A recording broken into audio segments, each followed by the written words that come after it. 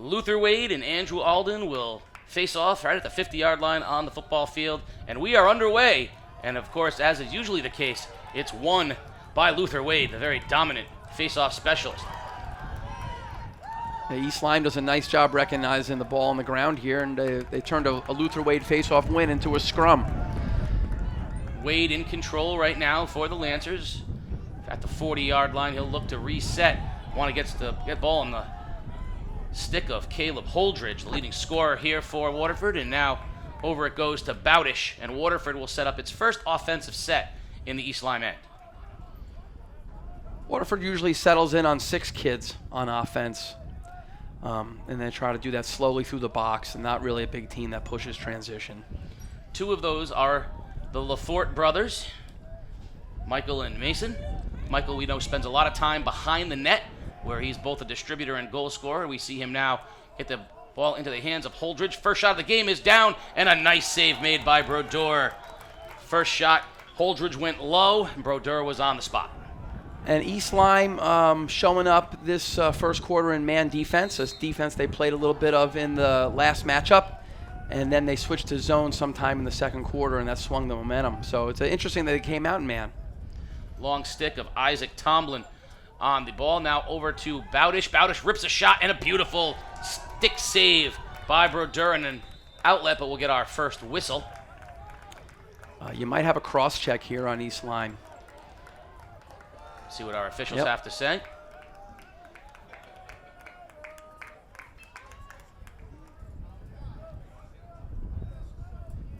Sports Doctor, what do you got?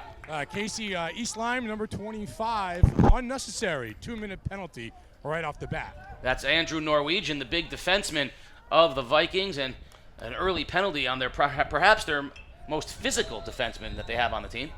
He's fleet of foot as well. He's outstanding. I think he looks like he's going to continue his career in a year up at New England College, a team that won their league and went to the NCAA tournament. So he's quite a player. Bowdish and Lafort. Bowdish in front. Lafort now Holdridge inside. Beautiful pass and a save made by Brodeur. Jacobson was in front, but Brodeur was there for the stop. He's made 2 nice saves, and the shot right there was on the doorstep, so he's ready to go. Clearly someone gave him a good warm-up. And we have a bump and a flag here at midfield. That's going to be a cross check on the other direction, I believe. Probably unnecessary roughness on Jacobson. The hockey kid in him comes out again. Well, it's funny because we talked a lot about the various sports that lacrosse draws from and resembles. And there's far more basketball in lacrosse than I think I ever realized till we talked about the offensive formations and sets and trying to get the various mismatches. Sports Doctor, what do we got this time? Yeah, Casey, we got a 30-second penalty on Waterford on number 11 for pushing. And early in this ball game, a lot of stick slapping, a lot of body checking. Both teams trying to impose their will early. Thank you, Sports Doctor. East Lyme with its first offensive set. Right in the middle, a shot and a goal! Ryan Belandis with the first goal of the game for East Lyme on their first shot of the game. Not what Waterford wanted to see happen. A quick shot and goal, and the Vikings go up 1-0 with 9:47 remaining here in the opening period. Belandis recognized a little seam and made a quick back cut and got his stick free to about 6 yards and received a really nice feed. It's a really nice finish. East Lyme hadn't had the ball in their own end yet. Waterford had multiple opportunities, and then, as you said, Belandis found a nice little seam, and that's a tough shot for Alloway on the first shot of the game. He went low, and he was pretty much wide open, point-blank shot. So right now the other score is 3 saves to none for East Lyme.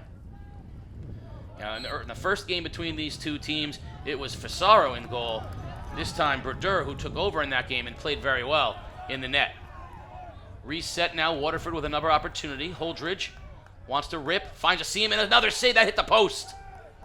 Beautiful shot by Holdridge off the post. And the ricochet comes right to Michael Lafort. And East Lyme was very well marked, so every body was covered. So it was a really nice situation for them. Nice defense by Tomlin as he knocks the ball to the turf, but picked up by Holdridge, and Waterford will retain. Holdridge looking to rip, puts it back up top to Bowdish.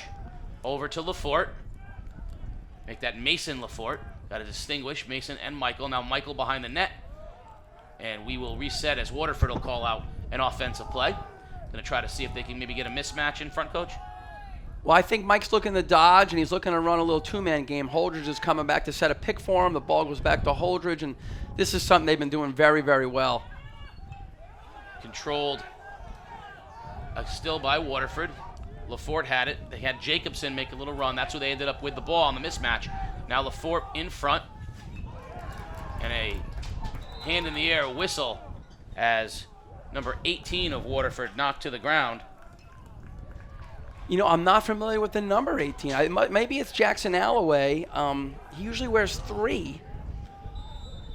And I think he usually winds up becoming the 6th offensive player. We'll see if we can get ourselves a number. Sports Doctor will work it out. In front, a shot, and a goal! You know, that's Ryan Huda. And he generally is in number 10. And maybe they had a jersey, explode on him. Well, that works. Thank you, Coach. Ryan Huda, he is one of the leading goal scorers on this Waterford team. He just picks up the goal in front. That'll be his 27th goal on the season. He's a primary scorer, and just like that, 1-1. You know, Huda and Jacobson are both very off-ball kind of targets. Jacobson is one of the better kids I've seen in the region. Eye-hand coordination, quick catch, quick shoot, and it shoots from a lot of little crafty angles. So both of those kids wind up showing up a lot. A little sloppiness going on as someone's trying to retain possession here at midfield. Ball still loose, and looks like the Vikings are finally going to come out with it, and they are. Cam Hart with the run through the midfield to the 30-yard line. He'll throw it out in front, and East Lyme will reset on the edge is Swenson.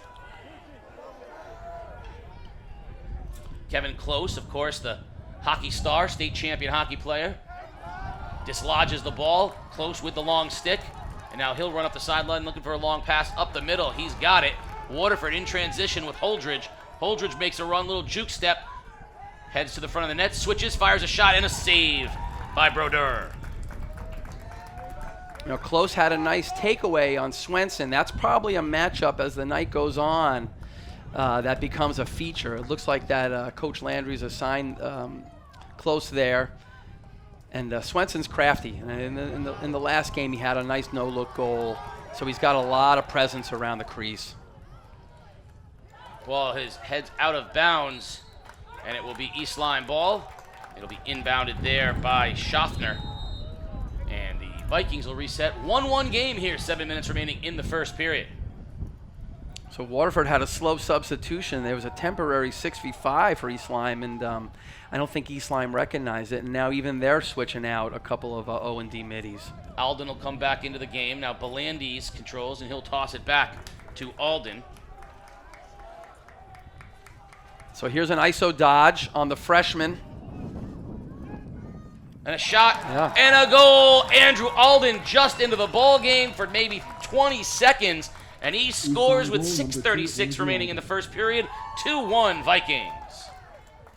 I don't know if Coach White wanted to get at that right away, but it's certainly the way he subbed out and then subbed Alden in. They wanted to get right to it. As soon as Alden got that matchup, all the East Lyme players on offense sunk real low, gave him a lot of space for a two-way go, and the kid made a really nice play down the right alley. Efficiency so far, the name of the game for the Vikings on offense, scoring on most of their opportunities. Waterford has had far more opportunities, but Brodeur has been stout so far in the goal for East Lyme.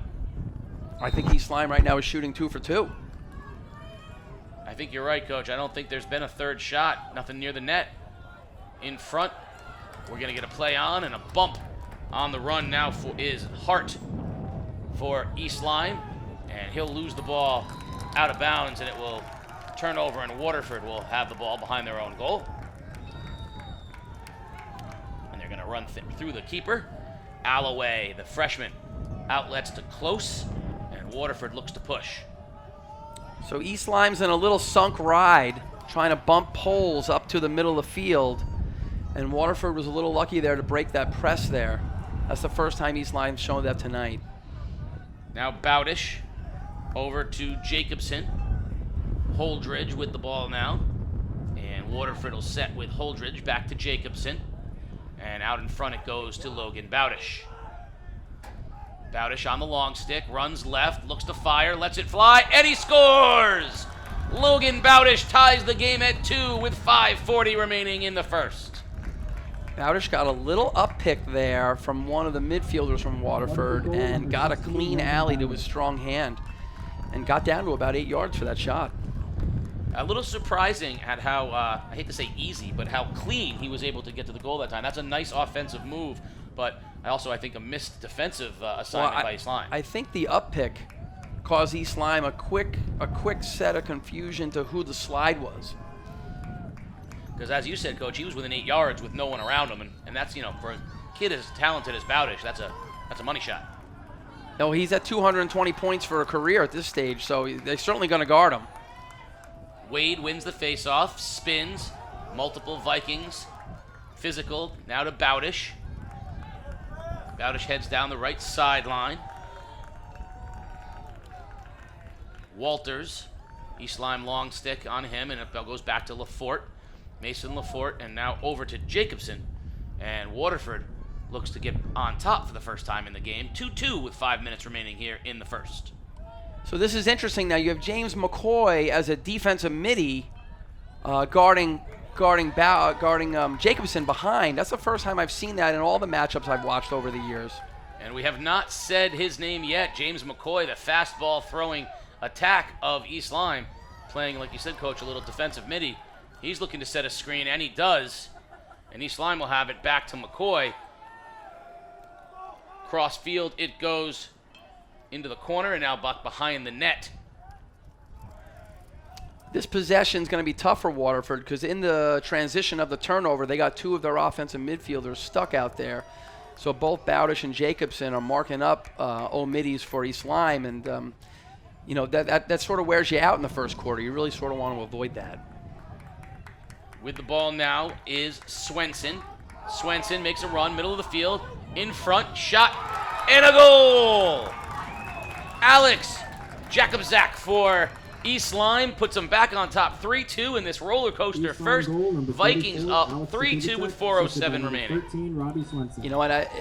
And that's what I was alluding to. The slide was late for Waterford. The ball got in deep, and looks like the midfielders and the poles for Waterford were all sort of a little bit conservative on who was the go.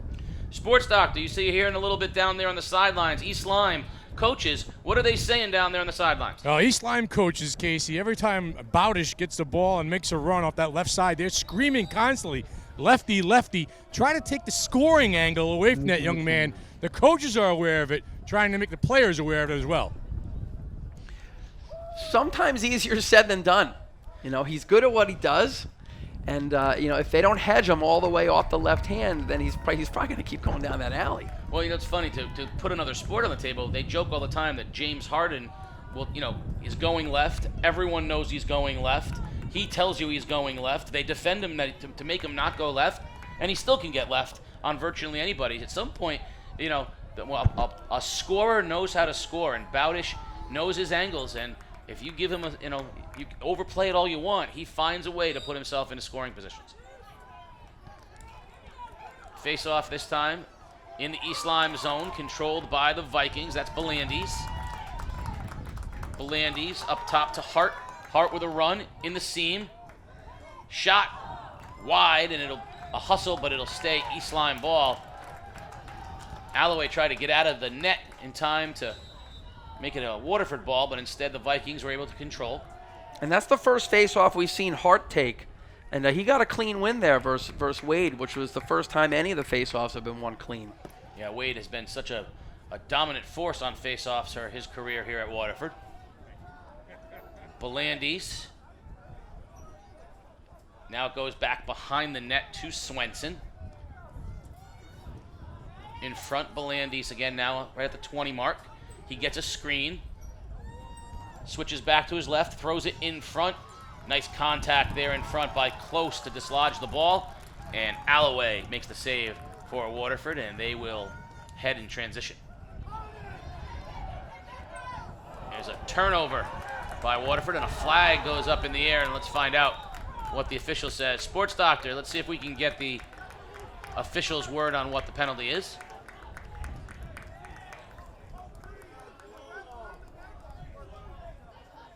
Casey, East Lyme, illegal body check on number 19. Things getting a little chippy and a little physical down here, as expected, coach, in a championship-style game. You know, we played in one a couple of weeks ago, and the other coach just kept saying, let the boys play to the referees. And a lot of times that's the tempo of a championship game, is to let it go. You like that physical play, coach, in a championship setting? I think as long as if it's rough and tumble and clean, I'm good. I think if the referees keep it in check and it's rough and tumble and clean, then that's the nature of the sport, and we can all live with it. Waterford with the possession, trying to tie the game up at 3. They're down 1 with 2:42 remaining here in the first period from East Lyme. Holdridge being banged by the long stick of East Lyme. Now into the slot it goes. Lafort in front, and a turnover. Ball loose, picked up by Waterford. That's Jacobson. And we're going to get another flag on the play. So you had a hold there on 9. And Waterford was fortunate to get the ball back, but now Bowdish is going to try to work to get his stick top side. There's a rip and wide by Bowdish, and now we'll see the penalty on East Lyme enforced after Waterford loses possession. So East Lyme's doing a nice job there in their man down. They were locking off the crease and rotating very fast with the 4 poles, and the kids all have good feet. And I guess, right there, Walter just got caught hooking Jacobson on the loose ball. Slashing penalty on number 9 for East Lyme. And again, things a little chippy, but I like that. I think that's the way East Lyme wants to play. Take the space away from the Waterford players, Coach. Well, you got to make them earn it, and they certainly are. And Waterford has not had that many direct shots. A lot of the shots, the goalie's been fronted up and haven't really had any really good step downs. This just went from a 6v4. The first penalty just got released into a 6v5, and Holdridge just misses. Right in front, Holdridge with a point-blank nice look that time, but a save by Brodeur. But Waterford will retain possession right now with Bowdish and Huda, Jacobson, the Laforts, and Holdridge out there, the scoring 6 for Waterford. Bowdish, Holdridge goes high and hits the post right. Oh, another point-blank look by Caleb Holdridge, and that shot had some mustard on it. It sure did. He's a little steep. He could get a little better angle if he takes one more step a little higher, but other than that, he's doing a nice job changing his angles low to high. Lafort now, Bowdish, inside Holdridge. Back behind the net, it goes to Mason Lafort, to Michael Lafort, and cross. Holdridge with a look, makes a run, he shoots, and he hits the post again, and another flag comes down, and Gary White is incensed on the East Lyme sideline. I think you're going to get an illegal body check on 14. That's Angiolelli, the senior defenseman for East Lyme. Yeah, cross-check Casey on number 14, 1 minute. And you're right, Casey. Gary White is hot down here in the sidelines. Yeah, that's 4 consecutive penalties for physicality on East Lyme. And now Waterford looks to take advantage. Behind the net, Lafort to Michael Lafort. Now rotating around, Bowdish. Then they get it again. Holdridge, and he scores! And Brodeur wanted that one. It went right past his stick, high right side of the net, and a goal by the guy who does it better than anybody on Waterford, Caleb Holdridge, and we're tied at 3 with a minute remaining here in the first period. Caleb, Holdridge didn't have much space to put that in. He beat the goalie stick side high, and the goalie made a nice job. He's working that pipe real good, trying to make Holdridge shoot far pipe, and Caleb just snuck it past him. Hey, Coach, Holdridge has been ringing the bell the last 3 or 4 shots, and finally one found the back of the net, and that's what I like to see out of a kid like that. Keep working, and one of them's going to fall. Well, they've all been good shots. He's been clean to shoot, and that was the first time he was just maybe a yard or 2 higher and just changed his angle a little bit, just to get a little more of the cage exposed to the ball.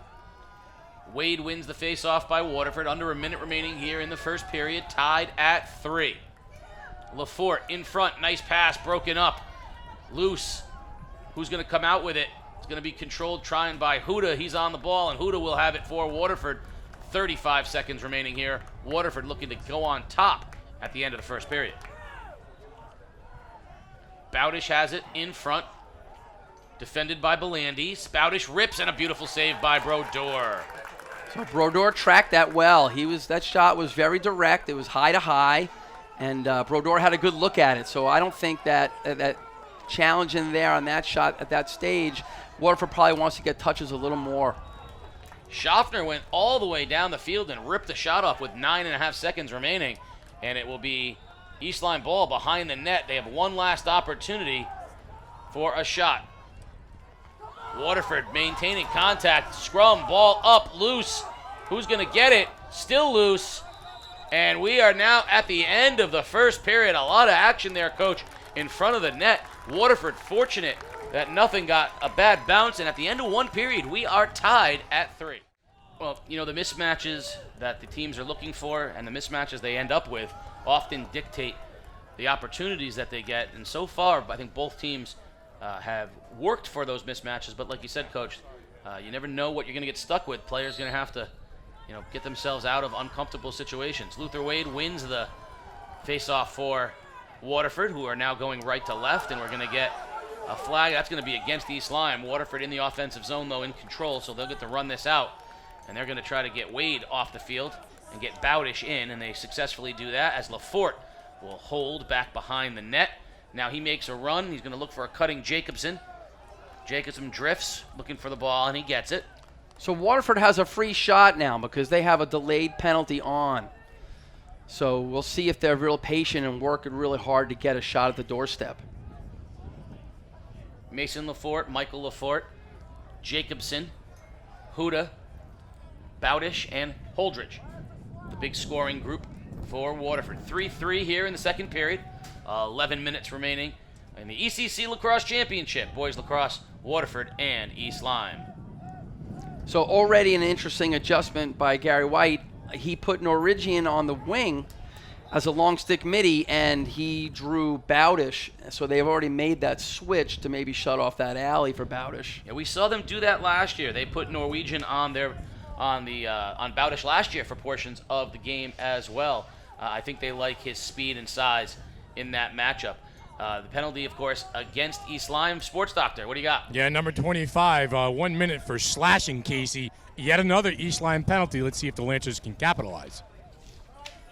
That penalty was on Norwegian, his second penalty of the game, so his physical style has gotten him sidelined a couple times here. Waterford will try to take advantage of the opportunity. At 3-3, though, East Lyme hasn't really paid at this stage for any of these penalties. That's a very good point, Coach. We are at a neutral ball game right now. Bowdish, Jacobson, Lafort. Lafort thought about it, instead dumps it behind the net to his brother Mason. In front, Holdridge rips and scores!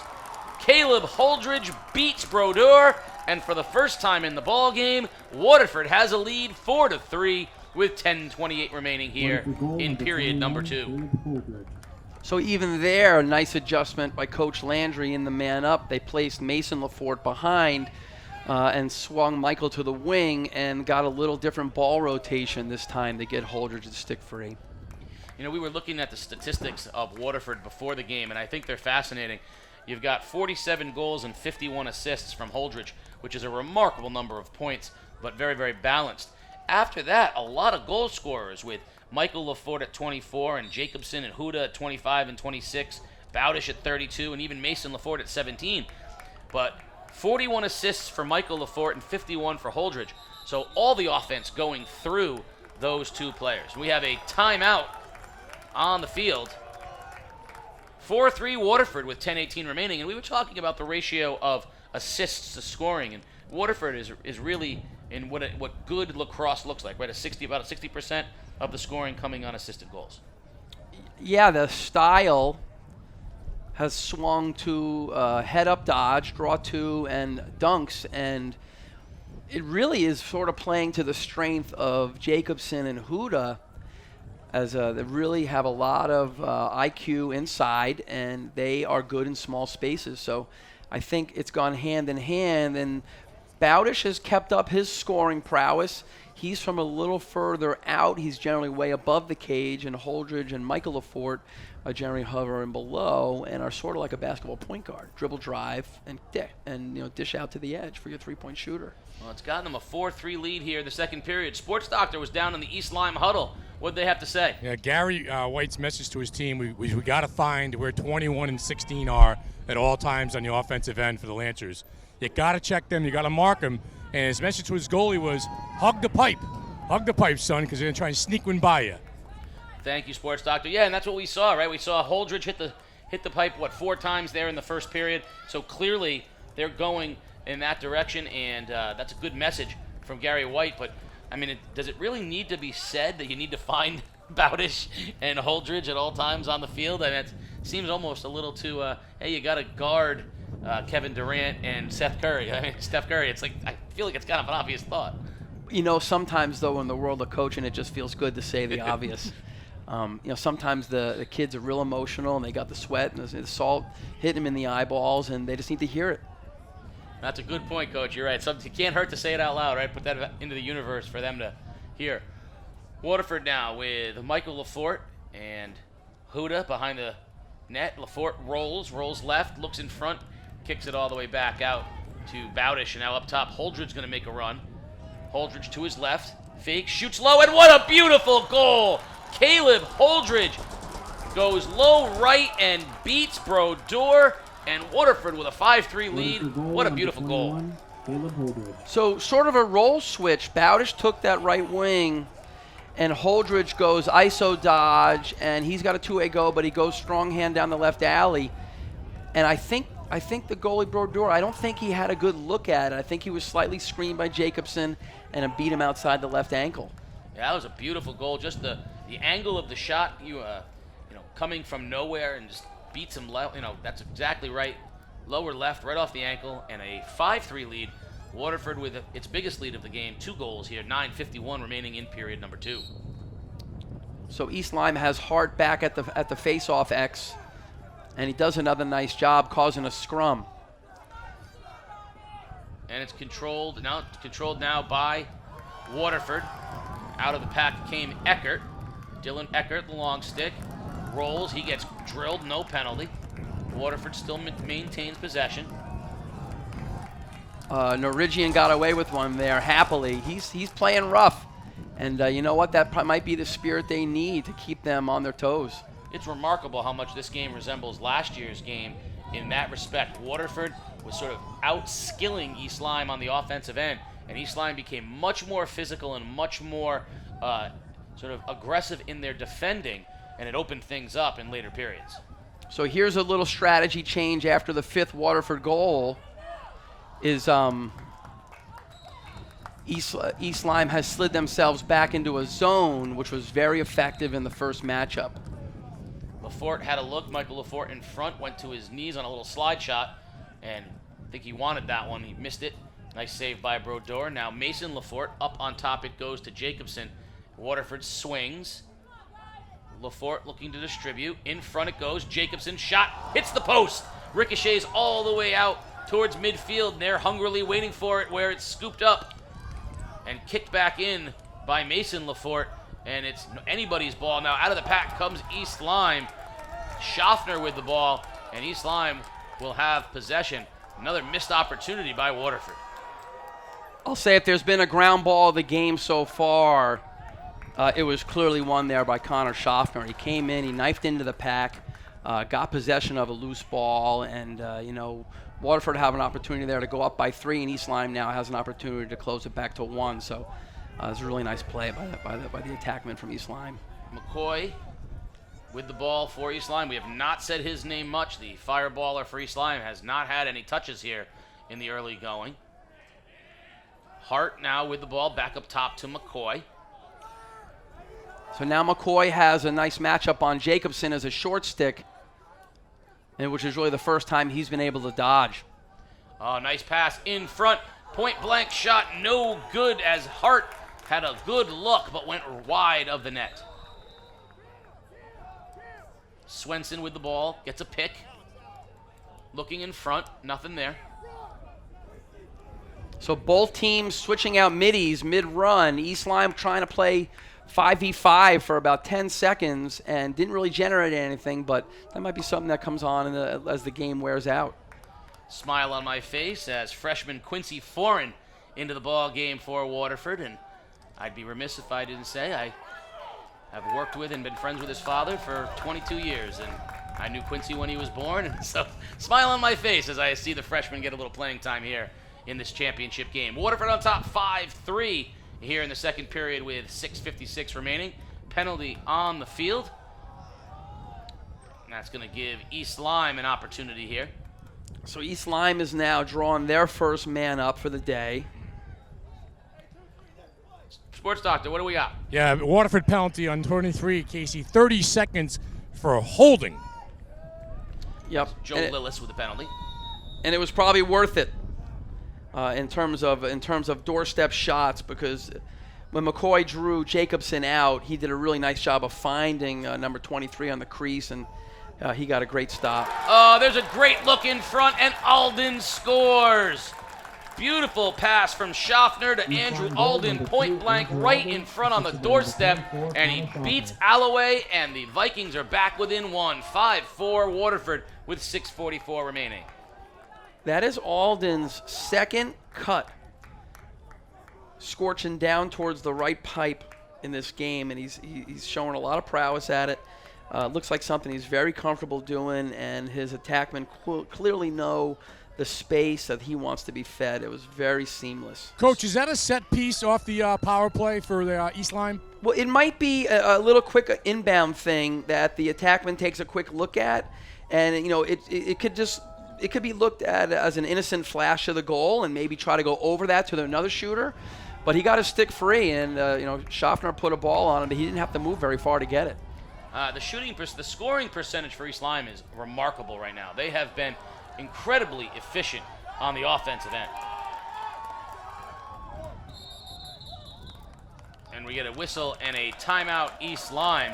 We'll find out momentarily what Coach Chris Landry is saying down in the Waterford huddle. But, I mean, it feels like East Lyme has only had about 5 or 6 shots today, and they got 4 goals. Whereas it feels like Waterford's had about 20 shots for their 5. Am I not seeing something, or is East Lyme taking advantage of the limited opportunities, or is this a specific sort of style of play?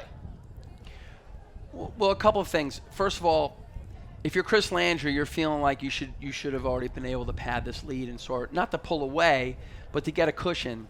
And Coach White, you're feeling like if you get a couple more possessions, you can really do some damage, because your kids are playing with a lot of high IQ, and they're finding free sticks, and it's not taking very long to do it. So I think both coaches, from an offensive perspective, sort of probably feel like they can control it with their offensive skill kids. I would say both coaches, from a defensive perspective right now, I think the East Lyme guys probably have a little more confidence, because they're saying we can hold up to a long possession and force a bad shot, and our goalie's going to make a save. Where Waterford, on the other hand, they're saying, well, geez, criminy, these possessions are going 30 seconds, and we're giving up a doorstep shot, so we got to tighten up. Yeah, it feels like if Waterford doesn't have the ball, they don't have possession, East Lyme scores. But it feels like Waterford's going to score every time they have a possession because of how good their offense has been. Sports Doctor, what is Coach Landry saying? Yeah, and it's exactly right, Casey. Coach Landry was talking about possession. We need to flip possession here, spread the field a little bit on offense, and put some more pressure on their goalie. You hit the nail on the head. It was all about ball possession during that timeout in Lancer Nation. Thank you, Sports Doctor. It is Vikings ball right now, and they'll have it under control with Trevor Soames, and he'll play it through the keeper, Eric Brodeur, and East Lyme will transition out. Bad pass from the keeper, but Soames nicely. But now he loses it in front. There's a big turnover. And Waterford, can they seize opportunity? Foreign can't grab it. Ball still loose and out of the pack comes East Lyme on a run in front, and a bad pass, and Schaffner couldn't handle the pass from Jakozak. And it'll be a turnover, Waterford ball, and a break for the Lancers.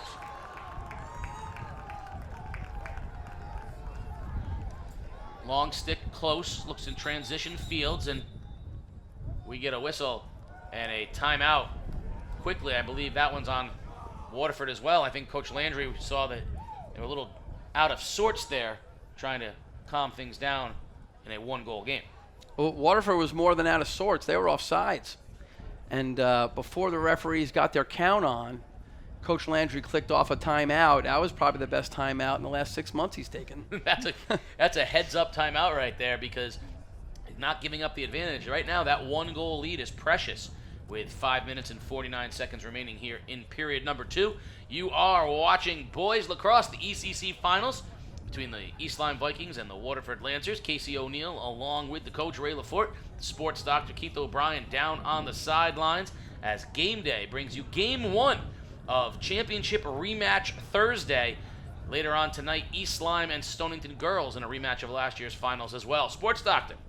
Coach, in the huddle here during the timeout, Chris Landry talked about a short clear, then dropping back 5 yards to set up an offensive run here. Possession, shot, good look is the message in the huddle there. I would say that they're probably going to look to get the ball to a short stick. You know, it's interesting, when you take a timeout when you've just recovered a ball deep in your half of the field, which you're not allowed to do in college lacrosse, you know, when you do that, you're also allowing the defense to set up a ride on you. And they're going to be set up now, and you just gave the defense a chance to get all their good players out there, all the kids who are specifically good at certain roles. So, like right now here, you're seeing it. They're all sunk back. All the jerseys are marked up. This is not going to be a walk in the park right here for Waterford to get the ball to their offensive half. The most often spoken word in the huddle, though, was listen. Listen, Coach. You can relate to that. Well, because the kids are amped up. You know, and like now they're going to try to get the ball over here to Logan Bowdish. Oh, he was open there, and they missed him. And he's open again, and now he's going to walk it over. And, you know, right there, that shows up. The freshman goalie's not playing like a freshman because he found an open target again. He's not panicked. So, you know, sometimes, you know, when I'm evaluating goalies, I see a lot of kids who make a lot of saves, but not a lot of kids who make a lot of good decisions at this stage in their lacrosse career. And that was a very, very calm and collected reset by Waterford, getting it into Bowdish's hands, and now they're on the offensive side of things. Holdridge gives it back behind to Lafort, and Michael Lafort will orchestrate this possession over to his brother Mason. Up top it goes to Jacobson and swung around to Bowdish. So East Lyme is slid back in their zone. They have their 4 poles on the corners, which forces a little more inside play for Waterford.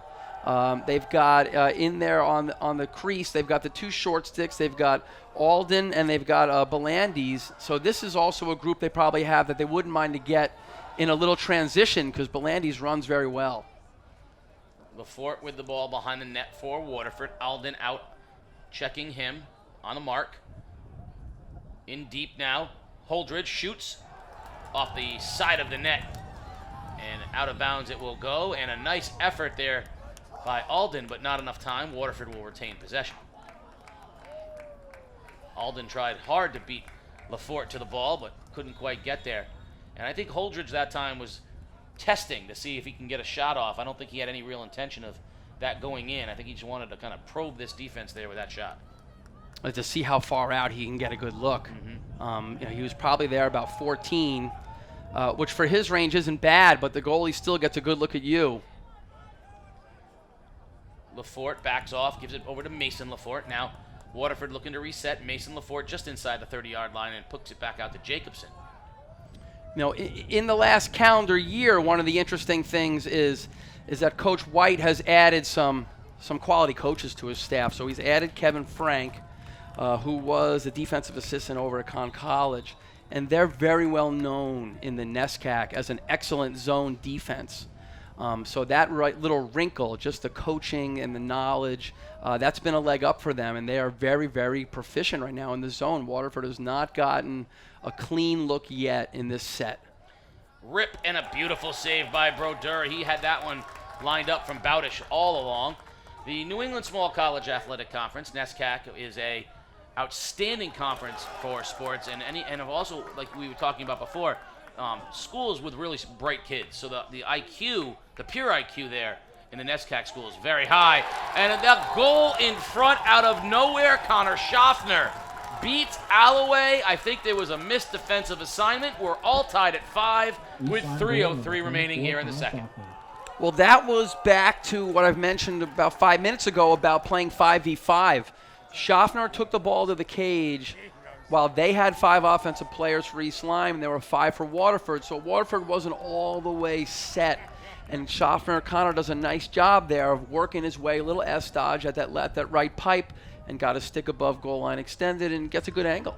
And we are all tied at 5. Waterford with a 2-goal lead evaporates here in the second period. 3:03 remaining, and we have ourselves a tie. Wade, nice job out in the middle. Again, that time by Flaherty of East Lyme. And Flaherty wins the faceoff from Wade. And East Lyme with a chance. Flaherty on a run all the way. Open look, shoots wide, save Alloway, and just smacked out of there by Lillis. Lafort controls for Waterford. Now Waterford looking to get a little run in transition. Lafort spins left and resets behind the net. It goes to Holdridge. And that whole kind of unsettled, East Lyme does a great job. Their guys are running into the crease. They're running down to get into their zone defense. And here's another interesting little wrinkle, because now James McCoy is sitting in here as a defender. That's a big body in the zone. So they're setting themselves up to run in transition and trap a Waterford offensive midfielder on McCoy on the next turnover. That's some chess play right there. I enjoy that, Coach. In front, Rip Jacobson off the post. And out of bounds, it'll stay Waterford ball, but a rip shot by Kyle Jacobson, the sophomore. Let that one fly. You know, they've hit about 6 posts already, but guess what? It counts as a save. And that also is an indication that Brodeur is building some good angles on the shooters. There's not a lot of cage that's available right now to them. That's right, and it's not like they're hitting cages with open shots too. He's right there, and they're hitting pipe because there's no place else for them to go. Rock solid Brodeur here in the early going. Jacobson now up top to Holdridge. Bowdish looking in, rip shot low and wide by Holdridge. It'll stay, however, Waterford ball. And the shot by Jacobson is a shot that he would not take in the first matchup. So a little confidence. They've seen some more zones, and they've had some more time to work out the wrinkles of their zone offense. If he can keep producing that shot, that's about a 12-yard shot. That's not bad. Waterford would probably take that as the day went on another 3 or 4 times. Bowdish up top. Jacobson running the point for Waterford. Now gives it up to Holdridge. Back to Jacobson. Holdridge looks to rip, runs. Jacobson, pass was a little bit behind him that time by Holdridge, and Waterford resets. Different wrinkle now, popping Holdridge off the crease, one of your better shooters, and now Jacobson's in that space again. He had Mason Lafort, but he overshot him, and it will be East Lyme ball. Coming out of that was Norwegian. And that's the hidden stat line of the zone defense, forcing Waterford to make 15, 20 passes. And next thing you know, the ball glances off a stick and all of a sudden it rolls out of bounds. And there's a turnover that it looks innocent in the stat line, but a possession ends without a shot. In front, open look, spin, Schaffner, goal! Rob Swenson! Right in front, Swenson beats Alloway, and the Vikings back on top with 40 seconds remaining in the second. And that's sort of what we're getting at. East Lyme willing in transition to play 4-on-4 or 3v3 and just taking advantage of the bigger space on the field before Waterford settle in. A nice face dodge to get the stick top side. A shot that, not a lot of velocity on the shot, but perfect placement. Yeah, Swenson just got that angle and had a little open look. And with 40 seconds remaining, Waterford has seen 3 straight goals by East Lyme. The Vikings now back on top, 6-5. Interesting to see if Waterford will push their transition and try to get a shot or 2 off before East Lyme sets up in their zone. Wade wins the faceoff. Like right here. Up in front. Ball loose. Waterford controls. Lafort, open look, rip, and a goal from Holdridge on a beautiful look by Michael Lafort. What a nice set play by Waterford. Lafort with the vision, cross field to an open Holdridge, and he rips, and just like that, 4 or 5 seconds later, we're tied at 6. And it's like, I was just in the sentence, it's a quick goal in unsettled. So that whole scrum occurs, and 26 for Waterford. Cyril, he gets over the top. It forces a 4v3. A slide comes up the field, and now you have a 2v3 in a 20-yard space. And I think when you see a zone defense, I think you have to be willing to take some more chances unsettled and get your shot off before the defense is sort of fronted up and set up on you. It's also got to take some recognition, and that time it was Lafort that recognized it, that when you're facing a zone, going cross field, switching fields against a zone usually results in there being open space. He found Holdridge that time by just knowing that against the zone, that's going to be a spot that's open, a soft spot in the zone. So here East Lyme is back in it. They're setting up. Waterford's a little slow to get their people on. We'll see if they get off a shot. Yeah, Lafort gets one. Yeah, not a real. That's more of a shot for purposes of time's sake. It wasn't really the look that Waterford would have wanted there with only 0.2 seconds remaining here. They're not going to get a chance at another shot. We are at the end of the second period. We were 3-3 at the end of one, and we're 6-6 at the end of two. We're at halftime of the 2018 ECC Boys Lacrosse Championship. As we do every week here on GameDay Classics, we're going to bring in some of the participants in this game. So let me throw it over to Casey O'Neill with a couple of East Lyme Viking alumni. Thank you, Peter. And let me just say that, as GameDay got into its broadcasting, lacrosse became something that we valued so much because we really got an appreciation for what a great sport lacrosse is. And not to out myself, but it's actually it's my favorite sport to broadcast. I was a football, baseball guy, basketball guy, but I love broadcasting lacrosse. And part of the reason I love broadcasting it is this rivalry, Waterford and East Lyme, and we are joined by two proud Vikings, James McCoy and Andrew Alden. And guys, thank you both. And I think you epitomize this rivalry because you're also both college lacrosse players. And I think that that really shows where the ECC has come from, and where we are now, that guys from this rivalry get to move on and play. And James, let me start with you. You're at the University of Hartford, and go Hawks. And I just want to talk a little bit first about when you look back at these games now that you've had a little perspective in college. I mean, what do you think about? Just what comes to mind when you think about the Waterford-East Lyme rivalry? I would have to say I kind of miss it. I kind of miss the hometown rivalries. Like we have at Hartford, we have our in-state. We started out, our first game of the season was against Sacred Heart. Like that's our in-state rivalry. Those are our good games. But I think I kind of miss just no matter how good either team was during the season as East Lyme or Waterford, it was always a close game. No matter what, no matter what preparation, you always prepared the hardest for that game. So I definitely miss the kind of the hometown rivalry vibe. That's what I think about whenever I go back and watch. I memorize this game. I think I can memorize your voice sometimes. So, yeah. Andrew, now you're just finishing up your sophomore year at Emmanuel, and I Ithaca College. What's that? Ithaca College. Ithaca, Peter Wappy. My fault. No worries. I'm throwing Peter right under the bus. All right, that changes things dramatically for me. I actually know Ithaca. Okay, cool. Yeah. All right, so okay, cool. That's even better. And now, again, we have a lot of ECC, representation at some of these places. Of course, Ithaca and Hartford, multiple ECC athletes. Talk a little bit now. The same question I had for James. You've had a couple years at Ithaca. Looking back, what does this rivalry mean to you?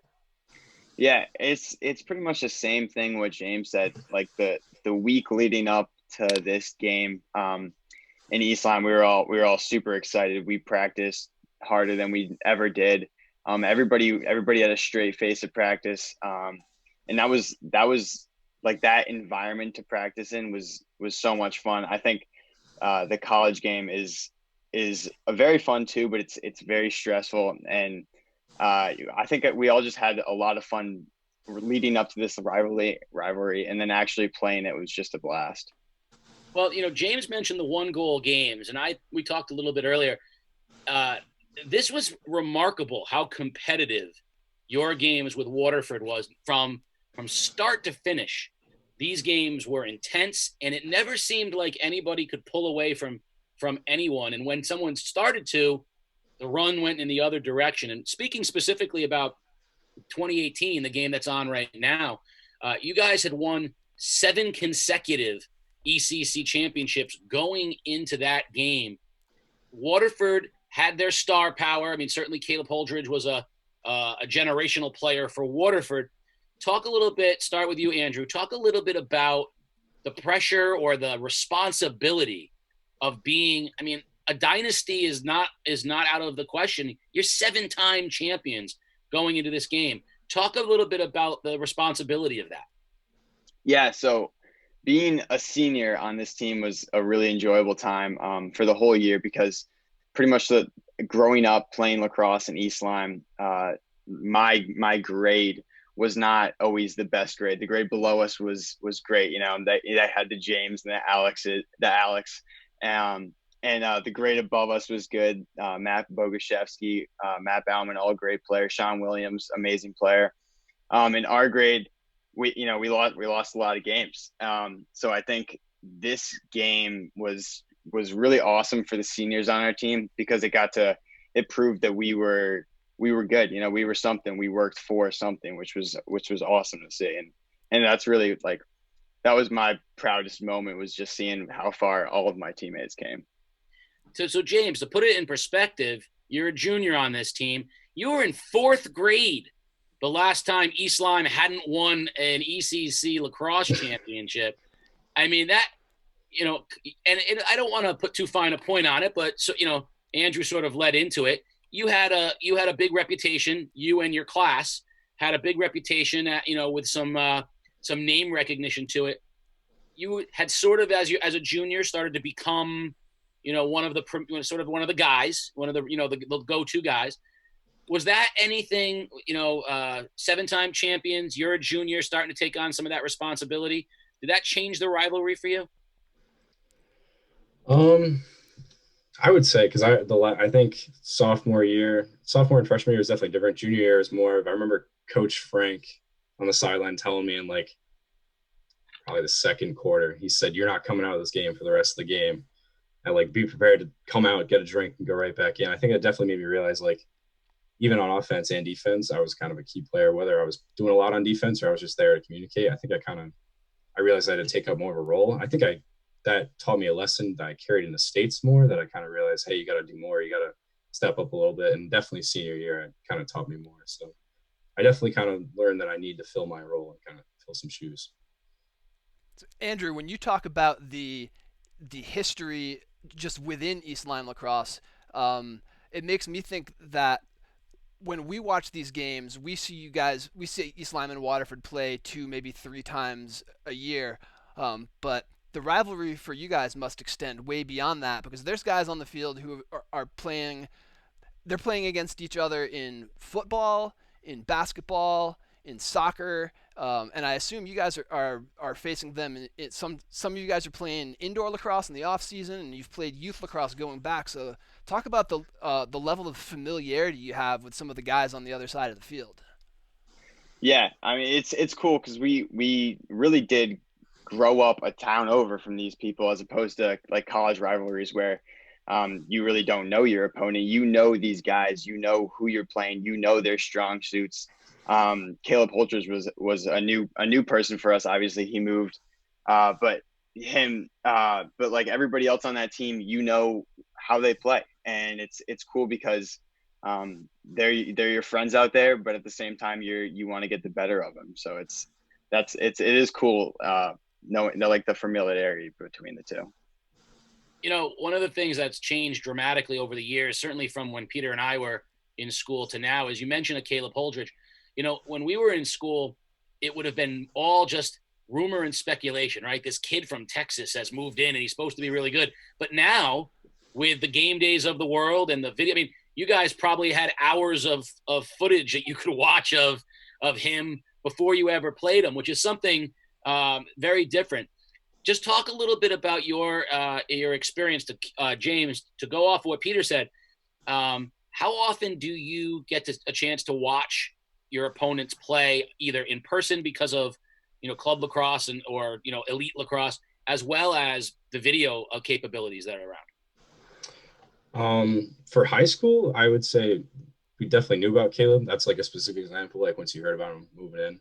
But I would say for high school, we definitely had film a lot. Like we had the huddle, we had all that stuff, the usual, like watching the other team.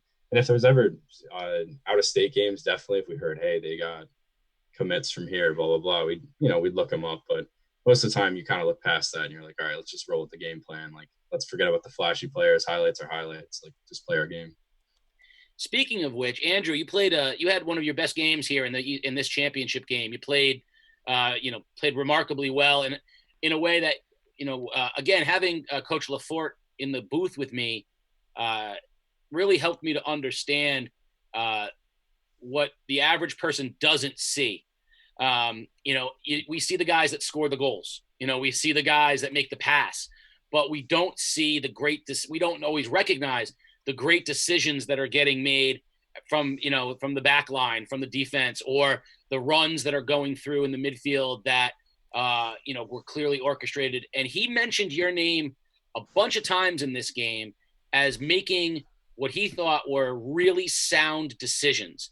And he said, you might not see it all the time. Now, you ended up scoring some goals, but talk a little bit about, for the person out there who's not a lacrosse expert, just talk a little bit about, what are some of the things that we don't see that make a good lacrosse player? Yeah, so I can give you a good example. We went man up in the second quarter, and we were running one of our man up plays when Waterford had obviously watched film on us. They knew what we were doing. You could see they were all tapping their heads.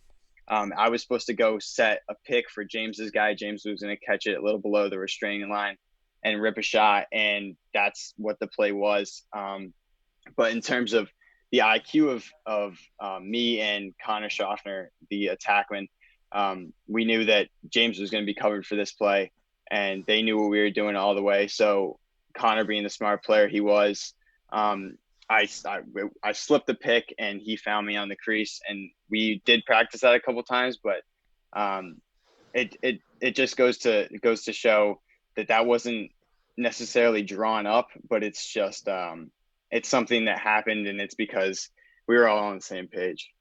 And that's a great example.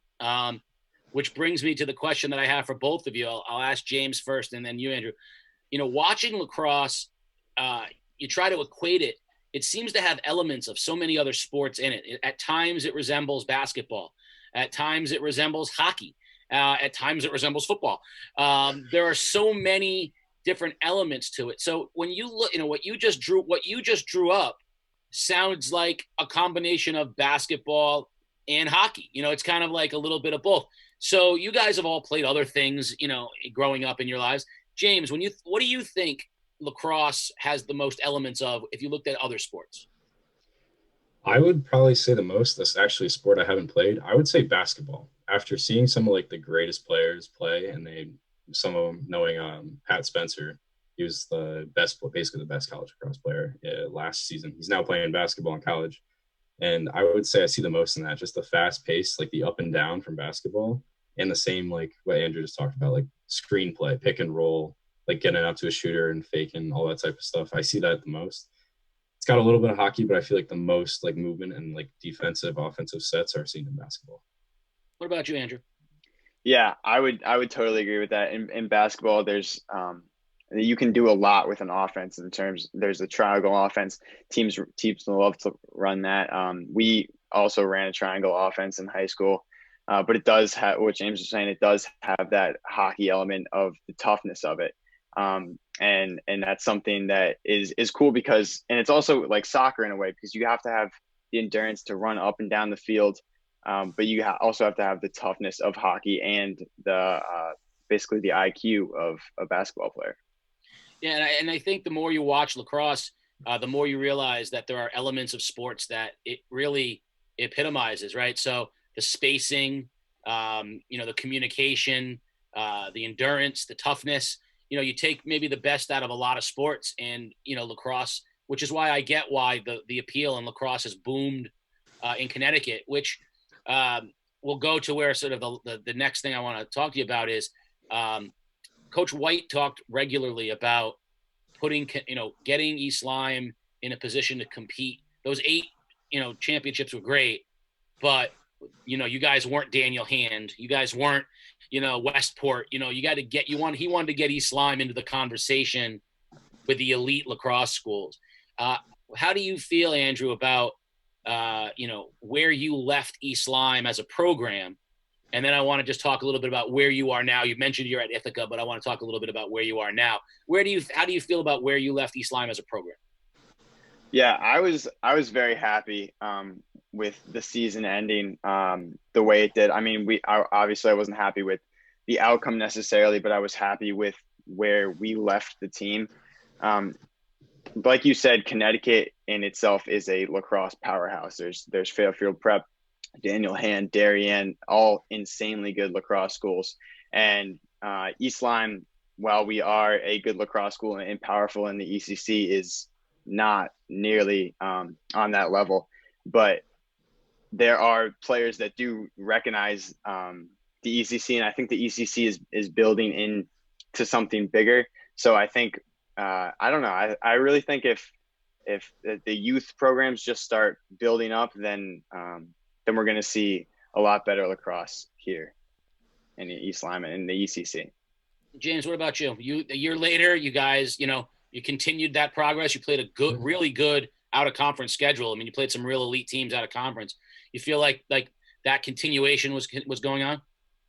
Yeah, I think we carried pretty well from Andrew's year. I think I was a little worried about who we lost for seniors. And I know Andrew's class is a pretty large class, pretty positive. So I was worried going into it, but I think we definitely panned out pretty well. We had some big wins. It definitely ended tough with the ECC overtime loss, and I think we lost first round of states too.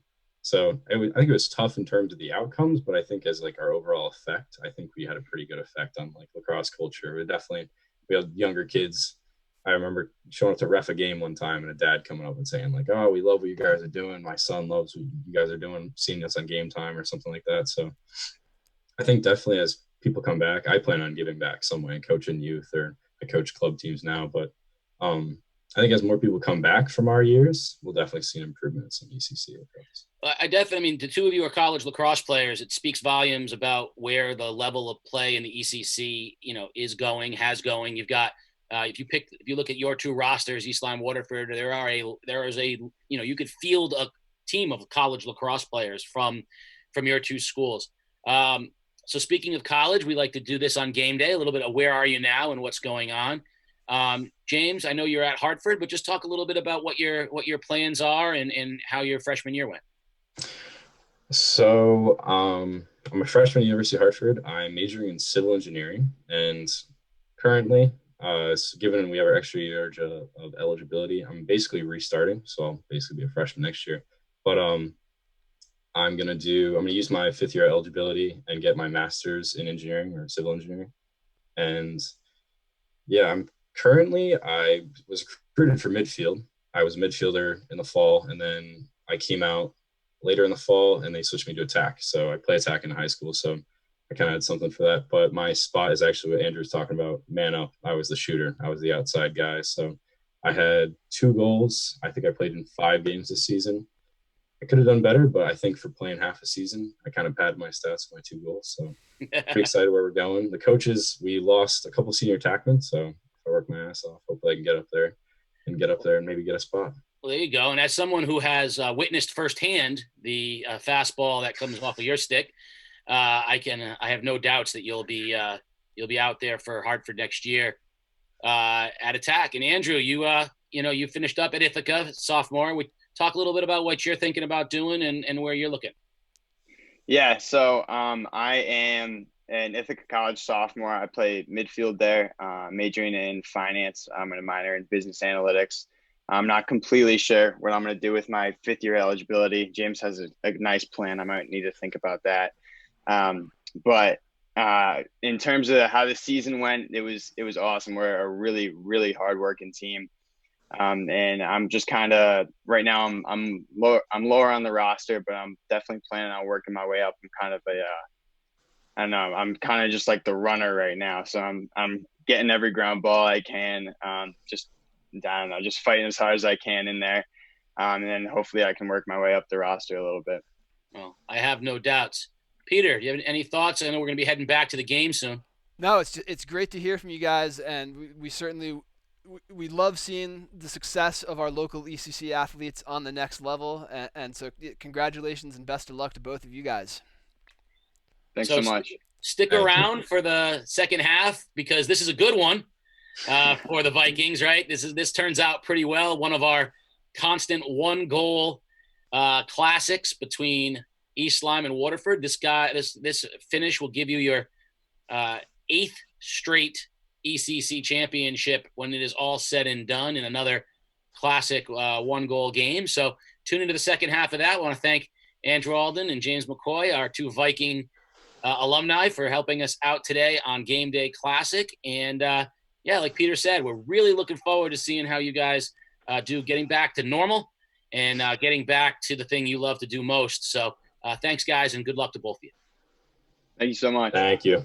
The challenge Waterford offensively is to flood out and get a 3rd or a 4th stick on the side and cause a flood. And if you want to get a perimeter shot, the next strategy would be to play 2 crease players, which is what they're doing, and to have one down pick or off-ball pick for the other to get a free stick. Well, we'll see what East Lyme does on its first possession. Cam Hart won the faceoff from Luther Wade, and East Lyme has the first possession of the second half, 6-6 here at East Lyme High School. Up on top, it will go to Andrew Alden, and there it is in the hands of McCoy. McCoy going one-on-one with Searle. McCoy looks to rip, shot, and a goal! Just like that, the fastball. James McCoy, 30 seconds into the second half, puts the Vikings on top, 7-6. And he got down to the right alley. He's a right-handed shooter. His stick's outside. He leans his left shoulder in on Searle, who is, James is 6'4", so that might be something that you see more and more of. Coach Landry might have to either change the matchup or slide very fast to that. And I know firsthand the fastball off the stick of McCoy, he can bring it, and that's just a difficult shot for a keeper to defend. He can go anywhere with that shot, and it puts the Vikings on top 7-6, 11:30 remaining here in the third period. Face off that time in the scrum in transition. East Lyme comes out with it. Straight up the field, whipped, shot, and a goal by Norwegian. Just like that, the big long stick, Norwegian rips it home, and the Vikings in 43 seconds have scored 2 goals to open the second half. Well, both second half face-offs have been won, or really not directly won, but East Lyme's causing a scrum. Norwegian's come up with both of them. And there he gets down the middle. No one slides. He gets to about 10 yards. The goalie tracking a ball out of a long stick shooter is very difficult, and Andrew's very proficient at threading the needle. Wade's going to have to take this one. Cam Hart has been fierce with Wade. Now Wade comes out of it with the face-off win this time, and the official takes a spill. But Wade gets it over to Holdridge. Waterford looking to rebound. They're down by 2 goals for the first time today. Lafort recovers possession now behind the goal. Bowdish, Jacobson, and Huda set up shop in their offensive spaces in front. There it goes, and a goal by Huda. Beautiful look, Michael Lafort to Ryan Huda, and just like that, Waterford cuts it to 1. Waterford goal number 18. So East Lyme coming out of halftime changes their defense. They're back into man. But a little wrinkle, they have a short stick midfielder basically face guarding Caleb Holdridge, which is good and bad because although Holdridge might not have the ball, as marked right here, Huda gets a free cut down the middle. So I think sometimes when kids are in positions that they're not familiar with, I think sometimes that there's a quick learning curve. So maybe East Lyme's going to work out those wrinkles in the next possession or two. We'll see if they jump back into that. Very physical face-off that time, and the referees are going to blow the whistle to be Waterford ball.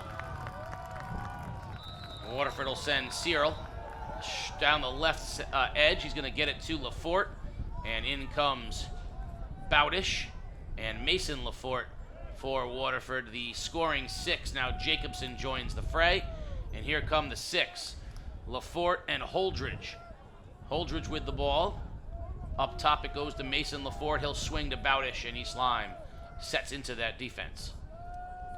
So East Lyme still with the 2 short stick defensive midfielders occupying the middle. And Waterford's trying to rotate the ball from right to left. The lefties are very much dominant here, and this ball goes errant. And now East Lyme recovers. Another reason to play some zone, forcing Waterford to make with the extra pass. Yeah, Holdridge was in a really good spot, but the communication between he and Lafort just not there. I thought you were going to go one place. You went someplace else. That's another thing, that the communication required when you have to make that many passes. You had to talk.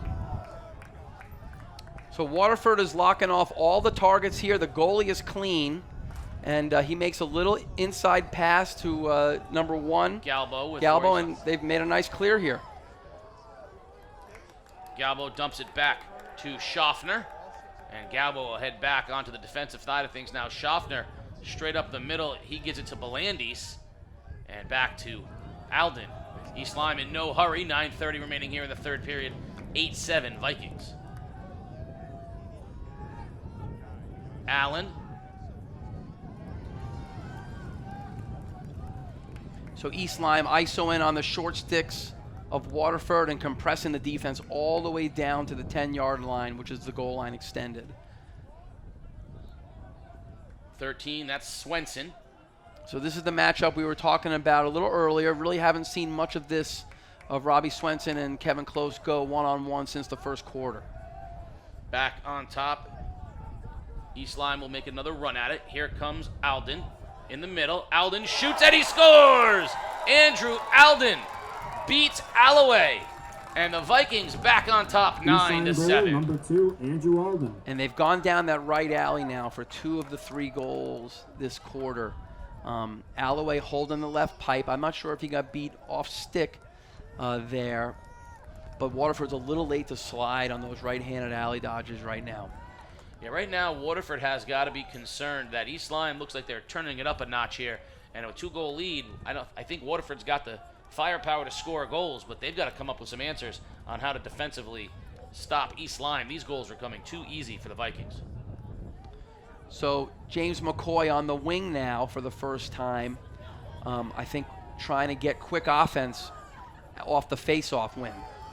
Talk a little bit about the versatility that McCoy is showing here after we see this run straight ahead. Waterford in front, open look, tipped, and a nice save by Brodeur. So Waterford shooting off the break. There's a push in the back right there, and the refs let it go. That's amazing. Pushed by Jakozak. He's being very physical. Now McCoy's in the mix with the ball, and he gets hammered. And finally, a timeout down on the field. Well, James showed some big boy right there.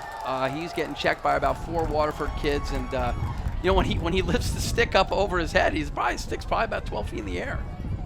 Sports Doctor, a little bit of energy down there. A little bit of emotion, Casey. Big James McCoy says, I'm not giving this rock up. He was getting swarmed by Waterford defenders, and I think right now the Vikings are trying to make a stand, Casey. Coach had talked about that right side against the Waterford goalkeeper, where they were hammering it, finally scored a goal, and right now I think East Lyme senses their physicality may take this game over. So I was asking a little bit before, and I think this certainly qualifies even more now. Talk a little bit about the versatility that James McCoy brings. You've just named 6 different things he's done in today's game. Well, I believe he's a University of Hartford commit, so he's a Division I talent. Coach White is trying to get, which may be in the back of his brain, you're trying to get one of his top players around the lacrosse ball more and more. So he's on the wing now. He's out here on defense. The size and his presence right here on that last series and that ground ball and that clear, he showed up to be a wonderful player right there. And I think as a coach, you're trying to get a kid you count on, right? He's a senior, maybe 1 or 2, 3 games left in his high school career. You're trying to lean on him a little bit, and I can't blame a coach for turning to his, what he would think maybe is his best player. I do it all the time, to be honest with you. Now I'm going to blow your mind. He's a junior. I did not know that. I thought he was a senior. He's a junior, and I believe you're right about being an early commit, but he's a junior.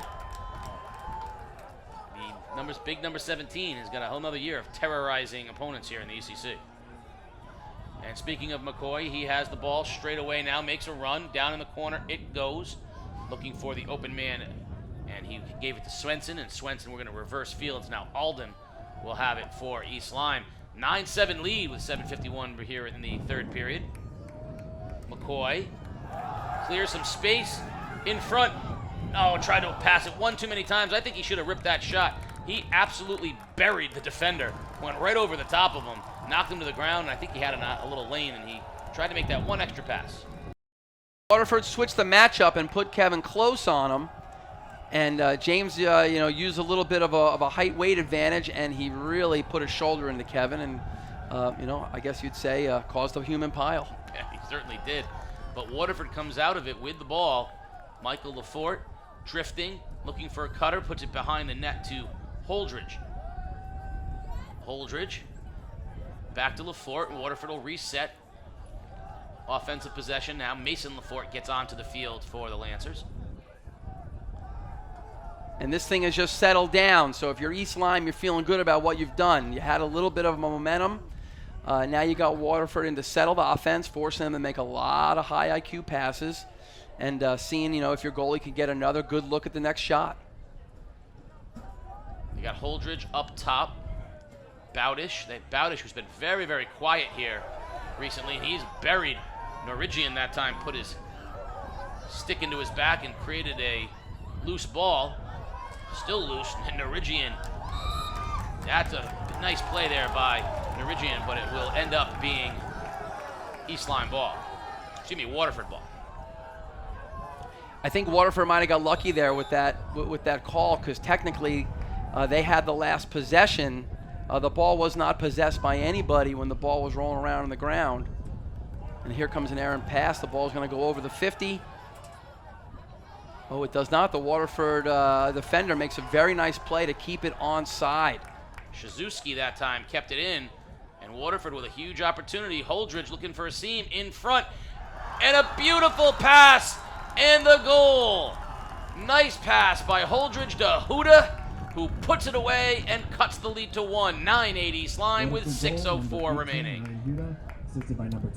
Holdridge makes a quick feed into the wing. He bounced the ball back and forth to Lafort, and he makes a quick feed into a very tight space to Huda's free stick. The stick was not really very free. It was just a very nice pass, and the ball was shot without even being cradled. Yeah, that was a beautiful, almost like a one-timer right there, and Huda just kind of kept the momentum of the pass heading towards the net, and a goal that time to within 1. And Waterford trying to capitalize now on a little bit of momentum with 6:04 remaining here in the third period. Great job again by Hart. He wins it a faceoff. He has it in front, and it's lost and over to Waterford, and a whistle. Waterford ball. And they'll get Wade and Eckert off the field and get Bowdish back on the field. We've got a whistle. I think they're going to talk on that last call. The ball was really never possessed by anybody, and it wound up rolling around on the ground all the way to Waterford's crease. And it will be Waterford ball.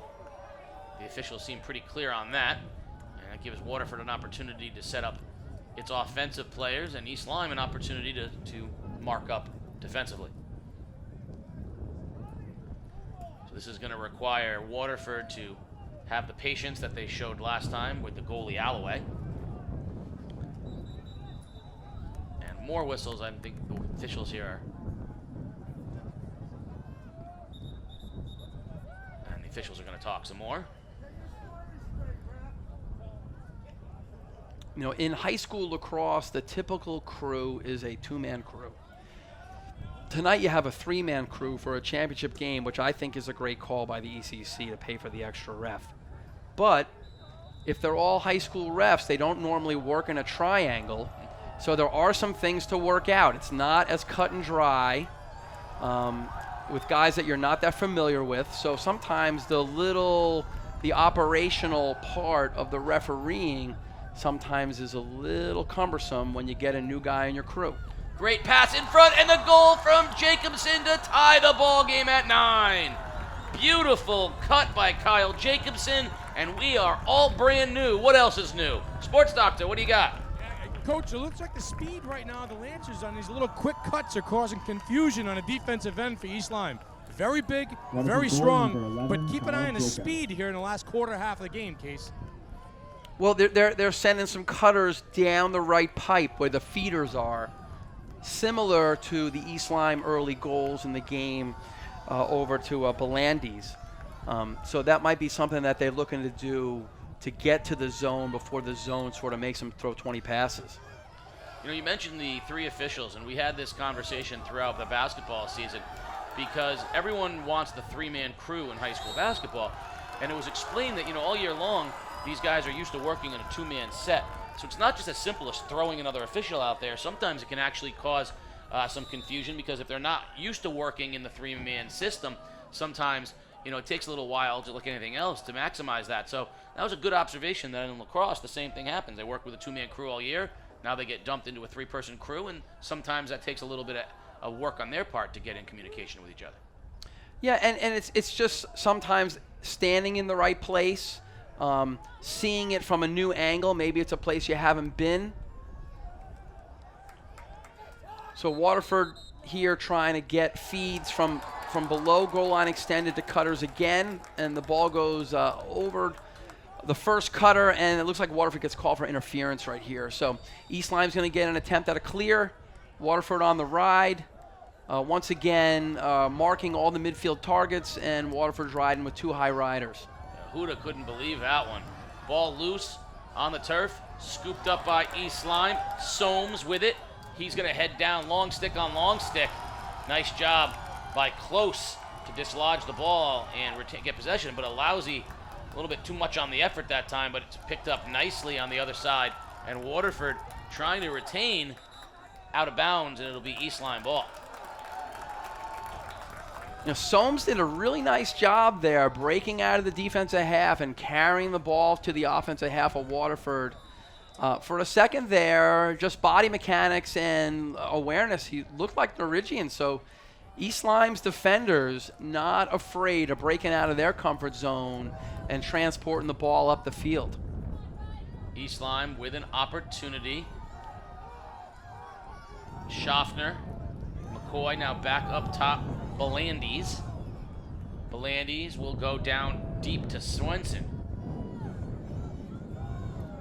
So McCoy now is marked by Fayen. So that's a little bit of an advantage. Oh, shot in front, off the pipe, retained by East Lyme. Belandi's with it, back up top to McCoy. That one hit pipe. McCoy being a righty and Fayen being a righty, McCoy has a little advantage here to his right hand, to his strong hand, because the head of Fayen's stick is opposite the head of McCoy's stick when they face each other. McCoy likes to put that shoulder into the smaller defender. Nice time by Lillis, came over and double teamed.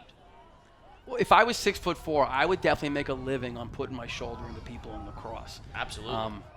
You got to say. Right on cue, Coach. McCoy from 25 yards out. That's a fastball outside corner and a goal. And the Vikings back on top, 10-9. 3:08 remaining in the third. So a nice skip pass. And when I say a skip pass, not throwing to the adjacent offensive player, but skipping to, making the goalie 2 clicks away. He's got to move twice to get square up to that shot, and James buries one in the 5-hole right between Alloway's legs. A really pretty offensive play by East Lyme. How do you stop that shot? I mean, seriously, Casey, this McCoy kid is kind of like the Bo Jackson of the Tecmo Bowl back in the day. You can't stop him. He's big, he's strong. What a point-blank shot. Well, I think the answer to that question is your goalie's got to be in perfect position, and you can't afford to allow his teammates to get that extra pass. And because he's going to be talented enough on his own right if you give him open looks. Well, and the next thing you're going to have to do is not slide off him, because as you're sloughing down, drawing attention to where the ball is below the cage, you're giving space for that kid to get his stick free. And that could be a theme as we move forward through the next 14 minutes of the night. And you just can't give him space. His very accurate and very strong, the shot by McCoy. And 1-goal lead now for the Vikings here. 2:20 remaining in the period. McCoy on the field. And he's going to get marked up by the freshman, Quincy Foreign. On the other end, Alden with it makes a run for the Vikings. Pass in front and a shot and a save by Alloway. So Waterford in the last possession, they've decided to shut off a similar strategy that East Lyme showed on Holdridge. They shut off James there and just cause a moment of hesitation. A turnover. Swenson now on the run for the Vikings. 2-on-1. Swenson to the middle. Shot and a nice job on the backside by Bowdish. Little back check by Bowdish. Up ahead to Foreign. So Waterford got lucky there on the numbers. East Lyme had a 2-on-1 and did not get off a great shot there. Waterford very fortunate to get the ball back, being down by 1 and having possession. That could have easily gone the other way. Now Bowdish didn't give up, came from behind, used his stick, got in there, took the ball away. And now Waterford looking to tie it up. 1:14 remaining here in the third period. It's been a doozy here. Beautifully played game. 10-9, East Lyme on top. In front, ripped Jacobson high over the goal. It'll stay Waterford ball. So there's similar skip ball from Michael Lafort to Jacobson to get the free shooter, trying to go 2 clicks on the goalie. Bowdish to Holdridge. Holdridge checked, spins, shoots, and scores! Caleb Holdridge from nowhere, from no angle, beats the goalie. Brodeur never saw it, and we are tied at 10. Holdridge, a very nice little pirouette, drops the stick to his right hand, pirouettes, and then comes on the spin and shoots off the inside hip of his defender. I don't think that Brodeur saw the shot even get off. He stood there. The shot did not have a tremendous amount of velocity. He stood, I don't think he ever saw it. You're right, Coach, because he stood and almost looked down as if, how did that get there? Just saw the net rip and couldn't believe that the shot was off. And this is what I was talking about earlier. Both these teams seem improved from the first matchup. We know we're deeper in the season. They've played more opponents.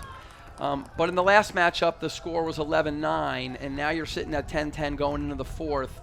I think that both offenses are just a little more honed up for this day. Lafort in front. Waterford wants to put one in before the end of the third period and go into the fourth period up a goal because we are tied at 10. Jacobson behind the net to Lafort. Lafort to Holdridge. You know Holdridge can shoot it from anywhere. In front, Bowdish looking to rip. Instead, back to Holdridge. 13 seconds remaining. Holdridge in front. Jacobson hits the pipe. And that ball rolls, picked up and kept in play. But over the line that time was Eckert offsides, and it'll go over to East Lyme.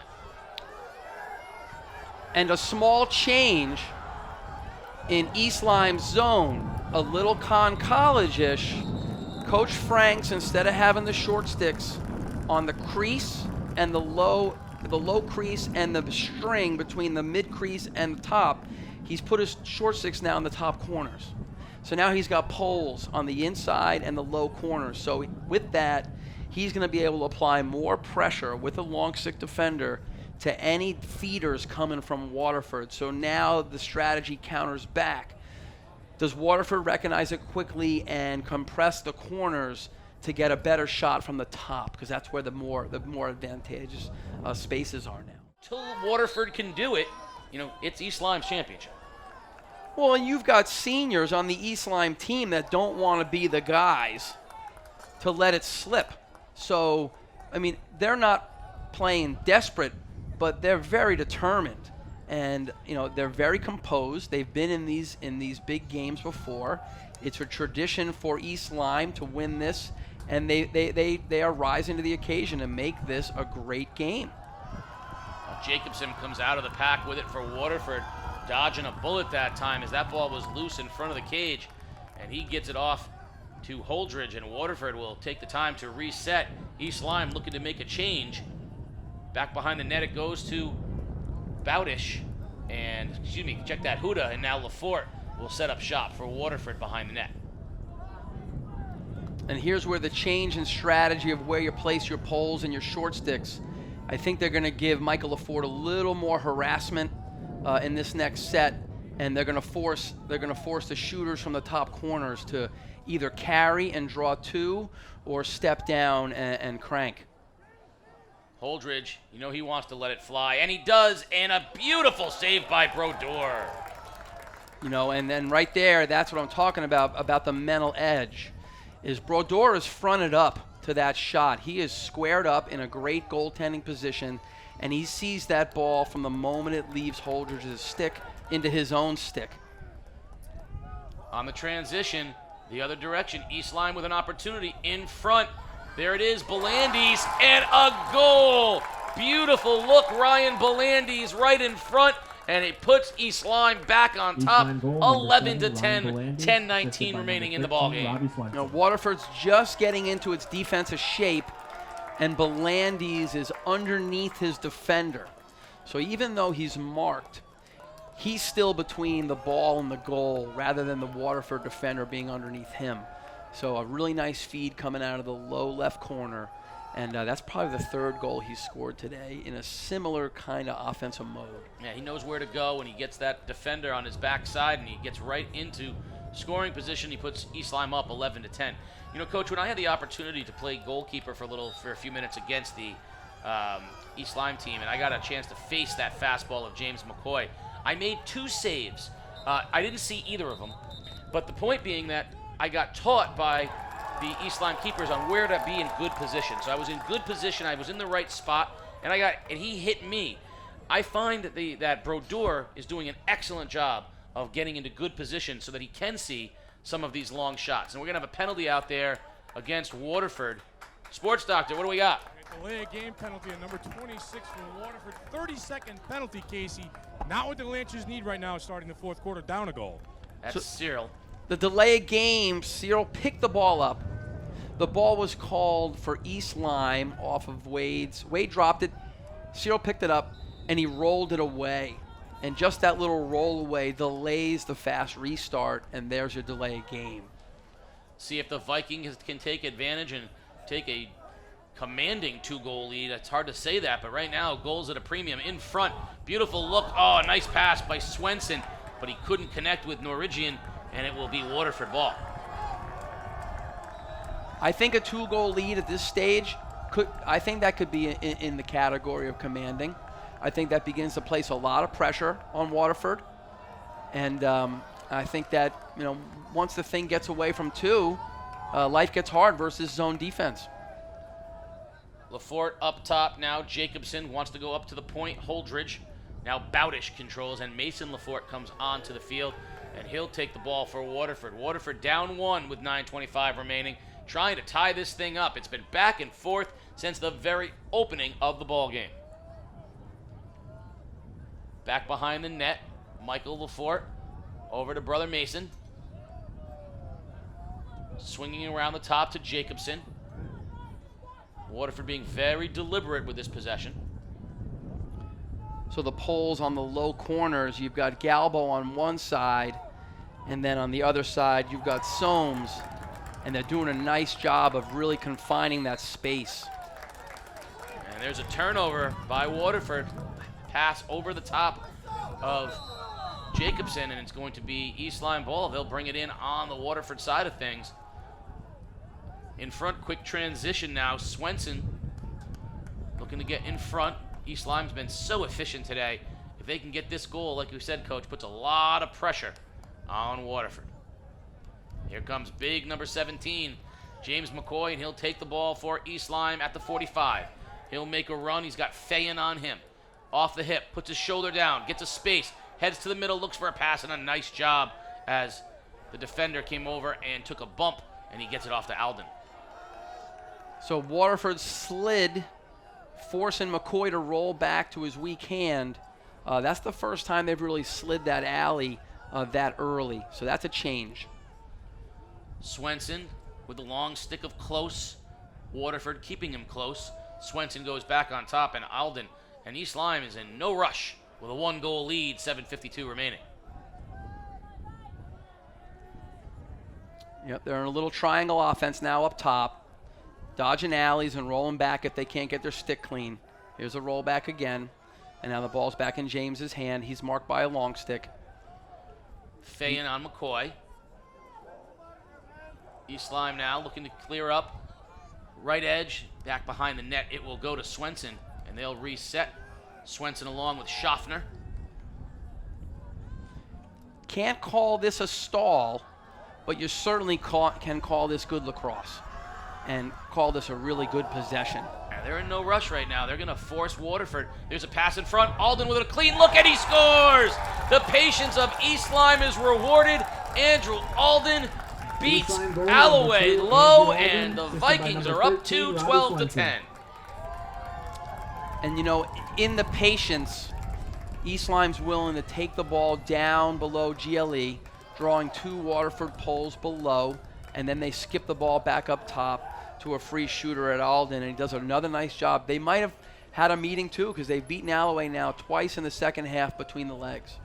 Yeah, they may have said the 5-hole was an open spot. We talked before. They go to school, these kids do, these coaching staffs do, and if you're going to have a hole in your game, they're going to find it. 12-10, and Waterford now pressure surely on their shoulders. Wade does the first thing. He wins the face-off. Up ahead it goes. Clicked and loose, but retained by Cyril. And Waterford will get its offensive players onto the field. Lafort and Bowdish waiting to come in front. Huda had a chance, but it's stolen away by East Lyme on the run. Hart straight down the middle. Hart looks to fire a shot, spins, wants some space, nicely checked, and ball loose, and Waterford comes away with it with Jacobson. So Waterford's going to get a free shot here on the delayed penalty. I got to say, they got very lucky. Hart got in very deep. He got to 6 yards and almost got a shot off there before Waterford decided to slide. Lafort in front.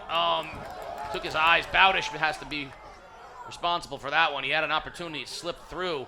Ball still loose as soon as East Lyme can recover, and then there's the penalty going to be enforced now, Waterford ball. Mason Lafort ahead to Michael Lafort. So it looks to me like the flag was picked up. I have not seen that before. Now Waterford under 6 minutes remaining. Very patient. They need to get a good opportunity here. Back behind the net. Now they've got Huda behind the net. Bowdish and Jacobson up top. Bowdish rips low and a bounce shot. Unbelievable goal by Bowdish on the bounce. Gets Waterford within 1, 12-11. That's the first bounce shot of the night by either team. Waterford goal You know, number 16. Bowdish is Logan about Bowdish. 5'9", and the bounce shot from him, he can draw the goalie down, and the ball can then get over the goalie's shoulder when the goalie drops. But a bounce shot from a James McCoy is even more lethal because it produces a bigger angle and the bigger topspin and the bigger bounce off the turf. So that's the first one we've seen from either team for the night. You know, hard to believe at this point with only 5 minutes and a half remaining in the game. First bounce shot we've seen, but effective in nature. 12-11 East Lyme. Now Wade wins the face-off for Waterford, and he'll head into the zone. Ball loose, and diving for it is Huda, but it goes out of bounds, and it'll be East Lyme ball. Nice effort by Ryan Huda, but East Lyme will have it as we tick-tock down to 5.5 minutes. You know, another space that's very technical in lacrosse, and you can see is clearly getting coached. East Lyme, even though they're losing face-offs, they are doing a very good job of covering targets. And so they're still doing a great job of technically post-face-off riding. Their face-off coach, Adam Rand, has been a top face-off guy in Major League Lacrosse. So clearly a strategy that probably an Adam Rand sees a lot as he wins a lot of face-offs, but targets then get shut off and things just get harder. So East Lyme's making turnovers off of a face-off loss. Down 1, under 5 minutes remaining. Ripped shot and a goal! Bowdish again. Logan Bowdish with back-to-back goals, and oh my, we're tied at 12. Waterford goal So number second bounce 16, shot. Logan Bowdish. Goalie just not seeing the angle. I think Brodeur was squared up. I just don't think he saw the release point, but he was squared up, and Bowdish just beat him there off the stick side. Well, you couldn't ask for anything more in an ECC championship lacrosse match. 12-12, with just under 5 minutes remaining here in the ball game. You know, it's fun to see kids play well. And right now, on both sides, is a lot of kids playing well. And that's what you want to see. You want to see kids making plays. And right now, all these kids are giving great effort. Whistle, and we're going to get, Coach Landry says, I don't know what's that all about. And they're going to say, East Lyme ball. Coach Landry not happy at all. Sports Doctor, what's going on? Coach Landry's calling for a push down there on the sidelines, wanted possession of the ball. No dice that time for the Lancer Nation. Instead, James McCoy with the ball passes over to Swenson. And under 4 minutes, 30 seconds remaining, the next goal could be the difference maker in this one as time becomes precious. Alden with a run, spins to his left. In front, finds Swenson, but nope, the ball falls to the turf, and East Lyme will reset now down to 4 minutes. That's the first time of the night we've seen a skip ball down to the opposite alley. And you know, it's a nice pass. Swenson was open. I'm wondering if that at the last timeout was discussed. Foreign does a nice job on Jakozak, and he shoots the shot wide, but it'll stay East Lyme ball. Under 4 minutes remaining, 3:50 here in a 12-12 ball game in the ECC championship. McCoy looking for some space, can't get it, close, banging him, cross it goes, Swenson, nice catch that time on the stick by Swenson. That's that skip ball to the opposite alley I just mentioned. He was open again. If the pass was a little more stick side and didn't cause him to rock back, you might have got a shot off that pass.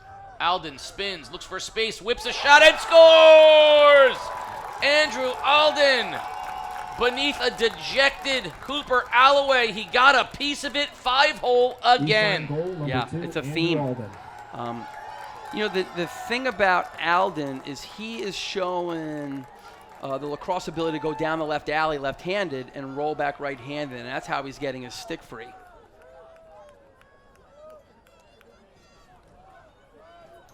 Yeah, East Lyme right now is in triangles offense, and just triangle rotations. They're all ISO dodges. There are no picks, and they're looking to get the ball down the alley. The nice thing about triangle offense is it burns a lot of time. And Wade needs to win the faceoff for Waterford, and nice job by Hart keeping it ugly. Ball still loose. Going to have some transition scooped up by Foreign, and we're going to get a whistle and a timeout. Waterford will call timeout with 3 minutes and 8 seconds remaining. East Lyme 13, Waterford 12 in the ECC Boys Lacrosse Championship. The sports doctor is going to go eavesdrop in on the Waterford huddle and see what Coach Chris Landry has as a message for the final 3 minutes and 8 seconds. I think it's got to be get the ball to number 16 and to number 21 and let them work their offensive magic. Well, those are your shooters, and I would say right now Coach White is probably drawing up a defense that has it slightly tilted towards those two. So, you know, Jacobson, Huda, Mason LaForte, something like that at this stage. You know, you haven't gotten a lot of shots out of Mason LaForte. I'd be curious if they get a shot to him on this stage. You know, I would, if I'm Coach White, I'm not letting those two sticks or those two shooters of Holdridge and Bowdish be free at this stage. Yeah, you just know too much. That's right. As a coach, the rule number one is you don't let the other guy's best player beat you. So if there's nothing against Mason LaForte or Ryan Huda or any, but you know what, they're the ones that are going to have to beat me. If I'm coaching, I'm East Lyme, I'm Coach White. It's not going to be Bowdish and it's not going to be Holdridge, and I'm going to try real hard to not let it be Michael LaForte. But if Jacobson or Huda or Mason LaForte can get a shot off and beat my keeper against against my defense, then so be it. But it's not going to be the other guys. That's right. Yeah, when you put your head on the pillow, you got trying to put your kids in the best position to produce a great defensive stand here. What did Coach Landry have to say, Sports Doctor? Yeah, Coach Landry is talking about his offense versus East Lyme's zone defense. Who's flashing, who's rotating, how they're going to flood the zone, where kids need to be, where do they need to be in positions to make quality shots, Casey. So the whole time out, He talked about their offense versus a zone defense. All right, Sports Doctor, thank you very much. 3 minutes, 8 seconds remaining here in the ECC Championship. East Lyme 13-12 over Waterford. You're watching Game Day live on theday.com. Casey O'Neill along with the coach Ray Lafort, the Sports Doctor Keith O'Brien down on the sidelines of what has been an extremely entertaining, well-played, and competitive ECC Championship game. East Lyme, the defending champions, with a 1-goal lead over Waterford, who has tried to overcome the Vikings over the past few years and so far has come up short. Can they tie this one up? So Waterford drops two ball carriers below the cage on the last spin. And again, they drop the second ball carrier below. Up top now, Holdridge, 2.5 minutes remaining. Bowdish rips a shot, and a beautiful save by Brodeur. Out of the pack with it comes Walters for East Lyme. Ball loose, out of bounds, and it will be Waterford ball. Great save by Brodeur. Huge play by the sophomore with 2.5 minutes remaining. Well, Brodeur got a good look at that. He was very squared up to Bowdish's shot. Waterford's probably going to have to spin the ball and rotate the ball more and get more touches. I mean, the theme really is you got to make Brodeur see the ball at X and then turn his body on the over ball where he can't get squared up. Bowdish spins, checked. Mason Lafort looking, finds a cutting hold. Bowdish shot, a bounce shot, but a beautiful save again by Brodeur. Quick outlet to Alden. East Lyme in transition, looking to run under 2 minutes remaining, and they're going to eat some clock. Are the Vikings with a 1-goal lead? And a timeout, East Lyme. They want to set up the final 1 minute and 48 seconds of the ball game. Bowdish went to the well one more time on the bounce shot, but that time Brodeur was in position, squared up, and made the save for the Vikings. And now, Coach, with 1:48 remaining, East Lyme calls a timeout. As you said before, that's going to allow both teams to sort of set what they want to do. How does Waterford get the ball back in 1 minute and 48 seconds? What do they have to do defensively? Well, you're going to say to yourself, well, how long are the referees going to let the stall occur? It's probably going to be a minute. So if you extend right away off the settled ball, you could double it right now with 2 poles and see if you can get it on the ground from the jump. If you don't get it on the ground and you extend, you're going to give up really wide slides. So I'm going to try to double the ball right now. Coach White called the timeout. He let me set up my defense. Waterford had 2 omitties just trapped on defense.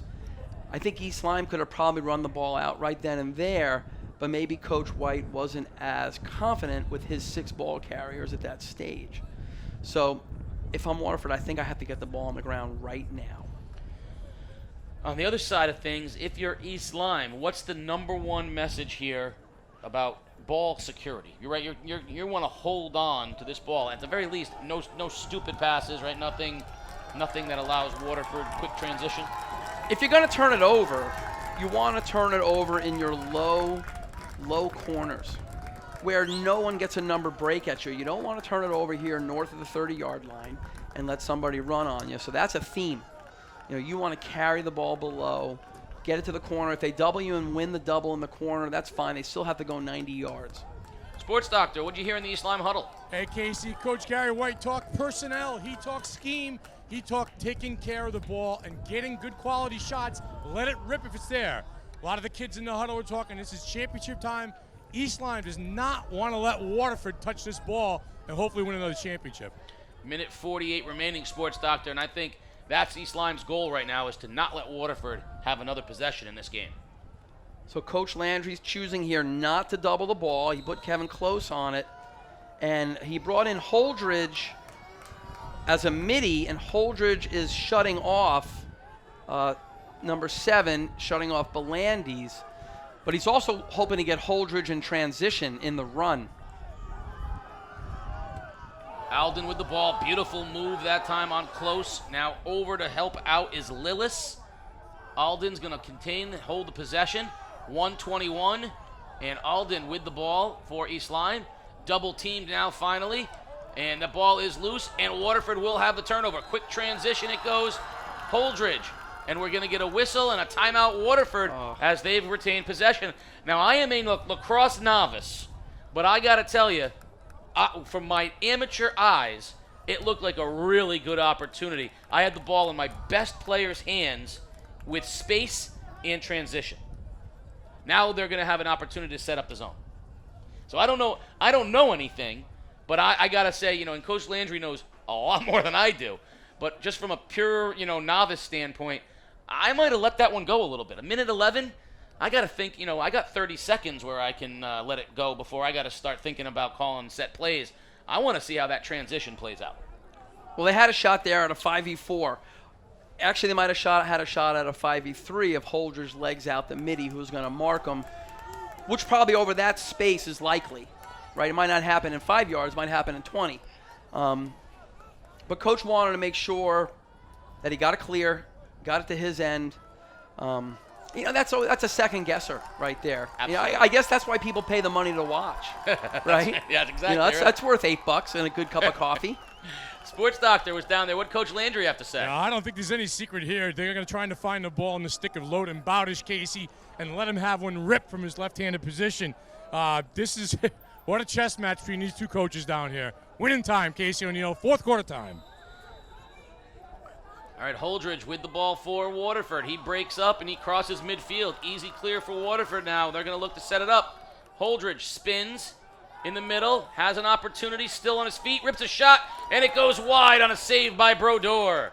Lafort quickly to the ball. Waterford now under a minute remaining. It's actually a nice shot by Holdridge. It was a little unsettled. The cage was backed up, and you got to take a shot. And he went it low, wide, right pipe, and you know what? You take that shot every time. Bowdish, Mason Lafort, back to Bowdish. He wants to get some space inside. Jacobson, ball loose, and a turnover. And Alden comes out of the pack for the Vikings. Crosses midfield. Great speed by Andrew Alden. Underneath it goes. Nice choice by Schaffner to go behind the net. Foregoing the shot. Waterford may not see the ball again. Alden with it. Waterford sending all kinds of defenders. And a hit on the ground and a turnover. Waterford has 13 and a half seconds in this ball game. Can they get one shot off? So they're going to leg it up the field. Under 10 seconds. Lafort, long pass, middle, bounce. Can Holdridge get it? He does. He loses it. Bowdish can't get it. Huda can't get it. East Lyme retains. And the East Lyme Vikings are again your ECC Boys Lacrosse champions, 13-12 in a classic. Now about 13 seconds to go. Waterford trying to get the ball up the field quickly. Never gets off another shot. You've got to credit the East Lyme coaching staff, and you got to credit the kids for listening. They did everything their coaches asked. They played a lot of situations very well, and just sort of put the brakes on Waterford's offense. They did a great job. Congratulations to East Lyme. That's why they're the top dog in the region. They play big in the big games. I love the sportsmanship shown by Waterford. The first thing they did is run down to the goal and pick up their freshman goalie, Cooper Alloway, and make sure he knew that, this isn't on you. That we win and lose together. Alloway was head down, dejected in the goal, but clearly the Waterford team feels good about their future with the freshman Alloway, and there's still a lot of talent on this Waterford team in the future, not the least of which is Caleb Holdridge coming back next year and playing in that goal-scoring capacity that he showed this year. Well, and Coach White got to feel pretty good about James McCoy coming back, and his goalies are coming back, and East Lyme's got a lot to build on. They're an outstanding team. Now, both of these teams are going to be moving on into the state championship play, Class M. Waterford, the number 2 seed, is going to play the winner of Brantford and Law. And on the other side of things, East Lyme is going to play Foreign. They are the 13 seed playing the 20. So East Lyme, I got to think, is a very dangerous 13 seed in Class M. Oh, they're a seasoned team. I mean, they can pick off a couple of teams as it goes and shakes out. I mean, the brackets are built around how many wins. Testing. So when you do that, East Lyme, not as many wins as Waterford, but they've played the hands and they've played those high-end teams on the western side of the state. I got to see Hand play a week ago, and I saw them give up 5 goals to maybe one of the best teams in Massachusetts in Longmeadow, and East Lyme scored 4. So East Lyme scored as many goals versus Hand as one of the top teams in the state of Massachusetts. To think about how good defensively Hand must be, watching this East Lyme team that puts 13 up today, scoring only 4 goals, or how good is Fairfield Prep, who held them to 3 goals. But you look at the scores of the games against the really good teams, the Amities, the Xaviers, the scores come down. You see, 10-6 and 14-7, much closer than the 13-12 that we had here today. But both of these teams in position. Waterford, of course, made a run to the state championship last year. They got to feel like they got that in them again. Well, clearly their run is much more difficult being in Class M. The difference for both these teams when they see those high-end teams, those top 3, 4, 5 teams on the western side of the state, is transitional play and goals in transition. East Lyme has a quality defense. They're hard to score on and settled 6s. A great night Those for other lacrosse. teams become very high-end with Southeast their Connecticut. defensive midfielders and And their long stick middies, congratulations to both teams. That and they was a run the great game. field Both and they teams produce should be shots proud. and odd man breaks. And I'm here that to is present what the James high-end J. lacrosse is all Courtney about, Award, getting to unsettled which situations. recognizes the most Well, valuable congratulations to players Coach in Gary White tonight's and the ECC East Lyme Vikings on championship another game. ECC Brandon Boys Linda Lacrosse Shields Championship. You see down created this the award presentation 15 of the years championship ago trophy and the to runner-up honor the trophy memory to of James runners-up Courtney, Coach Chris Landry who and the started Waterford the High School first Lancers. youth lacrosse And the winner's program trophy will here go in to the Gary area. White and the His East mystic Lyme Viking seals boys. paved the way Of for course, many don't of our go programs. anywhere, ladies And and to gentlemen, this day, because they remain a while we force are in in between Southeast games, the Connecticut. sports doctor Keith We O'Brien are will grateful entertain to you, Jim, and it's and then only it'll be fitting rematch that we number keep 2 his between the memory East Lyme alive girls. with this They will award. try to pull off the double-decker The lacrosse 16th championship like they did recipient last year, but and they'll have to overcome a 2018 game, a winner, Stonington the Bear James girls J. team Courtney who they beat in Award last year's finals. as So outstanding it's the player second in of 2 ECC. rematches. And that's Boys quite an Lacrosse accomplishment Championship for a game school is to be able to win championships Andrew Alden. in both boys and girls lacrosse. As you see, Andrew Alden, the senior for East Lyme, heads out to accept the championship trophy at midfield. A happy day here for the East Lyme boys. Well, you mentioned both the East Congratulations Lyme to both girls and teams on a boys great being in game. the ECC Both teams fought championships. hard and should be proud of their accomplishment of making it to the ECC Boys That's not Lacrosse a Finals. mistake. We know that both They teams have will a make the youth ECC program proud with a in the lot of CIAC people state tournament. contributing, At this putting time, in we a would like to lot of present the time. championship plaque to the East Lyme They Vikings. have that wonderful park, that Brybrook Park, and there are lacrosse goals as far as the eye can see down there. So you have a full commitment from kindergarten all the way up to 12th grade to be good at a sport, and you have to tip your hat and say you guys do it right, and it's very commendable. There's so many people chipping in to give the kids in this town a great experience in the game of lacrosse. Well, the sports doctor is down on the field with Coach Gary White, and we'll go down there in a moment. And I'm from an up-and-coming lacrosse community, a relatively newcomer to the lacrosse community, Colchester, where I live now, and I see the Bacon Academy boys and girls, both 4th and 3rd seed in the tournaments this year. So lacrosse, now as a baseball guy, bothers me a little bit because we're losing kids to lacrosse, but I love the game of lacrosse. So seeing more kids out there playing lacrosse is always good, and one of them might someday play for this man, champion coach Gary White. Sports doctor, take it away. Well, Gary White, back-to-back years in nail-biting fashion. The ebbs and flows of the game. What was the difference for your team? I think the second half we picked things up a bit. We got a couple face-offs, and we got the energy. They were dominating the face-offs the first half, and as soon as we got a couple, we got some momentum going, and we had to watch out. We're game. There it is. I knew that was going to happen again. I knew they were going to do it. I saw it coming. That feels pretty good, though, doesn't I'll it? take it every day. I mean, the consistency of the program, the group of seniors you've had come through in and out of here, it's got to speak volumes for the kids that have been part of East Lyme Lacrosse. Yeah, again, every year we talk about legacy, what we want to leave for the next generation of Vikings, and again, the seniors definitely stepped it up this season. They're passing the torch. We still got some games to play in the state tournament, but again, there's great leadership this season, and we're coming together at the right time. How good is it for this league to have a rivalry like you do with Waterford? Chris Lange does a fantastic job. He's a great friend, but when we get on the field, we compete, and he gets his program locked in and ready to go with every opponent. And it's great for us. It's great for the ECC. And now this is over. We're wishing each other luck. Hopefully we don't see them again in the playoffs. Right. But we're wishing them luck and everybody else in ECC luck, and hopefully we can go far as a league. Yeah, my last question is, are there any towels in the training room back there? Because I need one. Coach, good luck to you in the state tournament. Great win today. Very much. Great team win. Thank you. We are halfway through a GameDay Classic doubleheader with boys lacrosse.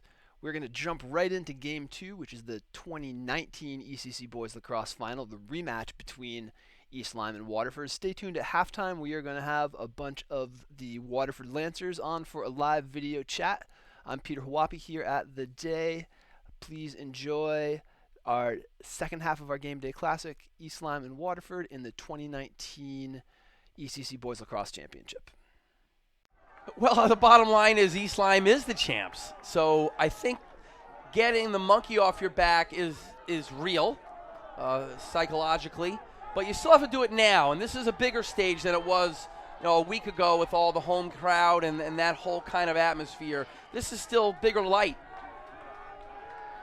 Face off at the center, and we will soon be underway. Taking the face off for Waterford and East Lyme. We will effort those in a moment. And we're off, and it is Cyril for Waterford, but he loses the face-off, and Waterford loses it to Galbo, and East Lyme will have the first possession. So Galbo and Cyril, just like we've seen, East Lyme with the first possession of the ball game. So even off the first draw of the night, a slight change in strategy where Scott Galbo was winning the clamp, but he pulled the ball back rather than try to advance it forward. So that was not prevalent in the last two times we've seen the teams play. Vikings working the ball side of the net. Swenson. Now he'll take a run all the way back up top and reset for the Vikings. Of course, the great James McCoy along with Swenson. You'll hear Alec Kaczynski. A lot of firepower on the field for the Vikings. In front, Swenson recovers. So I think the matchup we're seeing here with Rob Swenson and Joe Lillis is an interesting one.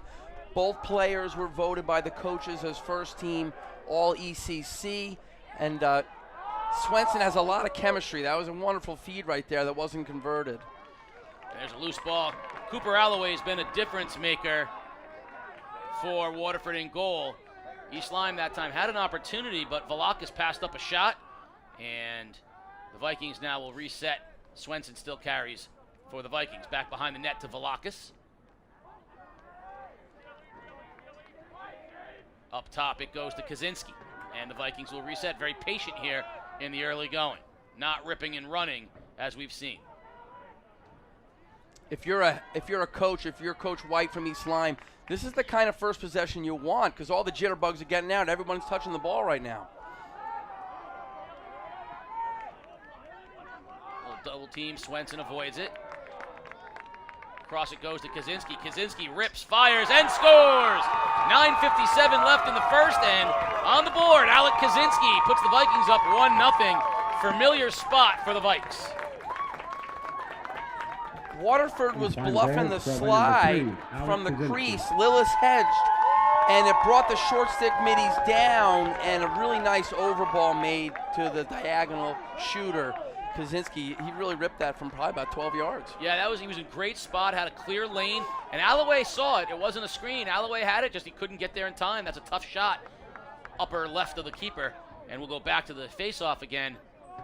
Waterford has Cyril, and Galbo will take it. Now it's Jacobson in for Seal. So right away we go to Jacobson, who you said was a difference maker earlier. Galbo remains for the Vikings.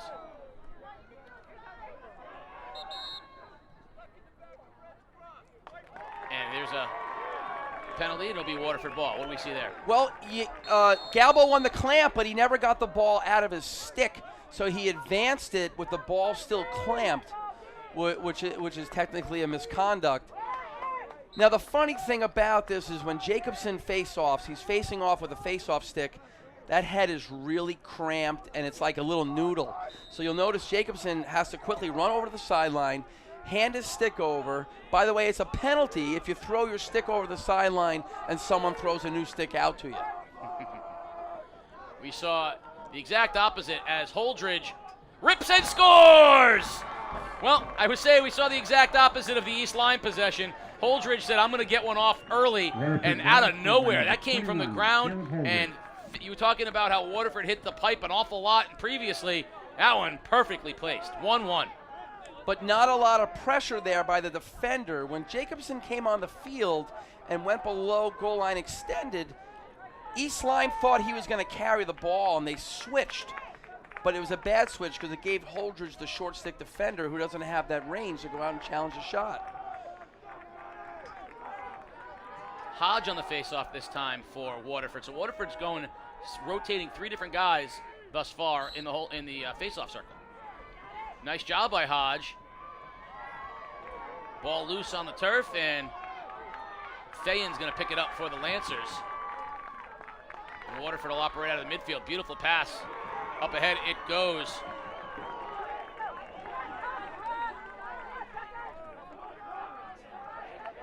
Patience here for Waterford. Now Holdridge will wait for Jacobson to find himself, and along with Peter Lincoln, and they'll reset.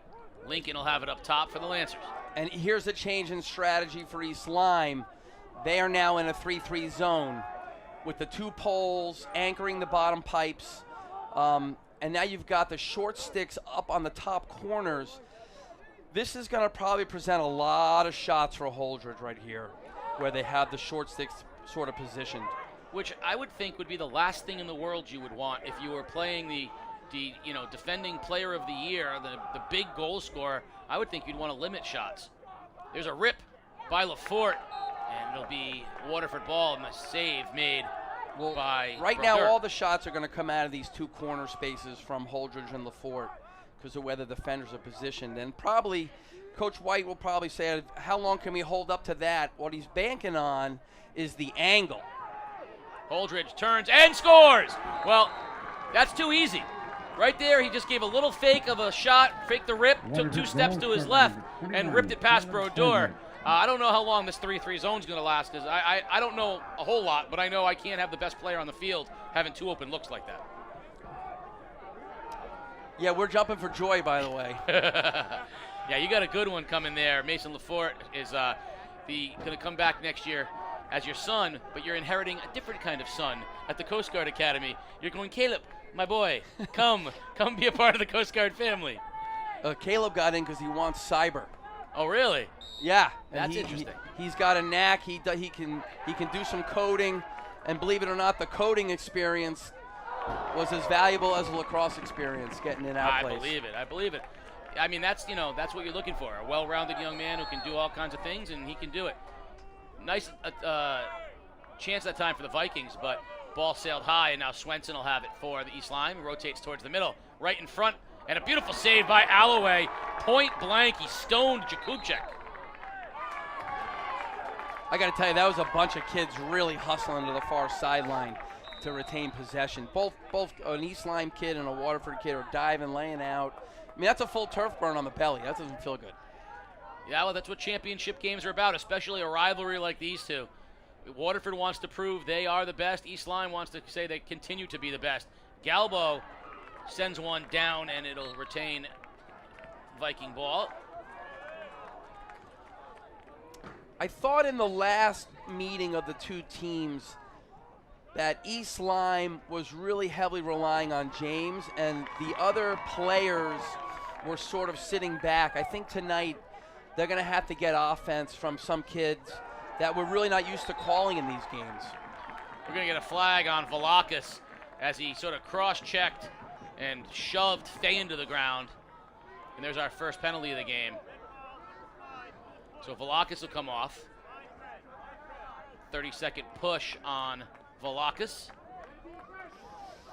You know, in lacrosse, too, the referee's got the discretion of the 30-second push or the illegal body check for a minute. So sometimes that gets me sort of, early in the game, it's like a cup of coffee to a coach. Now we're going to start yelling, and we want that illegal body check for the minute.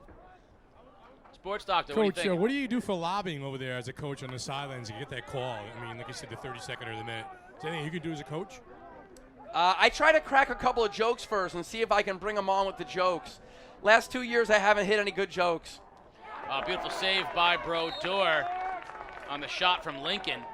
I'm with you, Coach. As a basketball and baseball coach, I work the officials through humor. I try to be a little self-deprecating, make some jokes. It seems to work out well when you're facing off against someone who's always barking at them. You know, soften them up a little bit. You know, make them laugh a little bit. I think humor wins you over. I got to tell you, I've also turned to trolling their Facebook pages and tell them that their kids' 6th birthday party looked like a wonderful event. That's outstanding. Is there a 30-second penalty for trolling? I would have committed quite a few. 2-1. Lancers on top on 2 goals from Caleb Holdridge. 6 minutes remaining in the first period of the ECC championship. Lincoln up top now for Waterford. Over to Lafort. Lafort wings one, and it's deflected. Picked up by Richie Galbo. Long stick heading down the middle. Sprinting. Up top, quickly transition. Velakis back in the game. Didn't take the shot. Now he does and scores. Matt Velakis ties the game at 2. Patience is a virtue, and it pays off for the Vikings. Well, it started with a real nice play on the interception or the sort of dead ball. The ball's up in the air, and that nice fast break. Yeah, Richie Galbo did a nice job. The celebrations are the best. There is still nothing better than the Viking celebrations. I got to take a mental note that every time East Lyme scores, we have to pause just to see what creative thing the East Lyme team comes up with. If there was a celebration penalty, they would lead the league. That no team knows how to celebrate better. 2-2, back in the face-off circle for Waterford is Searle. Nope, check that. Jacobson. I'll get it right once. But coming out of the pack with it is Galbo. So no matter where he starts, the ball ends up with him off the face-off anyway. And a big hit on the outside put on by Jacobson. But Galbo retains. Up ahead now. We have not called this name. McCoy touches it for the first time. Kaczynski. And back to Swenson. Velakis has an opportunity. Good look. Side of the net. No good. Velakis had a chance. But he hit the side of the net, and it'll be Waterford ball. So that was an interesting draw. I mean, I'm rewinding 30 seconds, but the face-off went backwards with Jacobson towards the East Lyme goal, and all of a sudden it triggered a Waterford ride that was pretty relentless, and it was a great job by the East Lyme midi to just get the ball out the other end of the field. 5 minutes remaining, 2-2 game. Long pass tipped, and it'll go out of bounds, but Huda is there, and Waterford will retain.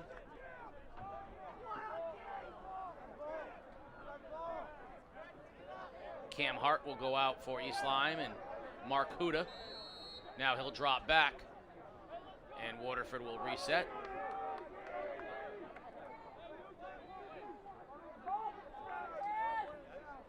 Lincoln. And For Waterford, this has become sort of their second slotted midfield line with Lincoln, Alloway, and Xander sort of all of a sudden taking the spot of Jacobson. So this group here is a little more oiled up with the zone because they're really not trying to go isolate anything behind the cage. Blaine Hart with the interception. He's speeding down the middle of the field. Hart comes in, rips a shot. Save Alloway. But Velakis is there. And that ball will be possession arrow going to East Lyme. Nice hustle by Velakis. Great run by Hart down the middle of the field. Well, this will be interesting to see if East Lyme can quickly take advantage of Jackson Alloway on defense. He's normally an O-midi, and he's guarding one of East Lyme's O-middies, and I'm interested to see sort of what East Lyme decides to do. There was McCoy with an opportunity on the side of the net, no good. He gets his own ball back, and East Lyme will have another chance. Off a screen from Swenson, back to Swenson now. A little two-man game between Swenson and McCoy. So Waterford's taking Alloway, and they're face guarding the East Lyme midi, which really turns this in more into a 5v5 game. I'll tell you, sometimes that's really disruptive, and it really jacks up your slide packages. It's Kaczynski that he's face guarding, and a save by Alloway, and loose ball picked up by Velakis. There's a turnover by Waterford. Velakis, and there's Kaczynski.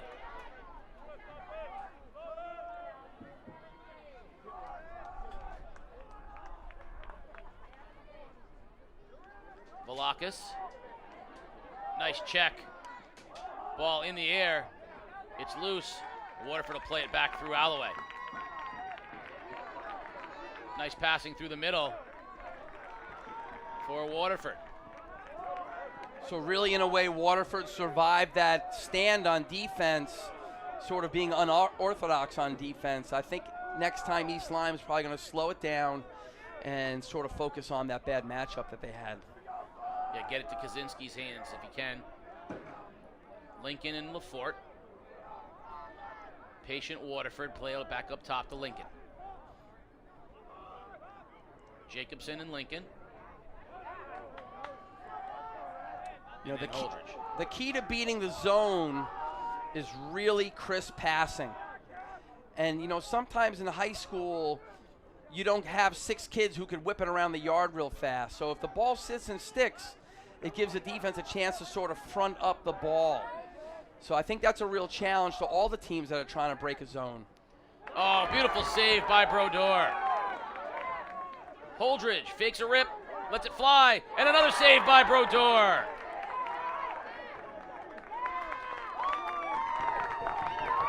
Well, you know, we talk about the basketball equivalent all the time.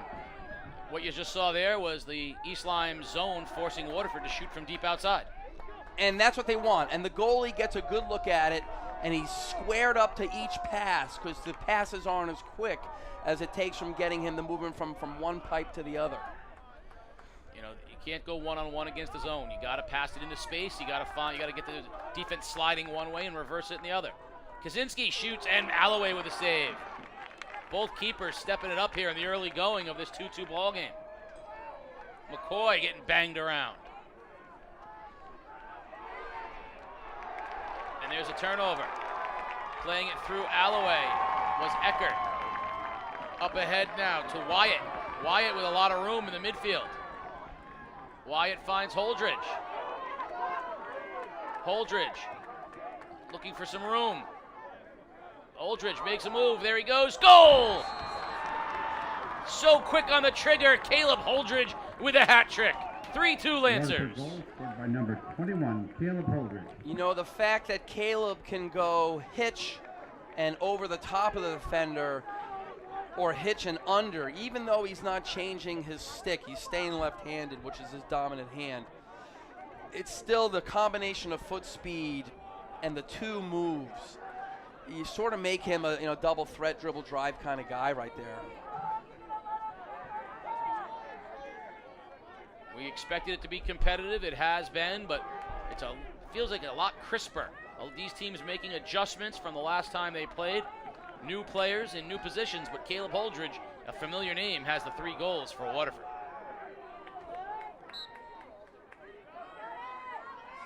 Searle on the face-off. And Waterford will come out of the pack with it. And now it's loose again, and we're going to get a whistle.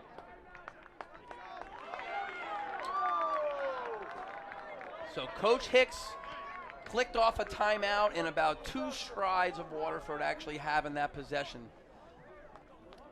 So he wanted to make sure that they set up 33 seconds remaining.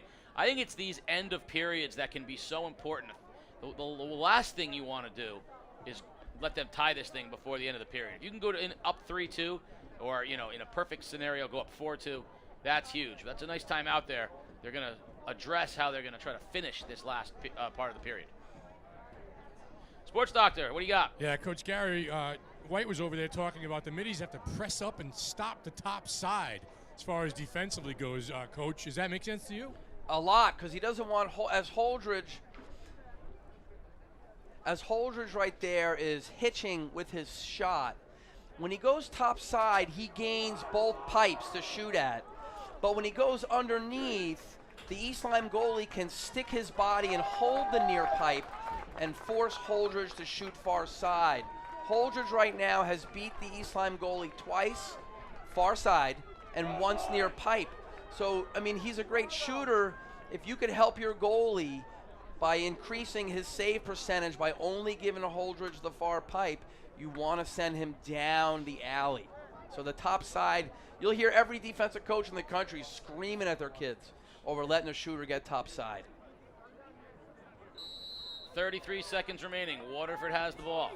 Long pass over the top of Lafort. Can he get there? He's sprinting for it, and he does.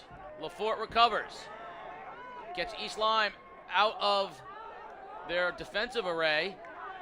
16 seconds remaining with Jacobson. Get it to Holdridge. He's going to try to make a move. 12 seconds. Holdridge. Velacco's playing him. Looking for a screen. 6 seconds remaining, and there's a steal. Galbo up the middle of the field. Richie Galbo. Ball's loose, and that's going to take us to the end of the first period. 3-2 Lancers in a very exciting and evenly played first period. You know, it's 50-50. I think in your gut, I think it was sort of a good take. Face-off won by Waterford with Jacobson, but the turnover, and Galbo spins. He loses the ball, and there's a penalty. It's going to be against Waterford. Galbo passes off to Velacco, so East Lyme has the advantage. Can they take it? Velacco all the way in, front pass, and off the side of the net. Swenson point blank, and it couldn't finish. And now the penalty will be enforced here against Waterford. Got to be some kind of a push. Slash on 11 White. That's Jacobson. So a 1 minute power play for the East Lyme team. Swenson had a great opportunity right there on the side of the net. I got to watch East Lyme play in the semi versus Bacon after the Waterford game this past Tuesday. And I got to tell you, they moved the ball very well on their man up. Produced a lot of nice step-down shots. I saw at least 2 or 3. And the only thing you could think of was, wow, that was pretty impressive. They moved the ball about 6-7 passes and got a shot for James. And this is the same set they were running the other night. Right in front, shot, Swenson scores! Beautifully done. Galbo to Swenson, beats Alloway low, and we're tied at 3, right on cue. Well, you know, they're popping James off the crease, creating the illusion that he's the shooter, but the player coming in from the bottom right corner becomes the new crease, and he's wide open. I think we're going to have Peter Wappy compile the best celebrations that we've seen and watch an East Lyme compilation of post-goal celebrations. 3-3, 11 minutes and 8 seconds remaining here in period number 2. Personally, Peter, my favorite is the joust. Joust And I also like it when they get one of the short kids to be the bottom guy in the joust. I give him points for creativity. That was Cyril on the faceoff, controlled by East Lyme. Out of the pack comes Jakubchek. Behind the net, Jakubchek.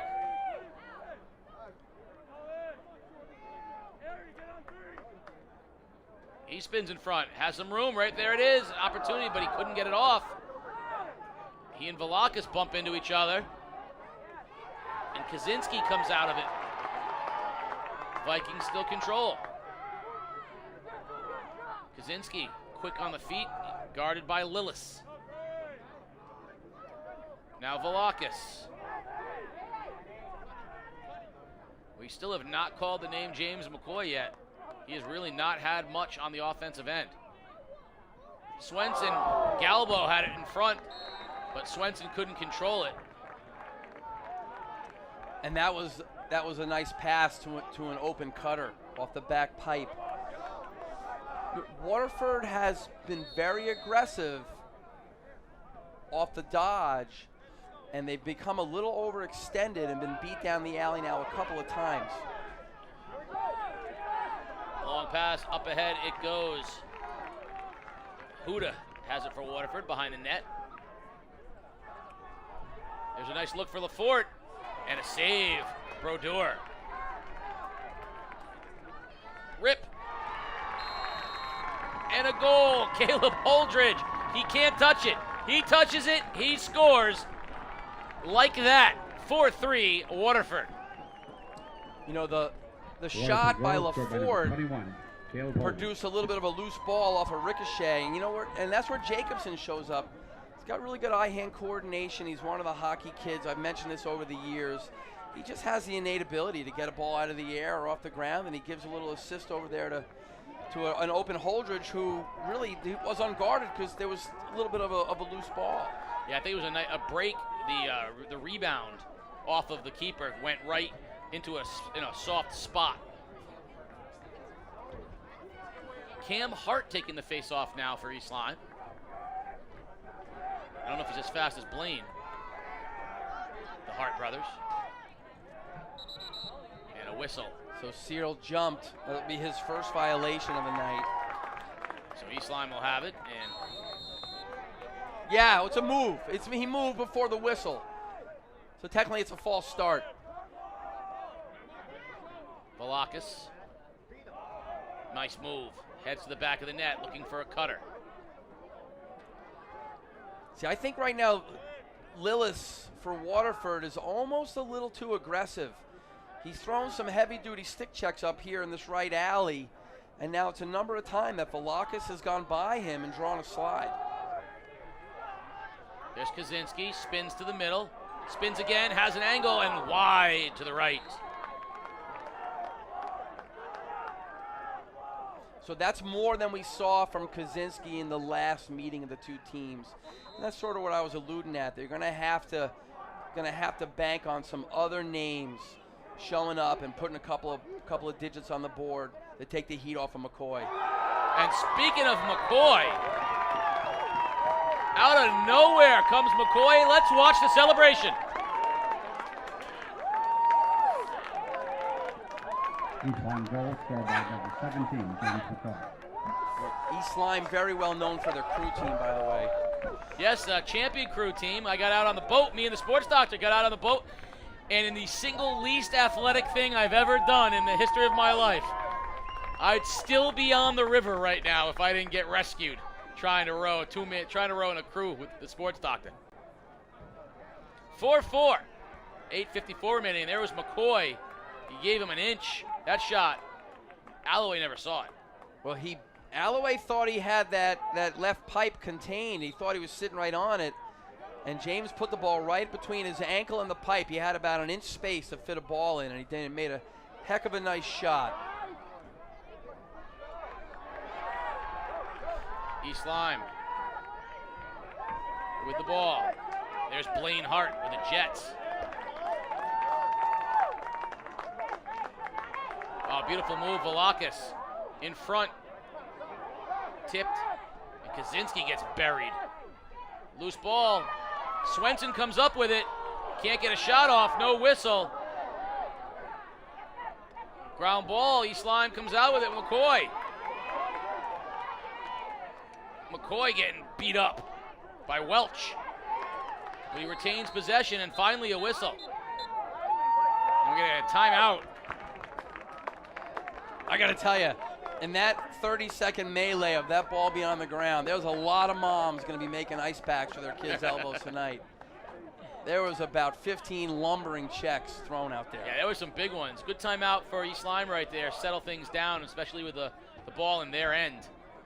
This is one of those times we talked about using humor with officials. One of my go-to jokes with basketball officials is after my team inevitably gives up a 6 or 8 point run, and I call a timeout, and he goes, 30-second or full, coach. I say, can I lump them all together and get 7 minutes? And they laugh. They say, can't do that, coach. Yeah, I laughed. You got me. You broke me down right there. Right there. Right in the You're day.com. mine. You're in my pocket.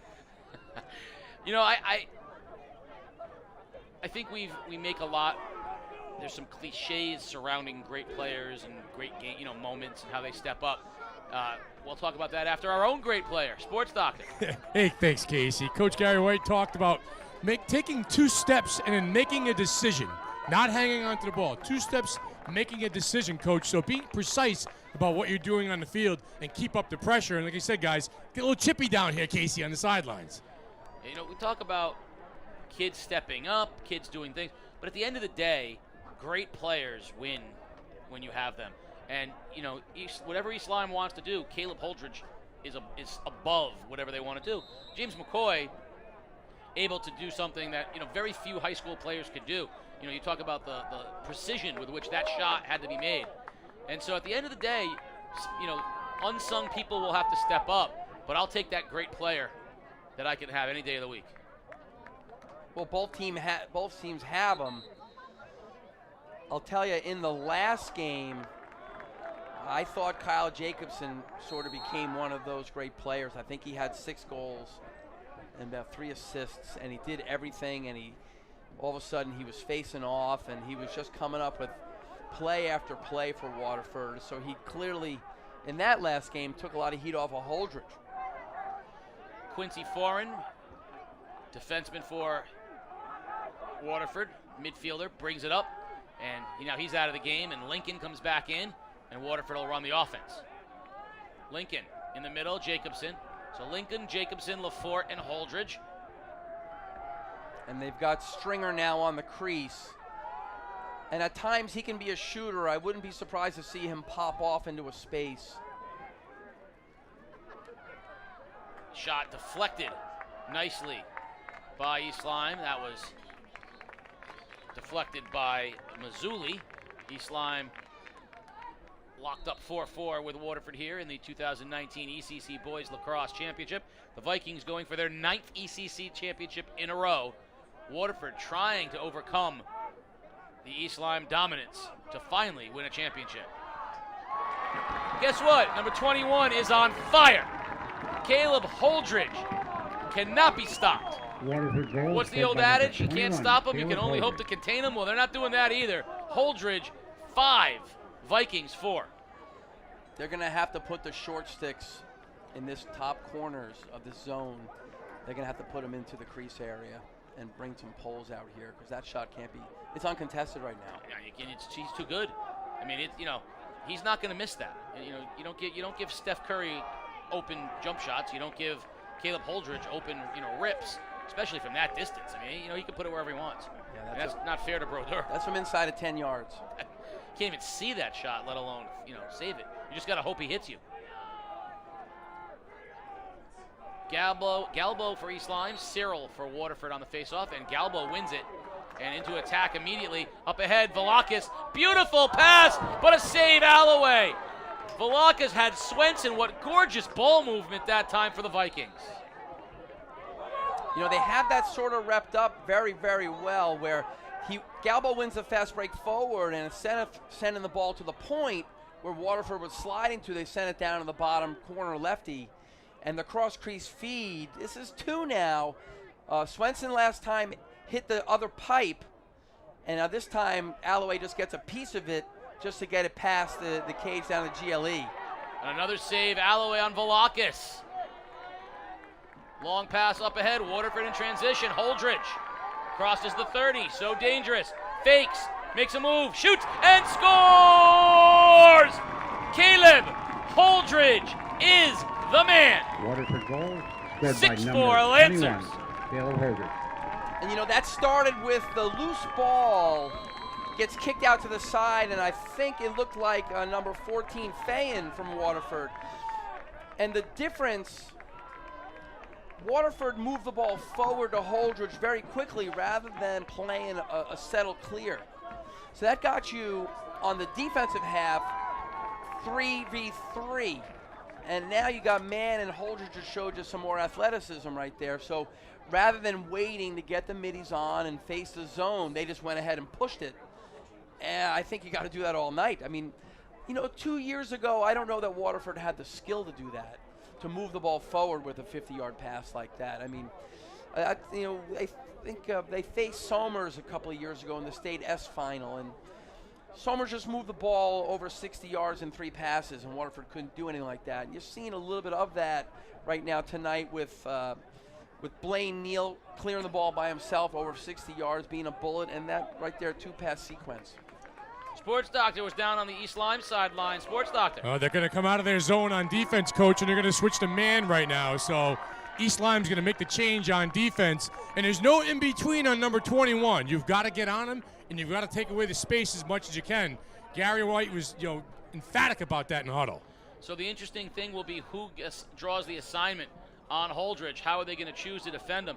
And here in the early going, you can see it already. It's going to be Tucker Mazzulli, the long stick, heading over, and he's going to be marking Holdridge. So Mazzulli marks Holdridge. Mazzulli's a righty, Holdridge is a lefty. So the sticks match up. So now for Holdridge, the toe drag and to go underneath becomes a bigger kind of play. Galbo taking the face-off for East Lyme. So now the matchup goes with Jacobson a righty for Waterford. For East Lyme on Lafort, the righty. So Lafort gets a topside shot. And they're going to have a Waterford penalty. Galbo won the face-off and headed all the way in. We're going to get a 1-minute slash on Jacobson. That's the second time he's been called for that. So obviously Waterford trying to be physical, but penalty now with 5:42 remaining in the period. East Lyme's going to have a 1-minute attempt here to cut this lead. We saw them move the ball beautifully in their one other opportunity. So this is now a different set from the first man up, with James now is at the top corner, or excuse me, top middle. Last time he was off the crease and he rotated off. So this is must be their second set. At this stage in the year, though, you've got about 5 plays really oiled up. Velakis behind, finds McCoy. McCoy in front, and just can't find the net is Jakubchek. But Velakis battles and retains for East Lyme. Half a minute remaining in the penalty. Beautiful move, save Alloway on Swenson. Waterford plays it back through Alloway. Alloway, 40 yards in the air, finds Hodge. Hodge up ahead, Holdridge. Beautiful defense. Waterford will kill the penalty. Nicely done. And the Waterford says time, take some time. Lincoln will come back on for Waterford. Holdridge tries to split defenders. There's a penalty. Holdridge will shoot, but the penalty will go against East Lyme. So Alex Jakubchek with the so check that, Tucker Mazzulli with the slash, and Waterford will have an opportunity.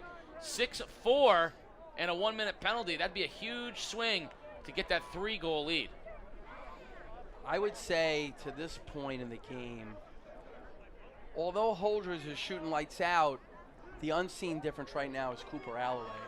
He's turned away about 5 shots now from about 3 feet. Yeah, he's played beautifully. They've had some point-blank looks with Swenson and Velakis in front, and Jakubchek, and he has stoned them.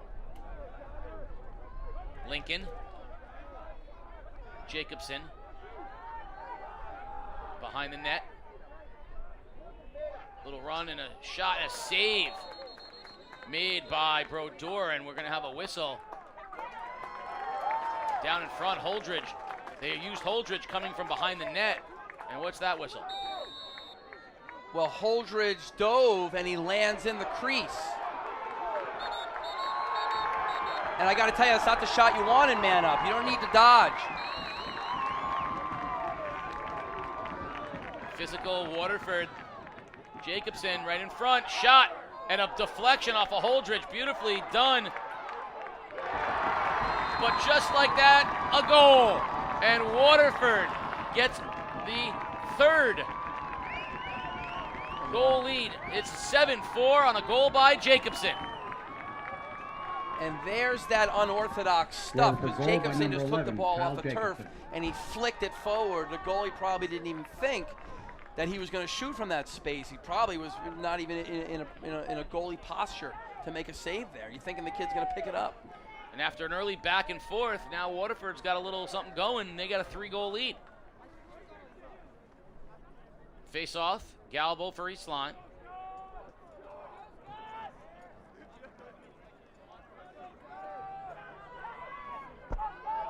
This next possession for East Lyme, I'll bet you they milk it out. Technically right there, Waterford just created a violation. Oh, what a save by Alloway. He stones Swenson right in front.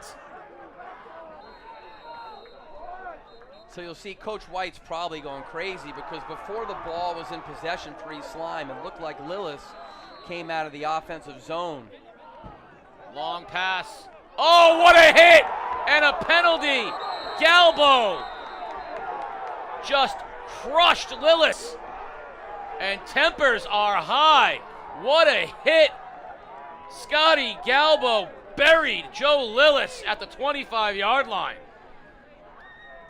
So now the refs have a tough decision to make because they have in their discretion the locked-in 2-minute defenseless player.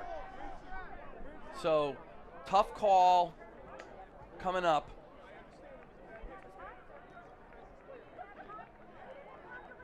Let's see what the officials say.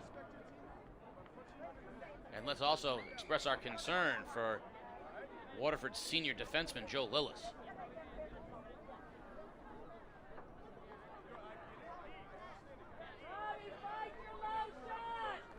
.336 here in the second period.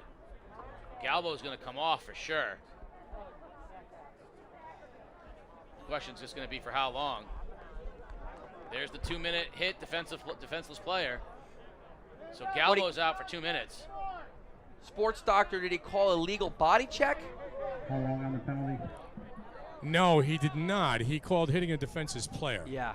So that was in 2 minutes. So hitting a defenseless player, that was a big time wallop right there. So 2-minute lock, unlimited scoring. They're down this player for the entire 2 minutes, no matter what. Yeah, the penalty cannot be released. A lot of times in games, this is a real swing kind of penalty.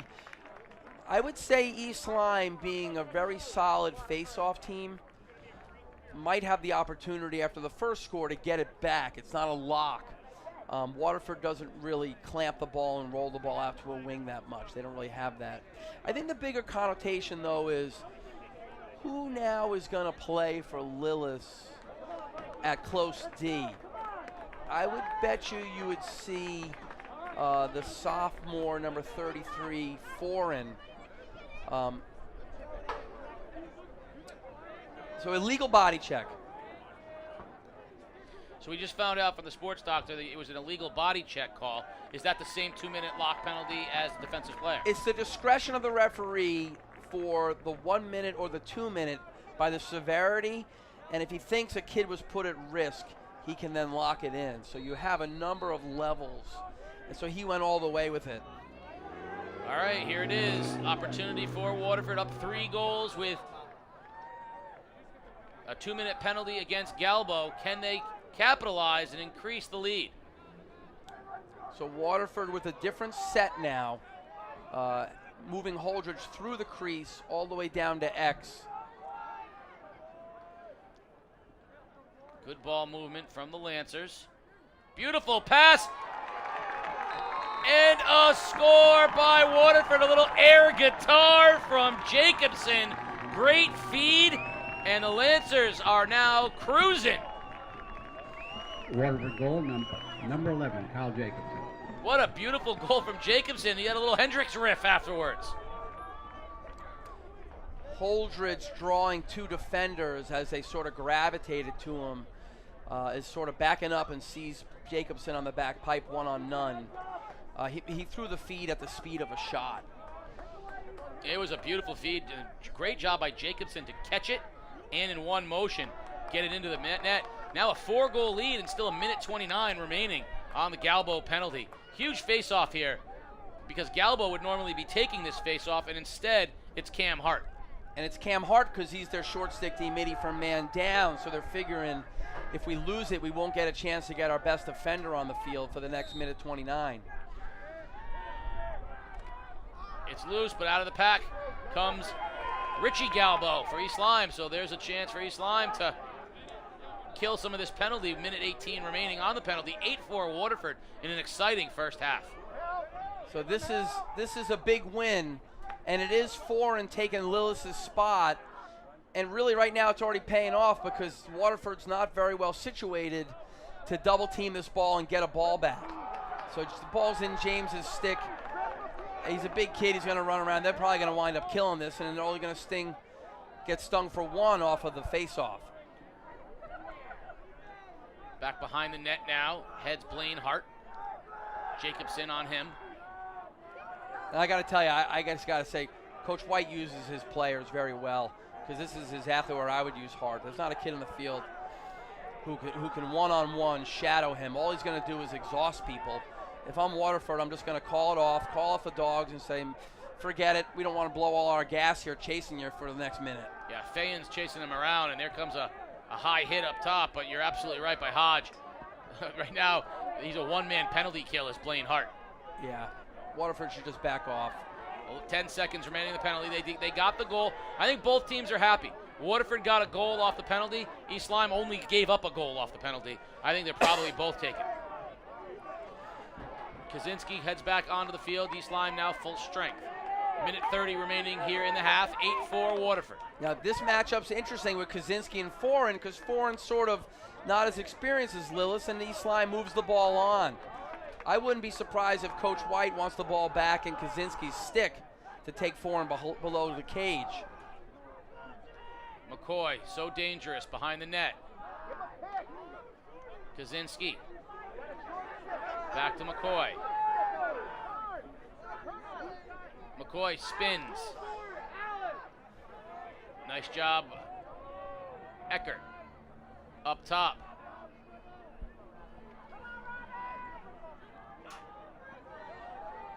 Behind the net it goes to McCoy, and Alloway right there on the spot. Ball loose. Kaczynski was fighting for it, and he'll retain. East Lyme will have the ball. They are wrapping up Lillis on the sideline. The good news is it's not a head injury or a concussion. Deflection on the perimeter, and the ball goes ricocheting off. It'll stay East Lyme ball. So Lillis is getting his jersey back on. He's going to come back in this game. They taped up the rib cage. That's where he got the hit. But the good news is nothing with the head. Good work by Waterford. And they get the ball. They're coming out of here. Long pass. Bounces to the turf. Holdridge will take it for the Lancers. 5 seconds. 4. Does he know the time? Holdridge. He's not going to get a shot off. He does, and he scores with no time on the clock. It's good. Caleb Holdridge beats the buzzer, and the Lancers go up 5. Oh, wow. Waterford goal, number 21, Caleb Holdridge. Sports Doctor, what a finish to the half. Well, Coach, 9-4, huge goal headed into the locker room. That one's going to stand. What was the key here in the first half for you guys?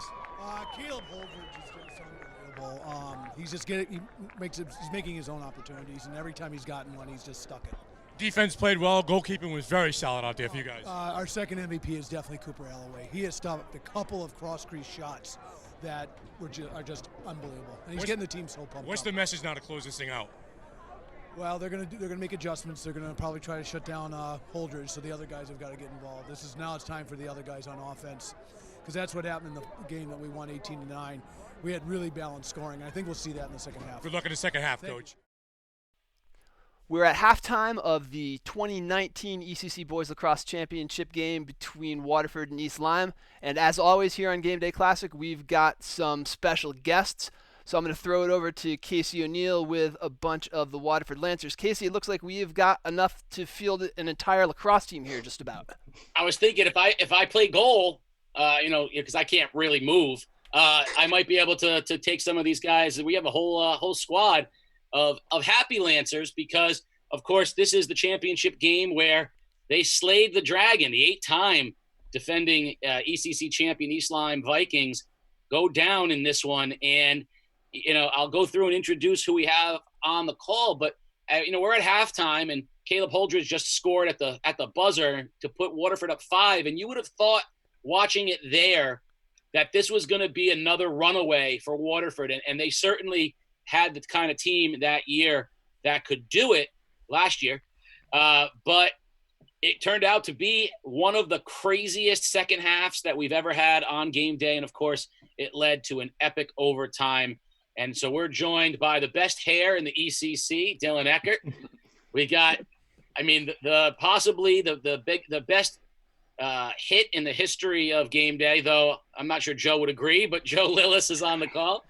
Alex Fayen, Caleb Holdridge, Ryan Huda, Mason Lafort, Kyle Jacobson, and Coach Scott Hicks. Guys, all can't thank you enough for being on the call. This is going to be a lot of fun because this game, I think, when you go back and look at it, this is a game you're going to watch a lot, I'm thinking, because it was a special game for a lot of reasons. And, Coach, let me just start with you.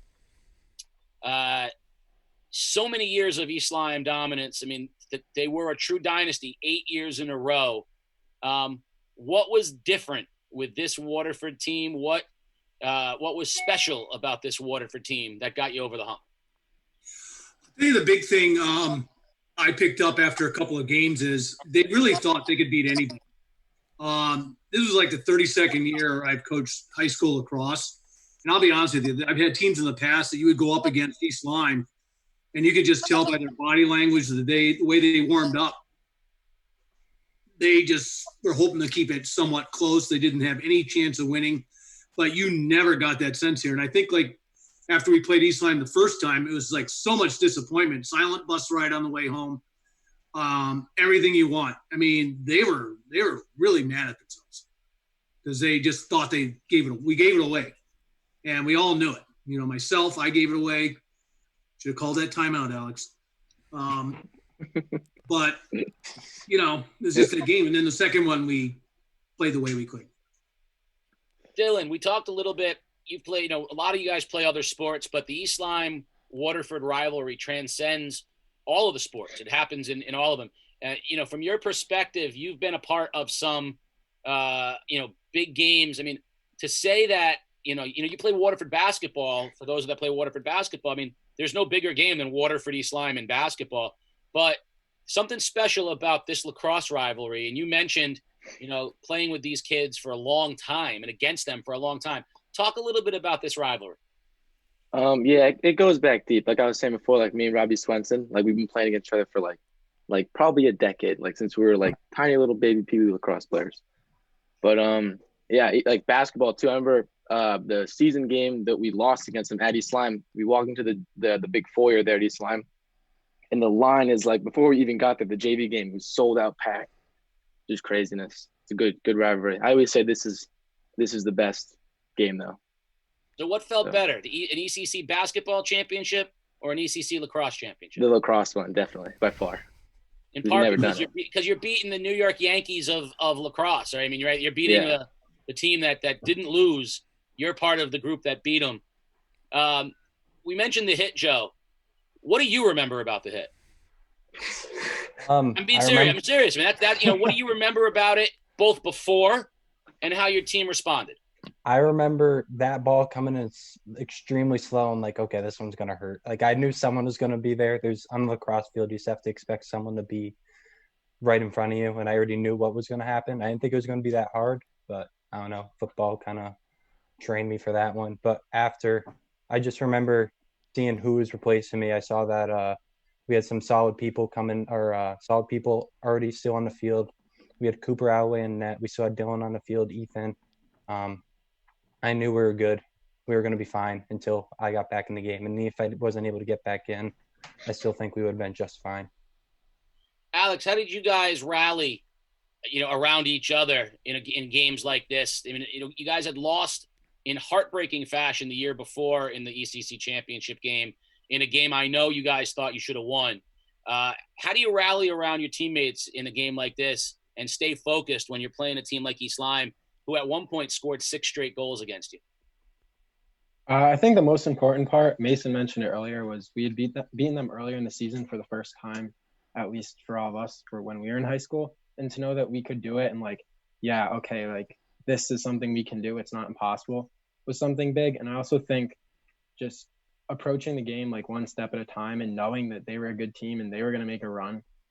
They've done this pretty much every game we've ever played them, where they win a few faceoffs in a row and all of a sudden they're right back in it. And we were just ready for it and prepared. So when it happened, it didn't take us too much by surprise. We just knew we had to respond, and that was going to dictate who won or who lost. You know, Caleb, you score this goal right at the buzzer to end the period to put you guys up 9-4. Two questions. One, did you guys think this was going to be a repeat and that you were going to run away with this one? And two, how aware were you of the time on the clock? You got that off literally with under a second remaining. So did you think you were going to run away with it? And how are you with the time in your head? For the first question, I mean, there's definitely a feeling that we were going to pull out another like blowout, but just given it was like the ECC championship and all, like lacrosse is a game of run, so you never know what's going to happen. And they went on a huge run. We just need to make another play to get the game back in our favor. And then for the second question, honestly, I had no idea what the time was. I was kind of like wondering why Alex just chucked it field, and we had a 3v3 like just sprinting down the field, so I figured it was a good time to take a shot. That's all. I actually like hearing. It's funny because Peter, I'll watch Peter nod his head on this. It's shocking to us how many big plays on game day have occurred with either no concept of the time or the wrong route being run, or I wasn't even supposed to be in on that play. It's remarkable how when you guys don't really think, lots of good things tend to happen. I'll leave that for what it is. I can't mention Caleb without mentioning Mason Lafort, because it feels like every time I mention Mason, he was dishing off to Caleb and good things were happening. You guys put a lot of points on the board together. And of course, I had a Lafort in the booth with me. So Mason, your dad's responsible for like 98% of my lacrosse knowledge. It's not a lot, but he's responsible for most of it. Talk a little bit about the what it's like to play, because you really are a great facilitator. Talk about what it's like to play with guys who can do the things that some of these guys could do. I mean, playing in an offense where potentially all 6 players, if they wanted to, probably could have gone and played college lacrosse, kind of speaks for itself. You have trust in people that you know where they're going to be after playing with them for just a short amount of time. And you know that they're going to make the right play when it comes down to it. So I guess really having that trust like with each other and playing with each other, getting that chemistry going helps a lot. Yeah, you guys were a very dynamic team, and you were probably the most fun team to watch that year as well. You guys were pretty exciting. I thought you had a really great blend, and I hope you take this the right way, a really great blend of skilled players and some kind of goofballs. And I mean that in the best possible way, because I think a team needs to be a blend, and sometimes you have to have the kind of player that doesn't take things too seriously. So Kyle, that's a great picture, by the way. Very handsome. The flow.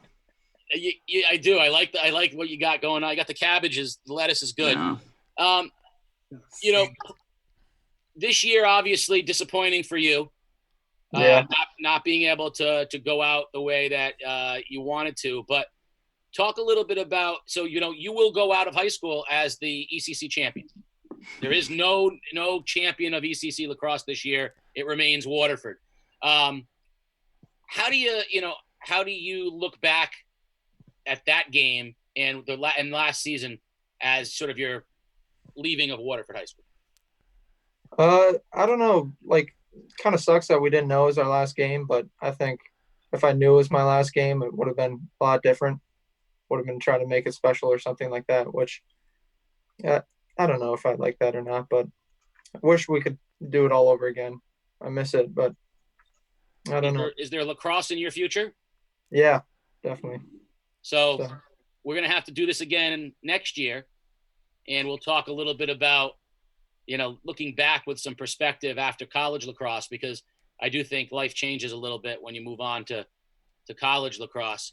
But in this game, it was a very, very physical game. You seem to sort of like that style of play. Talk together with East Lyme and things started to get physical. What was the mentality that you brought to the game?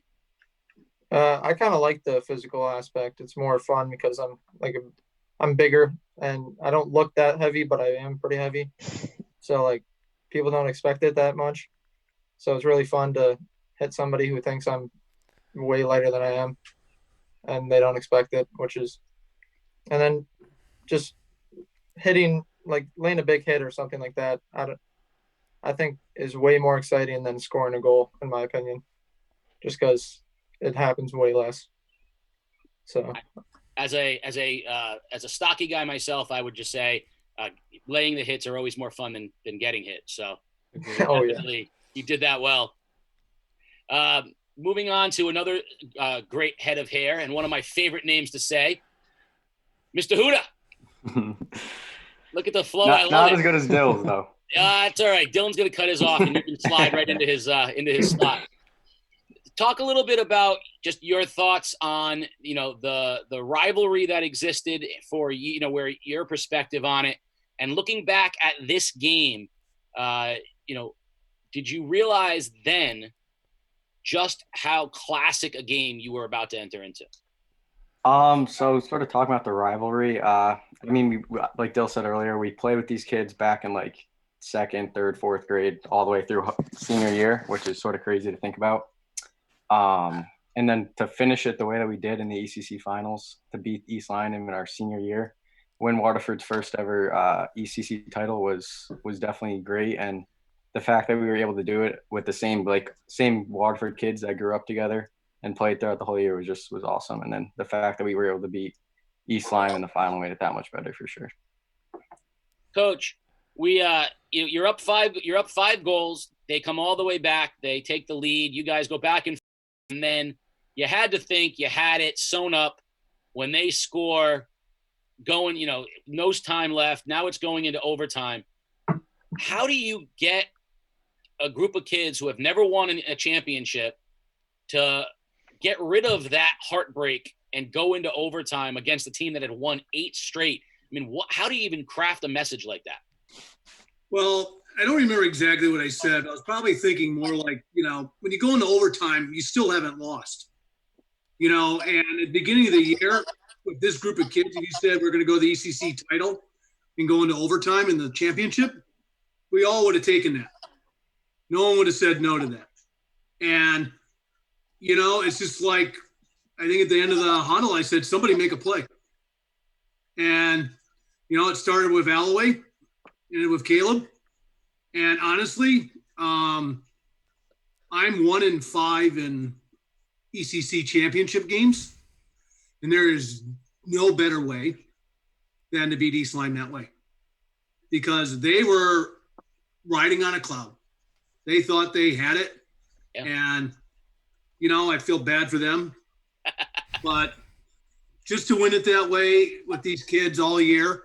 And we had some great games besides the East Lyme game. Our win over Notre Dame, West Haven. Yeah. Great win there. Pouring rain all day.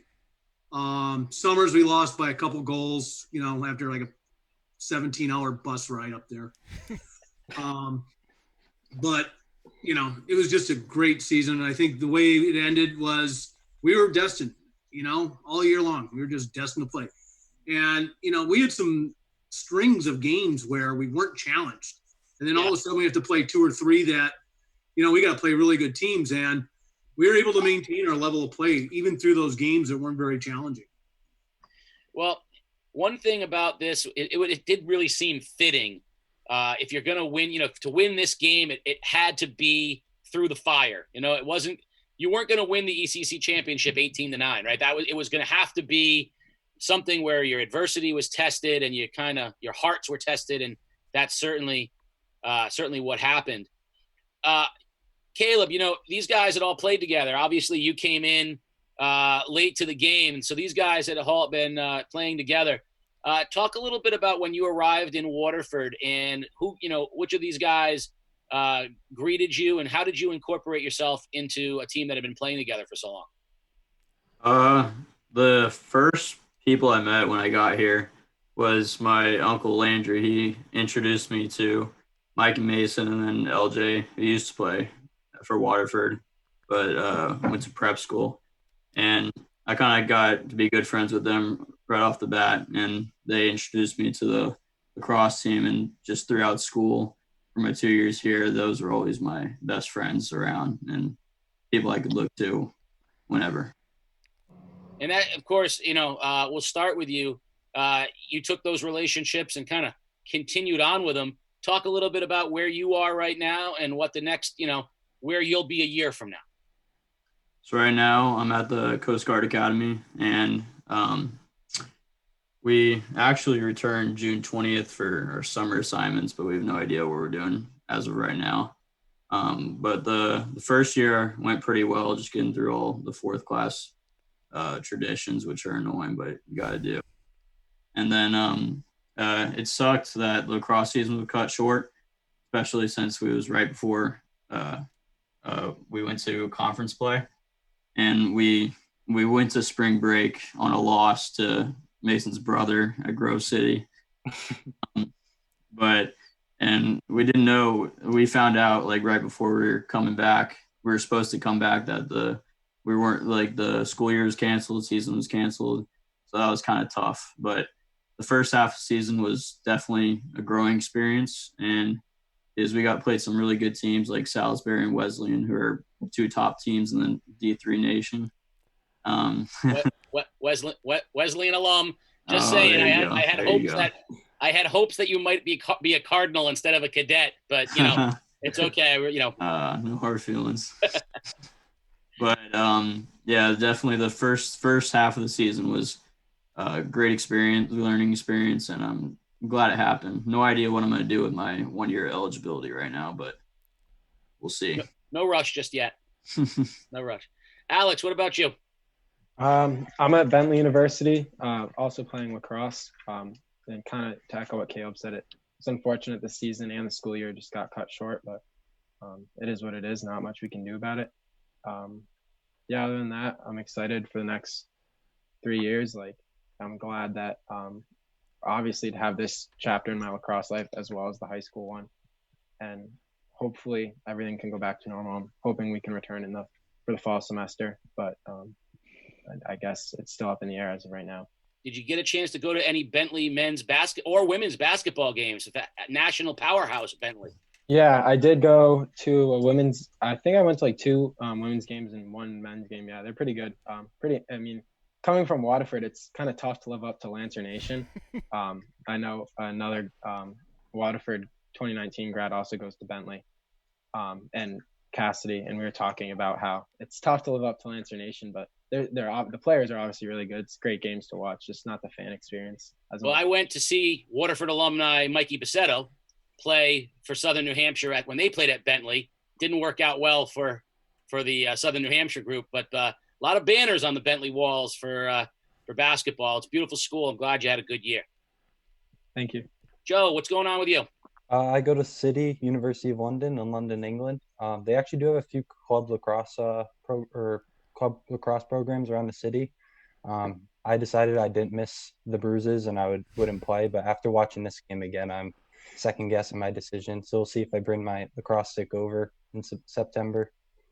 So are you back here, or are you still in England right now? Nope, I'm back home now. I took the first plane I could get. I'm glad you're home, and I'm glad you're safe. Thank you. How did you enjoy your experience over the pond? I loved it. I could not complain whatsoever. Met a great group of people, great group of friends, and city's great. City's clean, city's beautiful, and there's so much to do. And I'm definitely going to go back there and travel a little bit. But with your stick? Yes, with my lacrosse stick, Robert. All right, that's what I like to hear. Ryan, what's up with you, man? So I'm at the University of Rhode Island right now. Didn't play any sports like Joe, but I completely agree after watching this, and just the competitive spirit almost makes you just want to absolutely get back out there and play. So, but I am looking into like an intramural next year, hockey or lacrosse, something like that. But yeah, that's about it. How did you like your first year at Rhodey? Oh, it was awesome. Yeah, I enjoyed it. Met a lot of good guys up there. Yeah, it was just a fun experience for sure. I'm glad. Thank you. Mason, what about you? Next year, I'm going to be going to prep school for a year and then on to the Coast Guard Academy. So, that seems awfully fitting. That's a great place. Congratulations. That's a heck of a plan. So I get to again see a Lafort and Holdridge. You guys are going to try to put some points on the board of college lacrosse? Oh, for sure. I love it. Well, congratulations. And, both of you guys at Coast Guard, when you're there together, that's going to be awesome. Peter, I'm going to put it out there early.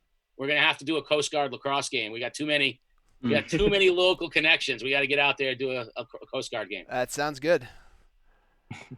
So, Kyle, if I'm right, you're going to Hartford? Not anymore.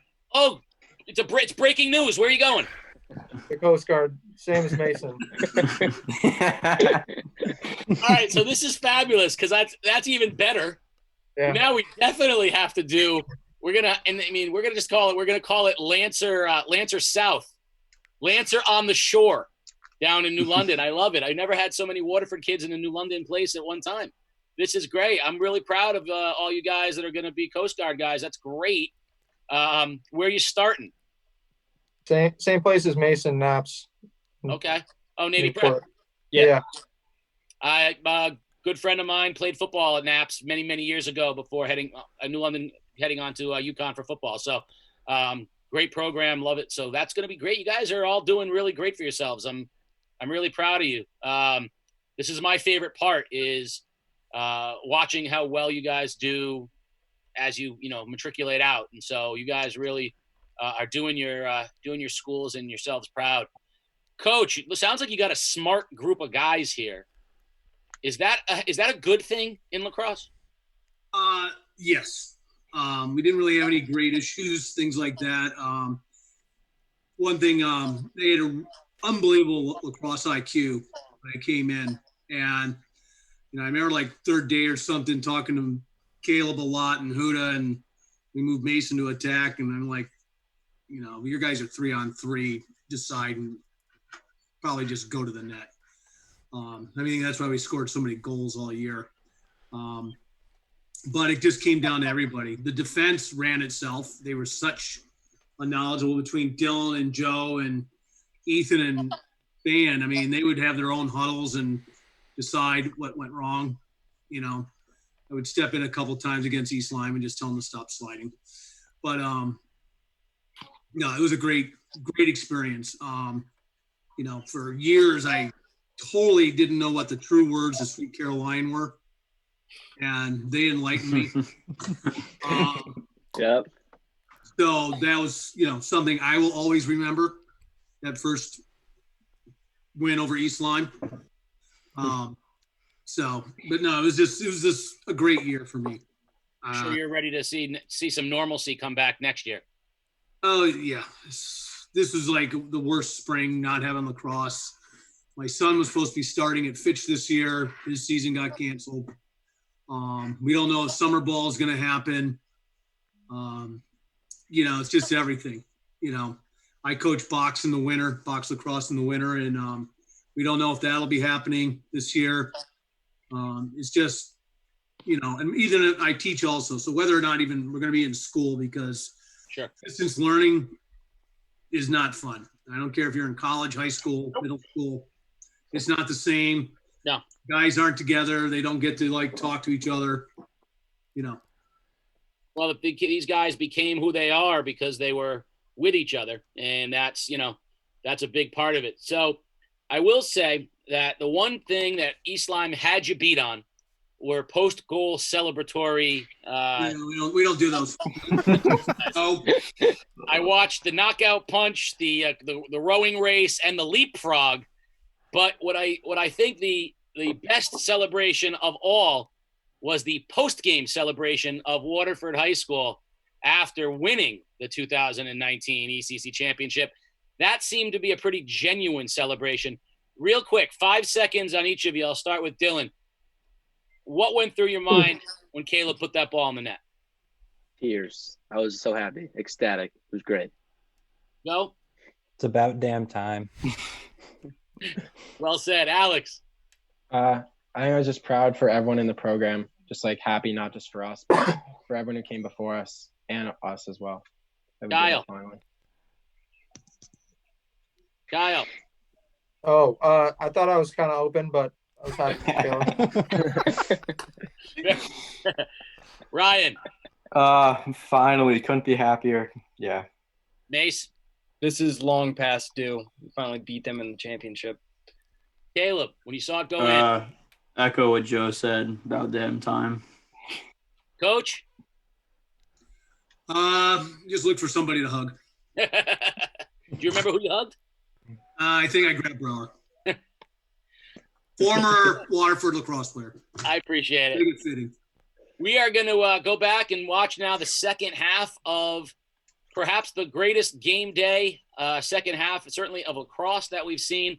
If you are wondering what's going to happen, I'm not going to tell you. Stick around. If you know what's going to happen, you're certainly going to want to watch.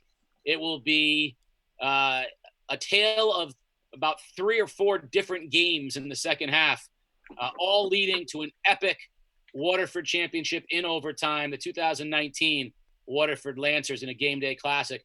I want to thank very much Dylan Eckert, Caleb Holdridge, Alex Spahan, Joe Lillis, Mason Lafort, Ryan Huda, Kyle Jacobson, and Coach Scott Hicks. Guys, these things are what's getting me through this spring and summer right now. I can't thank you enough for being so enthusiastic and sharing some of your time with us here at Game Day. Thank you. Thank you. Thank you. Thank you. Thank you. I thought Waterford outplayed him in the first game. Once I saw they made some adjustments at the face-off, I kind of figured this was a possibility. But we also saw East Lyme make adjustments, and I think Coach White is as good as anybody at making halftime adjustments. Here comes Galbo straight up the middle, in front of Velakis. East Lyme was going to have the first possession of the second half, and an early scoring chance here would be huge for East Lyme. A heck of a nice ground ball advanced by Rich Galbo. East Lyme almost pulled off a really fast shot off the break, and Velakos chose to back it out and play some settled offense. Very similar to what we saw to open the game. Velakis had a chance, instead pulled it out. The Vikings were very methodical, and they scored on their opening possession, moving the ball around, and that's what they're doing right now. And there's Velakis in front. Cross pass, and a little bit too high, but retained by Jakubchek.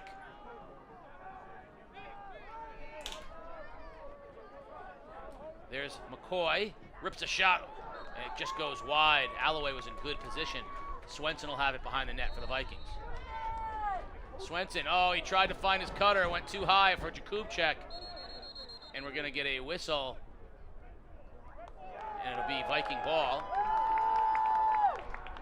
So a nice break for East Lyme. Swenson threw a heater of a feed up diagonal opposite, and it really was not on point, but I think East Lyme got the benefit of Waterford getting a push in the back call.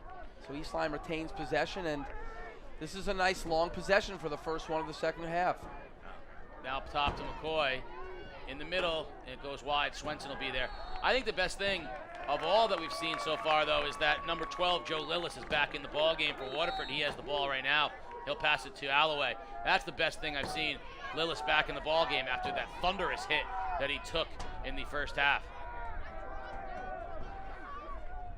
Waterford moving the ball. Big hit on the far sideline.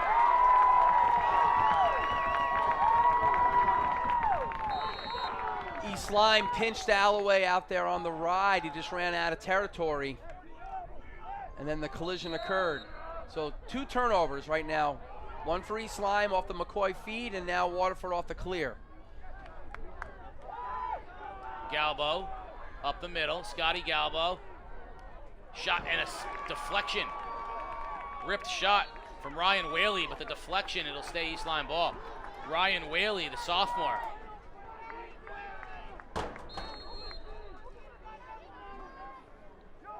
Velakis in front, behind the net now.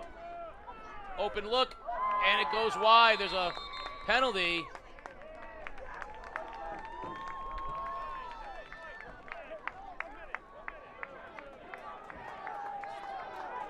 That pass is going to be on Dylan Eckert with a slash, so that's going to give East Lyme a 1-minute opportunity penalty.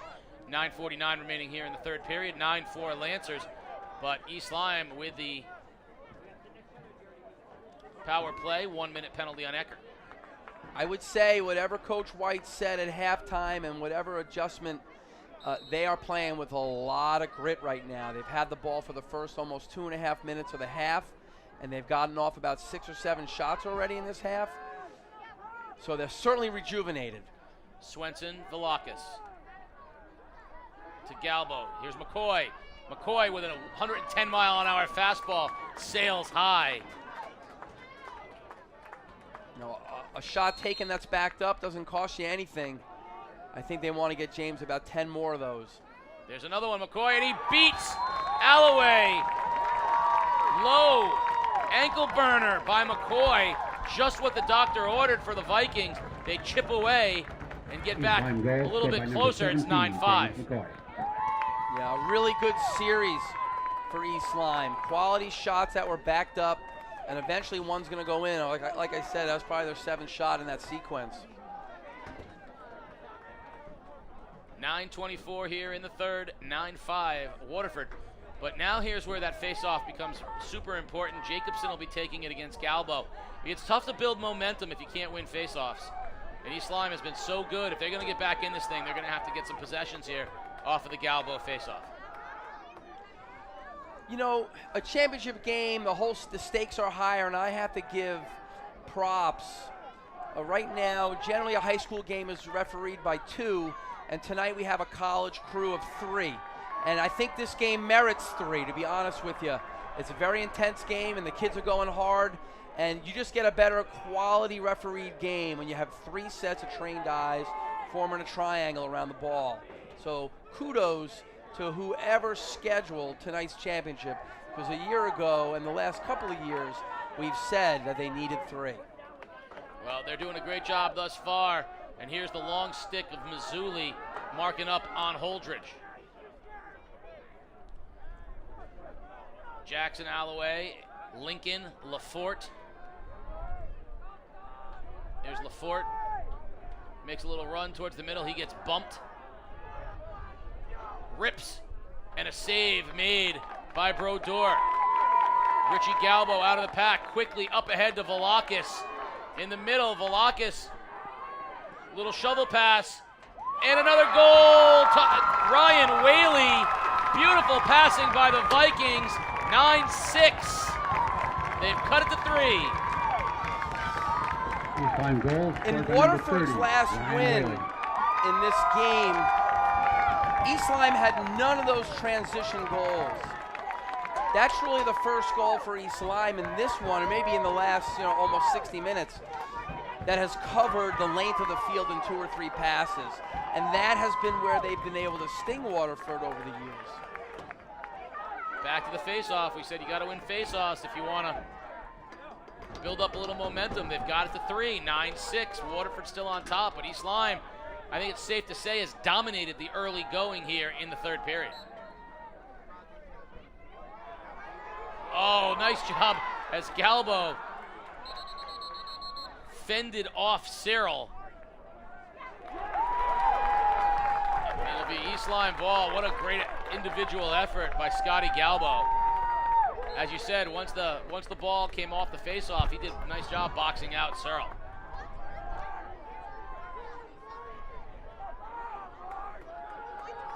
Blaine Hart to Jakubczek and Galbo.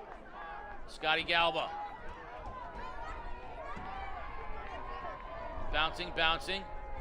In front, Swenson. Oh, what a goal! Rob Swenson behind the back, dipsy-do, and the momentum is firmly on the side of the Vikings. 9-7 Waterford. Uh-oh! You thought that would happen, right? You didn't think they were going to go to bed. Right. I think that right now they've got multiple long possessions. Scott Galbo does a great job of sort of backing down Harrison Cyril, and it drew 2. He kicks it over, and they get that nice crease feed to Swenson. And by the way, it was a tough goal to see, but that was a behind-the-back shot that It was really pretty to look at. Well, we said the halftime adjustments. Coach White has made them. Now let's see what Coach Hicks can do. It starts by winning some faceoffs. Galbo has been dynamite for the Vikings.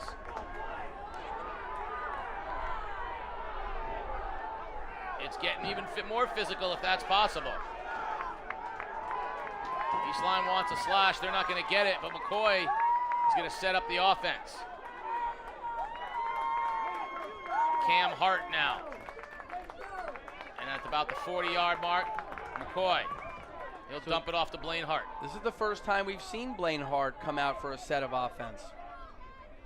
Well, we know he's got speed. Behind the net, cutting in front. What a beautiful pass. Swenson to McCoy. Goal! And the floodgates are starting to pour open. Is it possible for a team down a goal to be on the defensive as much as Waterford is right now? 4 straight goals for the Vikings in the third period, and Waterford has no answers right now. It's like an entirely different team. Well, and I'll give you the entirely different thing. We are 5.5, 6 minutes in, and number 21 for Waterford, Caleb Holdridge, has not touched the ball yet in the half.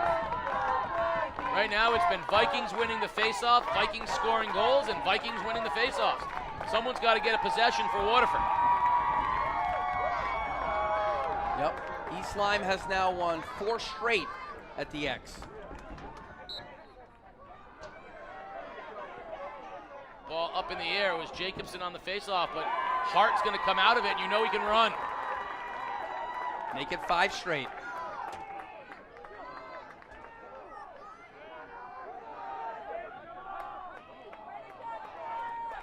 Now Hart will take his time. He's got Velakis, Kaczynski. Kupchak coming on for East Lyme. Behind the net, Velakis. To Swenson. Back to Velakis on a cut. Looking for an open man, doesn't see it, and he'll reset it. Up atop it goes. Blaine Hart. Blaine Hart on a spin. Ball loose. Waterford comes out of it, picks it up.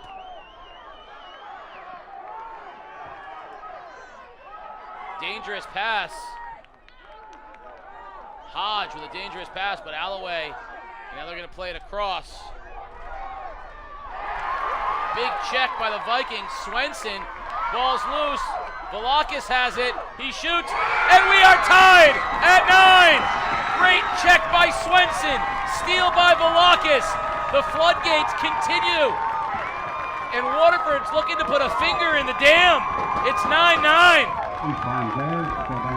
And East, oh my gosh, they sure need one. I would say East Lyme puts a great ride on Waterford. Got the ball redirected about 3 times, and really the whole place now is awoken. A tale of 2 games. Waterford had everything going right in the first half, accumulating a 5-goal lead, and in less than 10 minutes, all 5 goals have evaporated as East Lyme is doing everything right. The last 10 minutes have been about as dominating a performance as we've seen in this rivalry in quite a while.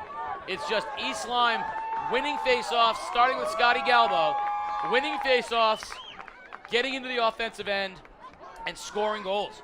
I mean, it has not been fancy, it's been pretty, but it's just been superior offense on the East Lyme side. I can't wait to hear what Coach Scott Hicks said. Sports Doctor, what do you got for us? Well, I got to be honest with you, Casey. A little bit of finger pointing in the huddle over there with the Waterford Lancers. Coach Scott Hicks talk about their defense. What defense are we in? You got to make sure we're in the right defense and find our guys. And they're getting killed on the faceoff. A little dissension in that huddle with the Waterford Lancers. Well, it's a brand new ball game right now, 9-9, and that's what it takes to win 8 ECC championships in a row. Heart, resilience, talent, and East Lyme's got it all. Waterford needs to dig deep and find something.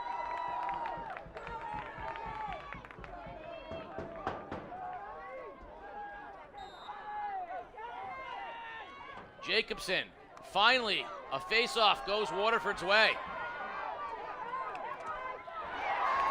But right away, a hard check and a steal. There comes Richie Galbo to Velakis. Waterford's going to have to play defense. East Lyme right back on the offensive end. I got to think you got to try to pass out of that if you're Waterford. Well, they're trying to leg the ball out. They should redirect the ball back to their goalie and start an organized clear. Sometimes easier said than done when kids are hacking on your elbow. I hear that. Up top now, McCoy. Last time they ran this set, McCoy was wide open, cut into the middle. He'll spin. McCoy scores! James McCoy, the Division I Hartford-bound senior, has put the Vikings back on top 10-9, and Waterford has no answers, leapfrogs, because the Vikings have leapfrogged their way into the lead. You know, McCoy goes down the right alley versus Fayen and gets a half a step, but he's so long that a half a step's all he needs to uncork one. I think Waterford's got to slide early to him. The minute he touches it and makes a move, they're going to have to send a kid, whether it's a crease slide or an adjacent slide, to get him to move the ball on.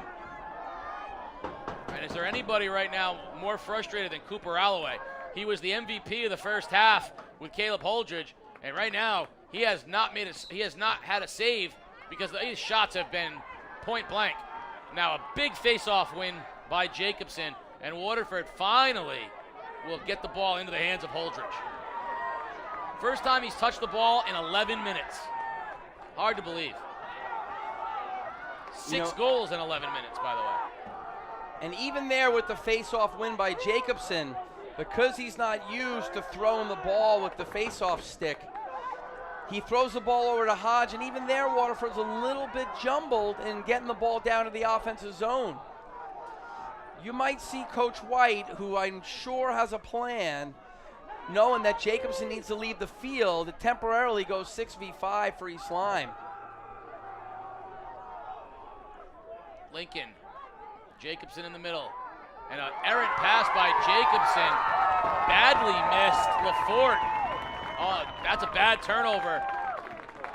You let up this many goals in a row, you can't turn the ball over like that. No, they're completely out of rhythm as a team. Man, the Hart brothers can run. That's Cam Hart, but the Hart brothers can fly.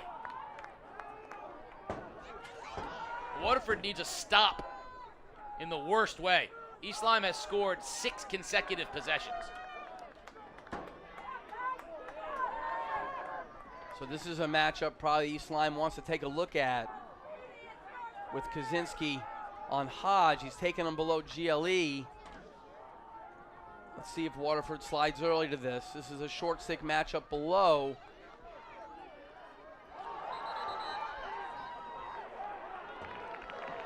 So they got him for stepping in the crease. And right there, that's a call you would not have gotten in a two-man crew. That was the far side official.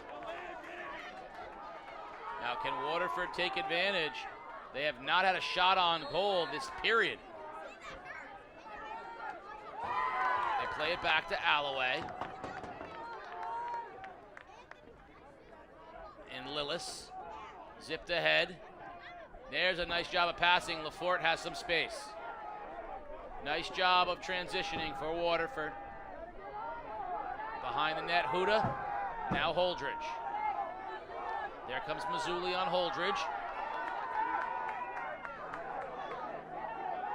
Holdridge fires it. Misses it wide. But Huda is behind the net, and Waterford will have the ball. A shot slightly out of frustration. That's his first one of the half. And he's only about 2 yards above the plane of the goal there, so the angle's really tough. Lafort and now Jacobson. Lincoln rips. And a goal. I didn't see it, and I'll tell you who else didn't see it. Eric Brodeur, bounce shot from Lincoln, and we're tied at 10. Well, that's Lincoln's first shot of the night. And I'm sure Brodeur thought he was going to move the ball on the Holdren and didn't believe it when he was in the act of doing it. East Lyme right now has changed their style of zone. They are with one short stick defender on the crease, rotating the other 4 poles and the other short stick defender in sort of a 5-man chain on the edge. But they've done a nice job because all 3 poles are on the side of Holdridge. So the opposite side of the field, low pipe, where Ryan Huda is sitting, is right now where the other short stick defender is, where you can get your next best shot opposite a pole. Loose ball in the middle. Ground ball, bouncing, and East Lyme will pick it up with Evan Tower. And we're going to get a hit on the outside, and it's going to be a Waterford ball.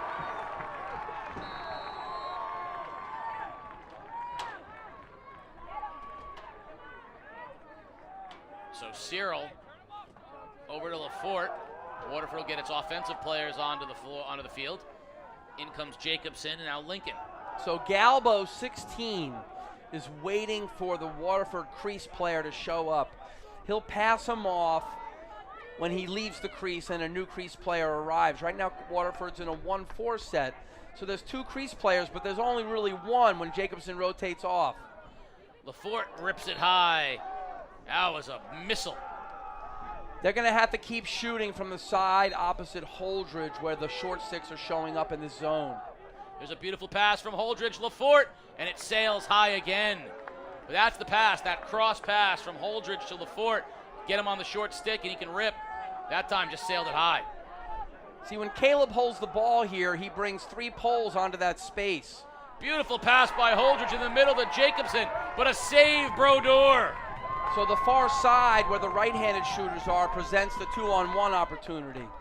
So they're going to keep working the ball here into this space. See, that pass isn't going to produce the shot. It's going to have to come from a Holdridge across. LaForte back up top to Jacobson. And then Lincoln. Holdridge. So here, LaForte now is sitting open again at about 12. It might be a little too far out. Jacobson scores. What a shot. Kyle Jacobson. Yes, swish.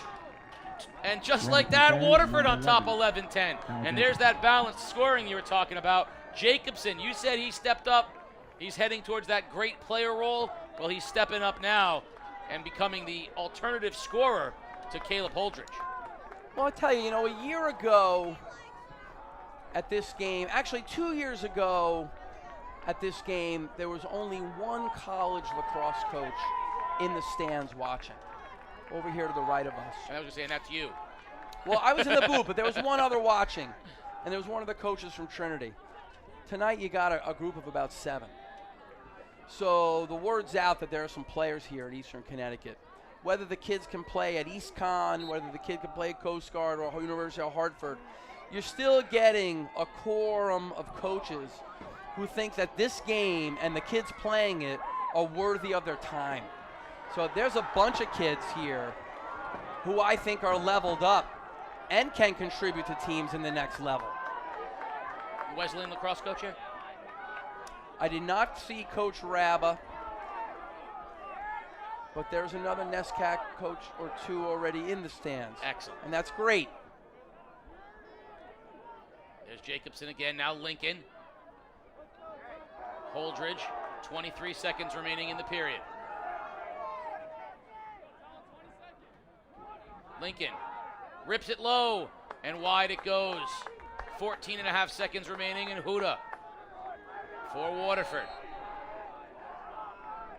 Huda to Holdridge, under 10 seconds. Up top, Lincoln, 6 seconds. Lincoln to Jacobson, low rip shot, and a save, Brodeur. And that'll take us to the end of the 3rd period. And what a surprise, it's a 1-goal game. Waterford 11, East Lyme 10.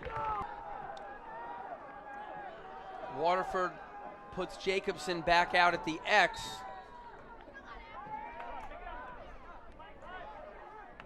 And Scotty Galbo to Richie Galbo. Now straight up the shoot, Blaine Hart, the speedster. And now Velakis will control. Much like we've seen at the beginning of the 1st period, the beginning of the 2nd period, and the beginning of the 3rd period, East Lyme wins the faceoff and takes its time. You know they're going to get a good shot. And there it comes off of Hart, but it goes wide. Hart taking an advantage of the Waterford defense sort of on their heels, not thinking he was going to be a threat. Face dodges the first defender and all of a sudden is shooting from 6 yards. Hart, now McCoy sets up top on the point, but Hart will take it back behind the net. Switches it over to Whaley. Whaley loses the ball, and it's scooped up by Waterford. Coming out of it, Cyril. And he gets drilled. Picked up by Whaley again. Whaley shoots, and that looks like it was deflected over the top of the net, and it's going to be Waterford ball. As the ball was transitioning upfield, the referees were moving, and they got caught out of position to really understand and fully see who was backing up that shot. I think East Lyme sort of had a cause to be upset. Alloway now, Holdridge. Holdridge settling things down for Waterford with a 1-goal lead. You're going to get Lincoln back onto the field. So Stringer's on. Stringer and Lincoln. Now Lafort. And back up top to Lincoln. There's Stringer. Lafort. Crisper passing now around the perimeter. Rip shot and a goal! Lincoln! So what's occurring is it's a space they haven't had to defend because they're hedged to Holdridge. And now Lincoln's stepping into that 10-yard space. He's a 6'2" kid. So he's the name now in the game that you weren't counting on having to defend. He's got 2 goals. He's taken 4 shots. And as this thing gets going, I wouldn't be surprised as we get deeper into the game that Coach White takes a timeout and has to make a real verbal adjustment to what he needs to do to that. Yeah, they made the adjustment for Holdridge in the first half. Jacobson got him right, and now Lincoln, as you said, 2 out of 4, has got Waterford up 2, 12-10. There's another face-off win for Galbo. Scotty Galbo. Nicely across the field it goes. East Lyme will get its offense on. It's got the long stick. Nice move. In front, Velakis. Nice check. Lillis. Ball's in the air. Lillis bats it back. Jakubchek comes up with it. And we're going to get a trip and a penalty behind the net. Jakubchek retains possession, though, so East Lyme, and it goes out of bounds. It's going to be a penalty against Waterford. So in desperation, Lillis, trying to recover the ball off the sideline as he's stepping out of bounds, flips it back in play. Sometimes it's better just to let the ball go out and then mark up all your people. You don't always want to create that loose ball on the ground. Now here's something interesting. East Lyme sends Nate Hyman into goal, replacing Brodeur. So East Lyme on a 1-minute advantage, and they send in a new keeper.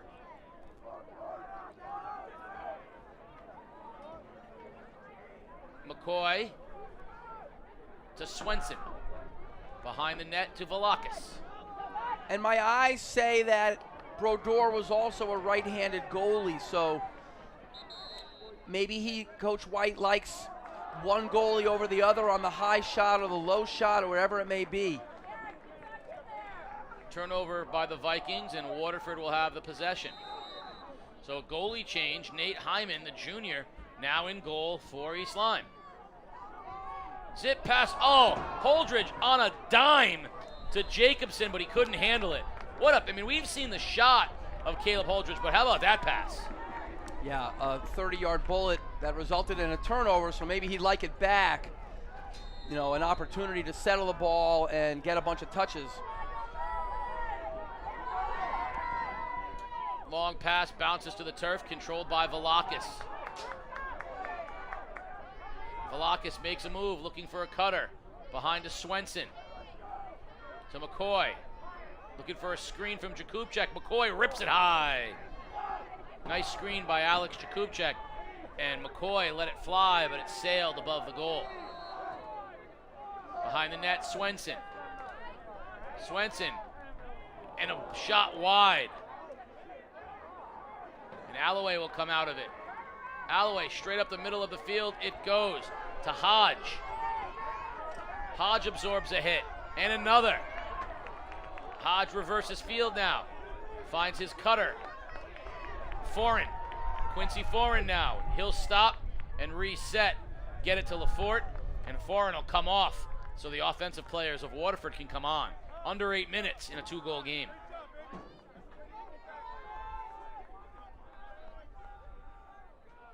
Back up top now to Stringer and Lafort. They've got Jacobson in the middle, and he now has it. Stringer. Holdridge on the far side. And there's a turnover into the stick of Richie Galbo. You know he's got speed up the middle. 4-on-3 for the Vikings in front. Velakis, nice check. And off the pipe, and a penalty. And I gotta say, with Peter Lincoln firing 2 heaters into the cage, I'm not sure if I was Coach Hicks if I would take a run on offense again without the combination of Lincoln, Alloway, and Jacobson at the midfield. In that last run, it was Xander Stringer in that same shooting space. I just think when you get a kid all of a sudden heating up and getting confident, you got to sort of go with what's hot. And all of a sudden, that has become very hot. If this was basketball, Dylan Eckert would have fouled out. That's another slashing penalty. He's on the bench for a minute. And East Lyme looking to capitalize, down 2 goals. We know that Eckert is is one of their more physical players. McCoy. That was intercepted and tipped by Waterford. Nice pass. Ball's loose, out of bounds, and it's the referees are overruling each other.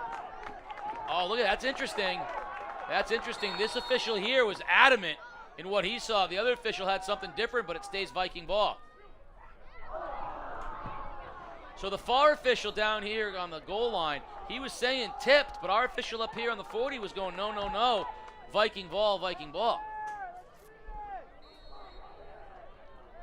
So either way, it's East Lyme ball, 6.5 minutes remaining. Velakis behind the net now. McCoy, wide on the shot.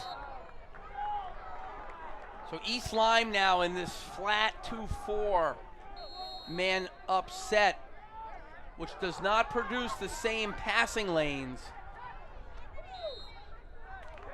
that their other sets produce. A lot of contested balls there for the Waterford defense.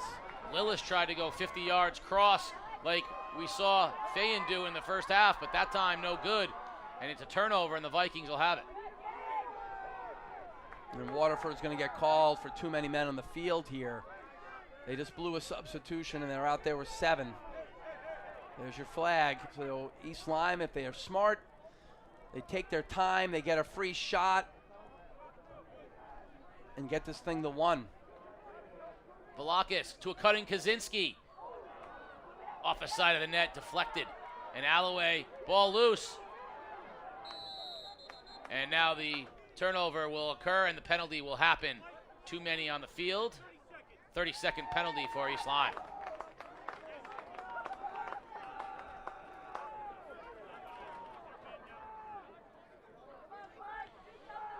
Waterford's done a nice job killing these penalties recently. 12-10 Waterford. East Lyme with a 30-second opportunity here. Can they cut into the lead? 5:39 remaining here in the game.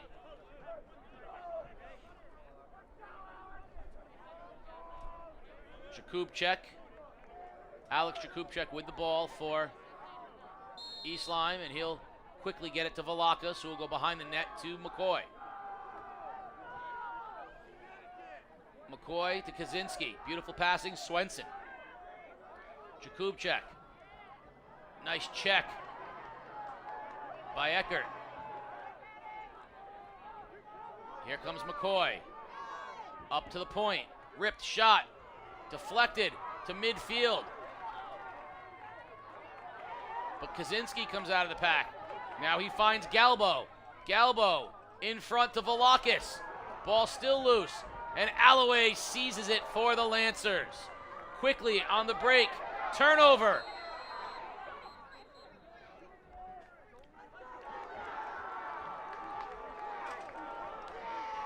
Alloway forcing an outlet to Lillis. I'm not sure he knew that he was putting the ball on a long stick in traffic. I think he just saw a white jersey, and Waterford very fortunate to get it back right there in that melee. So Lincoln back on for Waterford. As you said, Coach, they're going to run this offensive set through him. Lincoln on the point, Holdridge far side. Alloway, Lincoln, Lafort, Holdridge. Jacobson in the middle. Save made on a low shot. Nice job by Hyman. That was the first real shot he encountered. And he clears the ball as a left-handed player. I got to tell you, the shot Alloway just took is not very characteristic of him. He's not really a perimeter kind of shooter. So they had Jacobson low. I wonder if Coach Hicks was looking for a feed into Jacobson rather than the step down from Alloway in that space. And do you think Hyman's ability to, he cleared it himself that time, came off the net and left, think that might be a reason why he's in the game? Would you think Coach White might have been disappointed in their transition? More so, I saw him warming up, taking a couple of shots as a left-handed goalie. But right now he's holding the stick as a righty. So is he ambidextrous? Is he going to bait the Waterford kids into thinking that he's a righty and he goes to play left-handed? That sometimes is a strategy that a shooter doesn't have the quick acuity to go, oh yeah, I'm shooting on a lefty or a righty when he catches it and rocking fires. 3.5 minutes remaining. East Lyme with possession, down 2 in the championship game of the ECC Boys Lacrosse. 8 straight for the Vikings in championships. Can they make it 9, or can Waterford finally win a championship over the Vikings? There's the speed of Cam Hart on that loose ball. So the Waterford defenders slid very quickly to James when he rolled back. And a steal. Jacobson picked that pass off. Beautifully done cross field to Lillis. Lillis, there's a bad errant pass. Intercepted by Mazzulli. Bad mistake by Waterford. And a timeout. East Lyme. Missed opportunity for the Lancers. That was a bad pass in the midfield by Lillis. And the Vikings able to intercept. And that could have been, you could take 30 seconds, 40 seconds off the clock if you clear that and are able to get it into your offensive zone. It changes the whole complexion of what's going on right now. Now Coach is going to take his time with his best 6 on the court, and they're going to pump in 3 and 4 shots right now at Alloway from the spaces they want. Had Waterford succeeded on the clear, they would have milked it. You would have seen them put Jacobson behind the cage. He would have held the ball until they got a stall, and they would have boiled that thing down to underneath of a minute. Sports Doctor, you're down there with the pulse. What's going on? Oh, listen, they're talking about cutters, isolating, dishing, all kinds of stuff down there in East Lyme Huddle. But one thing Gary White did talk about was shooters shoot low. What do you think about that, Coach? Yeah, I think we talked about that. Alloway has been susceptible down at his ankles. He's done a nice job being firm high. It seems knees off stick down seems to be the better space. I'm not sure, when you shoot at the velocity of James, I'm not sure we're going to get very technical on where we put it. As long as the kid can't get his stick up into the space. Waterford would have to slide early and make another kid be the shooter right now. Well, the crowd is into it here at East Lyme. Here comes McCoy in front. Swenson with a shot deflected high in the air. East Lyme hustling after it, and they'll retain 2:27, but Waterford doing a nice job clogging up the middle, getting sticks and bodies on those shots. So they've got the junior Ethan Welsh on James. And this sort of plays into James's shooting space because Ethan presents as a righty to James's right-handedness, which lets James best shooting kind of style, his right-handed style is unabated. Here comes back to number 17 any second. Far side. Hart. And a whistle. Turnover. So East Lyme got called for a ward on the dodge. Another call that a year ago would never been called because the third ref wouldn't have been present to even have that kind of visual advantage. Waterford now with an opportunity to clear, but another turnover as Eckert and Welch can't communicate, and the Vikings will have the ball. Waterford, its own worst enemy here, trying to close out this ECC championship. And another timeout. So Waterford failing their last two clears. As the pressure is ramping up, maybe they're holding the sticks a little tighter. You know, kids do that. I mean, I'm at Coast Guard, and my guys do that in the tight games. It happens. It's got to blow it all out. But right now, East Lyme has just used their last timeout of the night. So coach is going to have to put on a strategy right now to score. I'm not sure if you're thinking you have to score in the next 10 seconds because you're probably pretty confident, as Coach White would be, that he can win the next faceoff. You know, he can get the ball clamped and sort of get a win. Not that they've been a guarantee tonight, but in the second half, they're clearly better. I'd say I'd like to see, if I'm East Lyme, I'd like to have, if I'm going to score a goal here, if I'm going to get a really good opportunity, I'd like to have it by the 1 minute mark. You know, I'd like to go to that face-off with a little bit of time either direction. Sports Doctor was down in the Waterford huddle. What do you got there, Sports Doctor? Hey, called timeout just to settle things down a little bit. Play was a little helter-skelter out there. Coach Hicks says, hey, guys, let's relax. Let's get one stop here, and I think we might be able to close this game out. Let's settle down. Now let's see if it works. Will Waterford be able to finally climb the final mountain of the ECC, which is a tournament victory over East Lyme? 8 in a row for the Vikings. Waterford with a 2-goal lead and 1:35 remaining. James McCoy starts high for East Lyme. Makes his run. Gets a screen from Velakis. McCoy dodges in front and deflected by Alloway. Ball in the air. And just high off the stick of Galbo.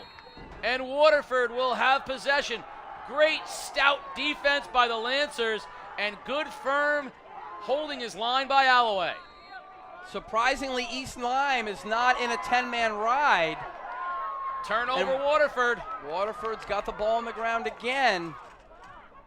Clearing was not a problem in the first half, and in the last 2.5 minutes, it has been beyond a problem. Oh, what a check by Jacobson. Knocks the stick off of Swenson. And Jacobson loses the ball now. Galbo has it and a whistle. Timeout East Lyme, their final timeout. Waterford had the last one. 44 seconds remaining in a 2-goal game. Now East Lyme's got to score, so that's a good timeout. But what's going on with Waterford and clearing the ball? Suddenly the sticks are a little tight. Well, Waterford's throwing the ball to kids who are covered, too.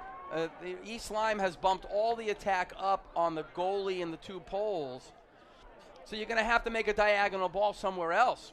And the middies have to drop down. They're all hanging out at the 50, and they are sort of shadowed. East Lyme doing a good job of playing the ball and the 2 adjacent passes, making Waterford have to go over the top of something.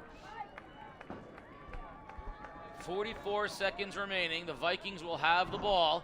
It's a tall order, though, to score, win the faceoff, and score again. That's a lot to ask.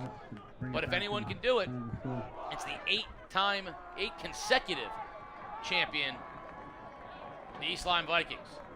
Can the Lancers once again find something to stave off the Viking challenge. So East Lyme has to clear the ball. Waterford has Holdridge and Cyril on ball. The ball is picked up by Blaine Hart, who's going to look to rocket this ball out. And he goes plays back it to the goalie, and they're going to get it right back to someone one-on-one. That's unbelievable. Waterford had a chance but couldn't control. 37 seconds. But that takes the attack men out of the ride because now the ball's over the 50. So this ball is now cleared effectively. There goes Hart. And McCoy comes back on the field now for East Lyme. I think Hart should go right to the goal right now. He's faster, and you're not going to get a chance to make the little pass you're going to want to make. There's McCoy. Steps in front of two defenders. Ball tipped away. Still on the turf. There's McCoy in front. Shot and a goal from Ryan Whaley with 16 seconds left. Brings the Vikings to within one. Credit James McCoy. He was tougher. He got the 50-50 ball. He found Whaley. One goal game, and now it comes down to a face-off. So this is interesting now. So they're going to go with Jacobson again. And Waterford's going to need to stop the fast break. They should slide their defenders all the way down the line to hedge into the hole.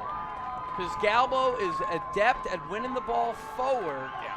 And that's all you need to do right now. If Galbo wins the ball backwards, advantage Waterford. I mean, if you got to box him. You just can't let him get that momentum going straight up the field, right? You just can't let him go forward. Coach Hicks has Fayen all the way down the line.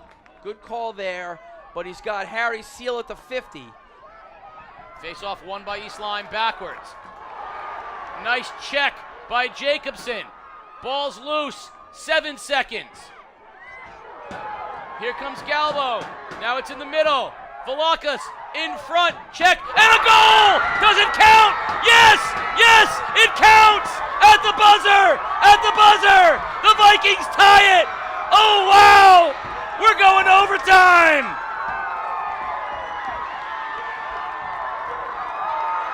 Unbelievable! At the end of the first half, it was the Lancers. At the end of the second half, the Vikings. And we're playing extra lacrosse.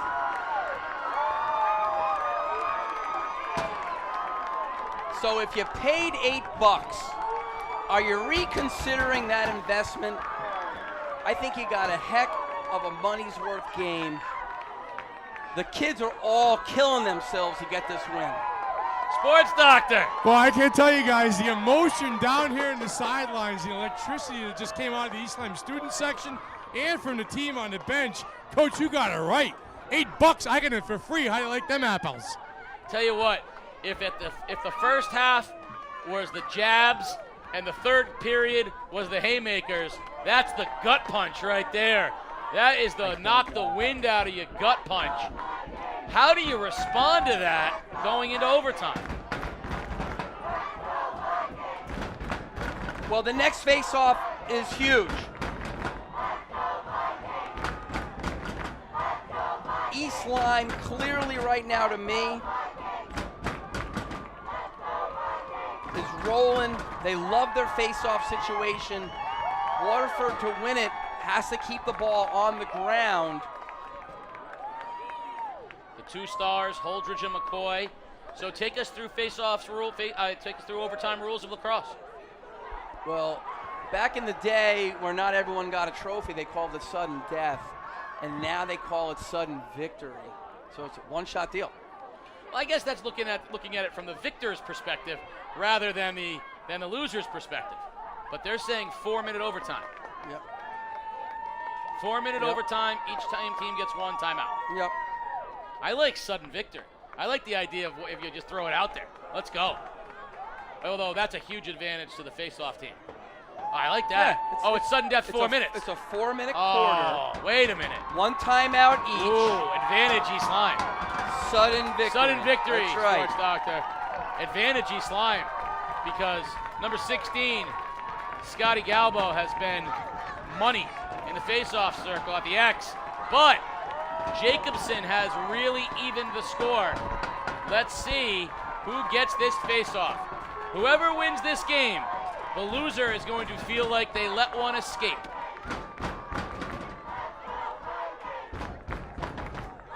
It starts here.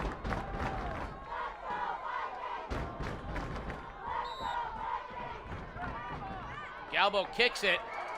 Ball 50, it's on the ground, ground ball. And Waterford comes out of it. There comes Jacobson. But a great check. And a timeout, Waterford. No, Coach, no, timeout Coach East White. Lyme. East Lyme on the timeout. Great work by Jacobson and Galbo. They were battling for that one. East Lyme with the timeout, 3:43. Who's gonna score? Now, Coach Hicks probably reluctant to call his timeout there with Jacobson in traffic, but now probably wishing that he pulled that one out of his pocket and just had the possession, because now he's got to defend. I got you. Sports Doctor, what happened down in the huddle? Well, I tell you what they're talking about. They're talking about running an open set and getting James McCoy a fastball off. So look for that right here for the Vikings. An open set and a fastball by big number 17. Sounds like a good plan to me. I think this game, I mean, that goal at the end of regulation was huge, but I think it was the McCoy winning the 50-50 ball and finding Whaley on the goal that cut it to one, that really just sort of summarized what it has when you have a player of his caliber. It took everything. It took physicality, skill, effort, and he had it all. Here's that set. Well, it's not an open set. There's a crease player, but now he's free McCoy to shoot. Shoots, and a save by Alloway. What a save by Alloway. Everybody on the turf. McCoy comes out with it. I got to tell you, how a referee did not call a push in that scramble is beyond me. And Waterford. Now the referee wants his timeout. Injury timeout. He's going to say Kaczynski. He's going to limp off. What a save by Alloway. They got the fastball they wanted from McCoy.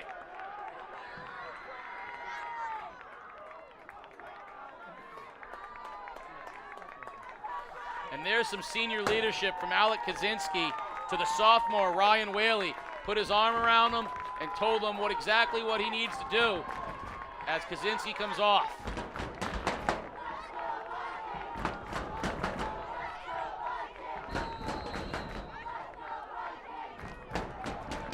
Galbo, Jakubczak. Behind the net to Swenson.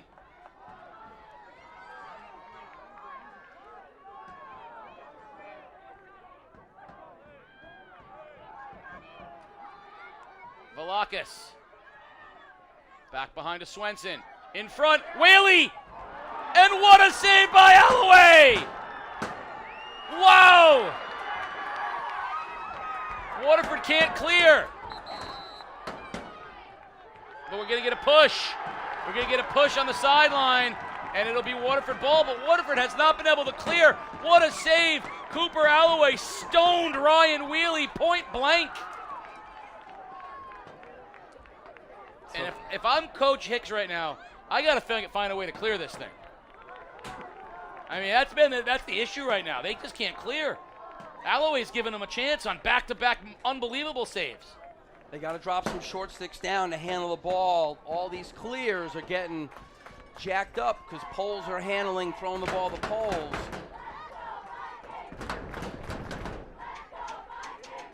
You know, Cooper Alloway was unbelievable in the first half. Had a streak of where he was shell-shocked in the third period and has really stepped up. You ask, how do you respond to that goal he gives up at the end of regulation? Well, with two back-to-back beautiful saves here in overtime. Well, he's just come of age. You know, he's got a little more ice in his veins, and he's standing tall for his teammates because he certainly has been called upon.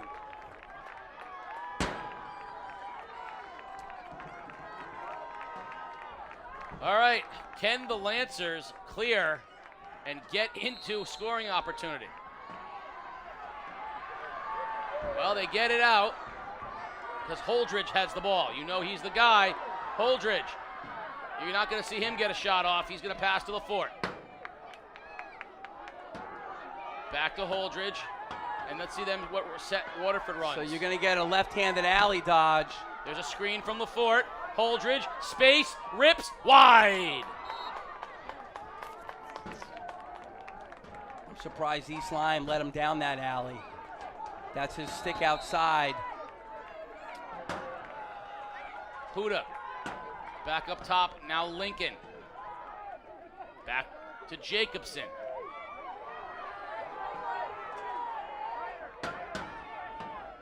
So guarded by the short stick right now is Lincoln. And guarded by the short stick right now is Jackson Alloway.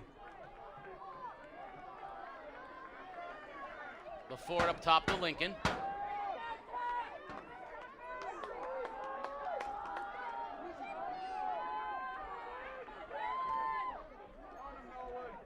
LaForte. ISO'd up. To Jacobson.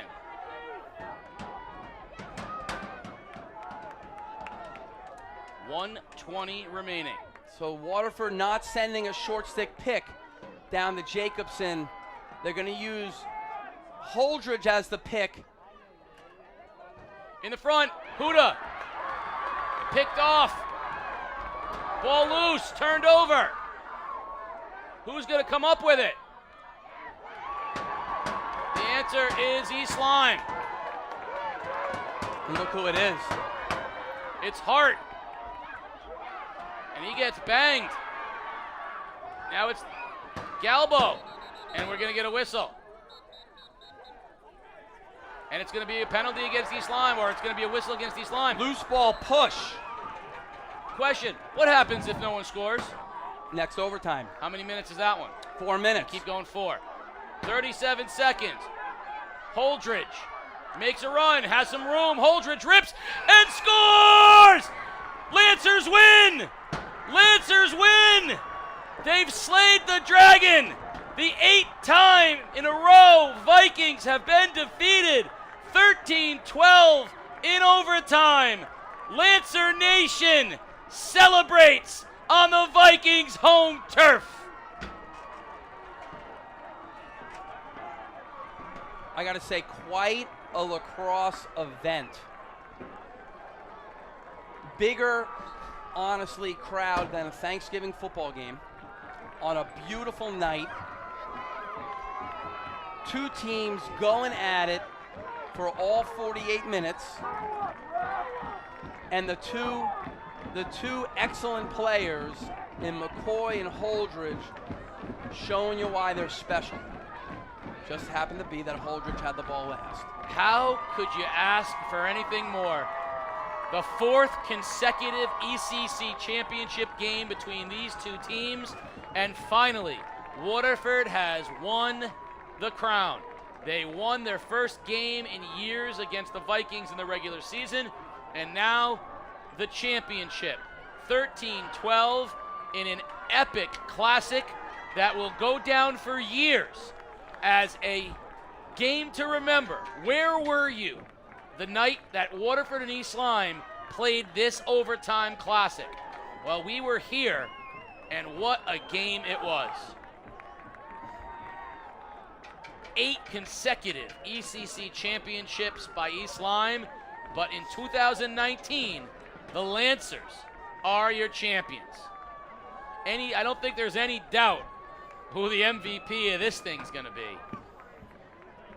We will turn it over to the PA announcer for the presentation of the trophy to the Lancers, as well as the announcement of I'm guessing number 21, MVP of the game. But you'd be shocked if it was Alloway. I wouldn't be shocked if it was Alloway. It's crazy. If it was Alloway, I'd be okay. The save he made on the first shot from James, that's heat from 10 yards. My experience in sports is that Holdridge wins over Alloway because of how sports values things. Yes. But if you told me Alloway were the MVP, I think that's a great decision. You wouldn't say you didn't see it coming. No. Let's turn it over to the PA.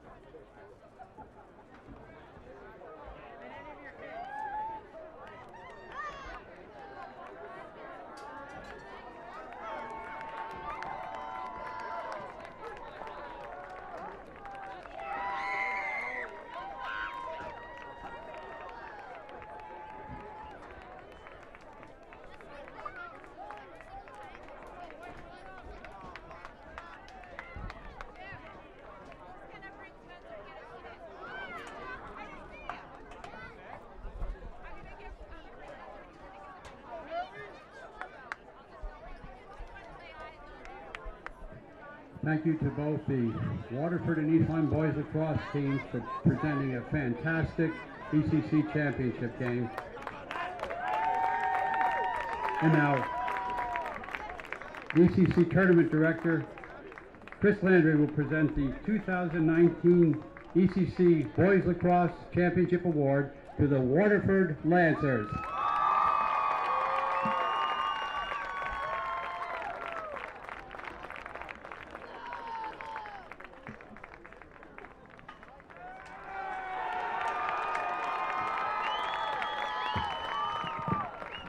And now, Fran Shields, Director of Athletics at Connecticut College, will present the James J. Courtney Award to tonight's championship game Most Valuable Player.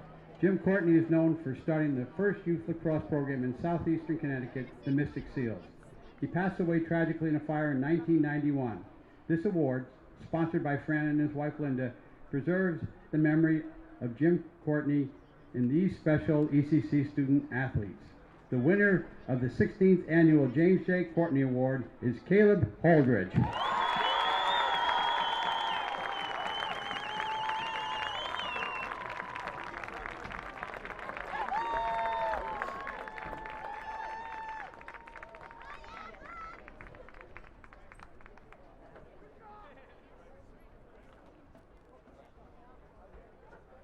All right, the sports doctor is down with the champion Lancers, MVP Caleb Holdridge, Coach Scott Hicks.